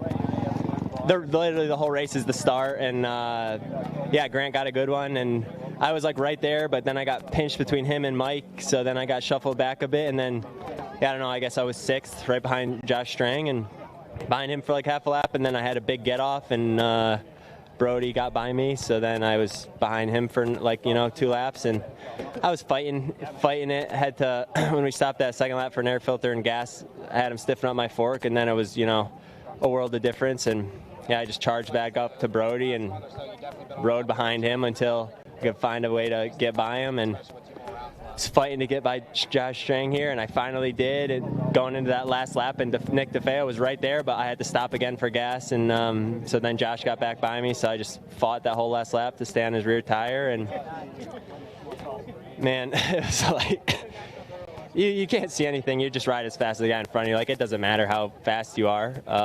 So yeah, I just fought to stay as close as I could to try to do something here in this last quarter mile where there's mud, and got super close. He made a mistake. We got super close. I just stayed right in it, and I just hit the worst silty dust rut around the outside and blasted across. Complete blindness, but just sent it because I need as many points as I can, and yeah, I was lucky enough to get that done, and is what it is. Did the best I could. Just is what it is. Just sucks. Hey, you balanced risk versus reward, and you took it all the way down the wire, made that last pass, and who knows, that could be the difference in the overall picture, right? Yeah, we'll see. Still 2 races to go. Just need to be better, and is what it is. I mean, you're out there risking your life the whole 3 hours, and you're not even trying to go fast. Just is what it is when conditions are like this. It's dumb, but like I said, got to get the start. No excuses there from Ben Kelly. Did what he needed to do, worked his way up to a number 2 spot in the XC1 class. Well, there you go. Very obviously, I think dejected would be a word for that. So these guys give it everything. You know, he came into today 8 points out of the championship lead and leaving here 20 points behind. So losing 12 points on the day to Grant Davis, understandably frustrated. But 2 rounds of racing remaining, far from over. Absolutely correct. Watching a little rock climbing there with the dad and the kids. And we'll take a look at a specialized race recap, a Dust Bowl, a understatement of a Dust Bowl, and our salute to first responders. Want to throw that out there as well. Pretty cool opening ceremonies throughout this weekend. Getting the fans hyped up to race. There's your 2 points leaders, Grant Davis with the overall points lead, and Ben Kelly sitting in that number 2 spot as this one took off. And everybody out of the XC1 and XC2 on the row number 1 here today. And it was Mike Wachowski grabbing a whole shot for the XC1. Grant Davis grabbing it for the XC2 class. And there you can see, looks like Ben Kelly shuffled back to about 5th place. Into the woods we go, and Grant Davis, Johnny, flawless. Obviously, there were some questions. Will the tire hold up? It did. It was chewed. It was mangled by the end of it. But we just saw a lot of this today. Just Grant Davis being in control, never pushing it too hard, and another solid ride by Jordan Ashburn as well. Yeah, Ashburn giving everything, trying to get up close enough to Grant, but not quite able to keep pace. Grant Davis just extending the lead throughout the day. Jordan Ashburn rock solid in the number 2 spot. You heard him say he tried to give it everything he had, but just could not match the pace of Davis out front. And coming home in the number 2 spot, you know, it's a good day for Jordan Ashburn. Filter changes, the story of the day, all the dust. You see it here again with Ben Kelly coming in, getting that filter swapped, allowing the machine to breathe even if they can't. This guy taking a breath in the middle of the race, getting himself a little nap. But again, out front, on the rear wheel, knobs on the tire or not, Grant Davis getting it done. Ben Kelly putting in a charge late in the race to really bring this one a little bit closer in the points, but 20 points is the gap. Obviously, Grant Davis, even though he's out front, not immune to that filter getting clogged up with dust. You can see these guys bringing him in, changing that filter. Jordan Ashburn out and about in pursuit, but the gap just continued to widen. Yeah, that gap got pretty substantial. Ben Kelly trying to stay in the fight, had some great battles with Josh Strang throughout the day, just trying to, I hate the term, but a point salvage day for Ben, but he is running out of rounds to do that, as that young man right there, Grant Davis, just continued to put out a blistering pace out in front. Nick DeFeo with a great ride there today. That was the moment where they were wanting to change the rear tire of Grant Davis, and he said, hey, the tire itself is fine. There's no bib sticking out. I'm fine, and continued to extend the lead, carrying it all the way to the finish, and another win. Nick DeFeo rounding out the podium in 3rd. Jordan Ashburn in 2nd, and what a day of racing in very, very tough conditions. Sensing the frustration on a lot of these riders after their post-race interviews, but Grant Davis, no frustration there. He just said, yep, did what we want to do, want to come back and win the next 2. So a dangerous man right now. Absolutely dangerous. Taking a look at your top 10, Davis, Ashburn, DeFeo, Ben Kelly, and Josh Strang, who rounded out the top 5. More on that in just a moment. Brody Johnson, KR, Caleb Russell, Wachowski, Craig DeLong, and Ryder Lafferty. We got bonus interviews for you. We want to talk with Josh Strang from that beta team about his ride today, and I believe Zach Heron standing by with Strang now. Hey, thanks, guys. Yeah, back it down here, post to finish, was just chatting it up with Maverick Strang, the son of Josh. He gave you a little pep talk pre-race, man, said we got to get this thing on the box, and we delivered. All jokes aside, Josh, an incredible ride here on this Liqui Moly Beta. Wearing multiple hats, team manager, XC1 pro racer as well. You've talked about finding that balance early in the season. Really seems like you got things worked out for you now. Yeah, it was a good day. Yeah, we talked to you earlier, Maverick and I. And, you haven't seen him on the podium in the micro race for a while, and we kind of chuckled because you haven't seen me in a really long time. So it's good to be up here. I was second just till right here at the end, and Ben was going fast those last 2 laps. And I was using my craft to dust him out as much as I could, but I couldn't stop him there at the end. So it was good, man. I'm stoked to be up here. It's been a long time. Yeah, well, and not only just to come up here as a rider as well, but to kind of represent the whole team. I just saw Jack Walker ride by. It's really been impressive to watch what the team has been able to build over 2025 as well. And your results have been steadily improving. We talked a little bit, getting the bike more and more set up for you, and it really seems like you're in a good spot for now. Yeah, I came on board. I wanted to prove that the bike is capable, and I know I'm on the downhill side of my career, and I'm okay with that. But this bike is really capable of doing well. So to be able to get up on the podium here and prove that it is worthy, that's exciting. And once I step away from racing, it's really exciting for who we can get coming through and contend for a championship. My championship days are behind me. But if I can get podiums like this today, I know it's dusty today, but I feel last week, 2 weeks ago at Buckwheat, I was fast enough to be up there. And things are coming around and clicking. Everyone under the Leaky Molly beta truck is doing more than their fair share of work. So it's good. There it is. Josh Strang showing what he's capable of, as well as his team and his machine. Well, Johnny, very, very cool stuff coming from Josh Strang. You heard Zach talking about it there, wearing multiple hats. Josh Strang saying, I'm no stranger. I'm in the twilight of my career, man. I know my better days are behind me. But Josh Strang, maybe the hat he hasn't talked about is being the salesman for Beta and selling, 1, the bike, and 2, a rider out there that maybe needs a ride. If I'm Josh, I say, listen, if my old butt can do it, your young butt can do this. Yeah, and I think, Josh has really been singing the praises of that Beta 480RR since he had the opportunity to ride it, and finished out the season on a Beta last year after some differences throughout the season, parting ways with his former employer and team. And he's been solid, he's been building, and he's really been singing their praises. And you could say it all you want, and people want to believe you, but on days like today, putting it in a top 5 overall and 3rd place in XC1, proof is in the pudding. And it was tough conditions, and he brought that factory Beta through for a 3rd place in XC1 and 5th overall. So like you said, he's showing it, he's not just saying That's it. That is absolutely it. Johnny, big takeaways from today. What do you say? Speechless. Grant Davis. I mean, a big victory, near 3 minutes, just a few seconds shy of 3 minutes. He was the story of the day, getting the start. We know that was a huge, huge advantage for him, but he executed. Everybody knew that coming in, that was going to be an advantage. Despite being on a smaller bore 250cc machine, he willed himself to the front. He got the lead and marched away throughout the day. I think that's the story of the day. I think that's it. Maybe I think the big question mark. I presented the question way too early about maybe is Grant Davis that first guy that's able to repeat since Caleb Russell was winning all those races, winning all those championships. We'll have to wait and see. We still have 2 more races to get through. That is going to wrap things up for us here today at the Mountaineer GNCC. We've got more coming up on Racer TV. We're going to be part of the broadcast for donations and at the Ironman Raceway at the beginning of October, and then we'll be back to the GNCC side of things for round number 12 in the John Penton GNCC. I'm assuming we're going to have some special things to recognize John Penton. Rest in peace to a trailblazer in all things, not just off-road racing, motorcycles in general. And then, of course, we have the season finale, the Ironman GNCC, to close out the year. On behalf of our crew here at Racer TV, Jackson Burrell, Zach Herron, Johnny Gallagher, our camera operators, Josh, Adam Arndt, Leah Myers, Adam Atkins, Kirsten, Mike, John and Jack, as well as our drone pilot, Gabe Schull, our spotter. A big welcome back to Hollywood.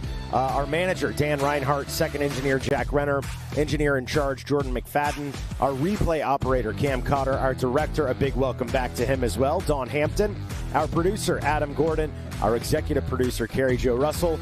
I'm Mikey Waynes, and you've been watching GNCC on RacerTV.com.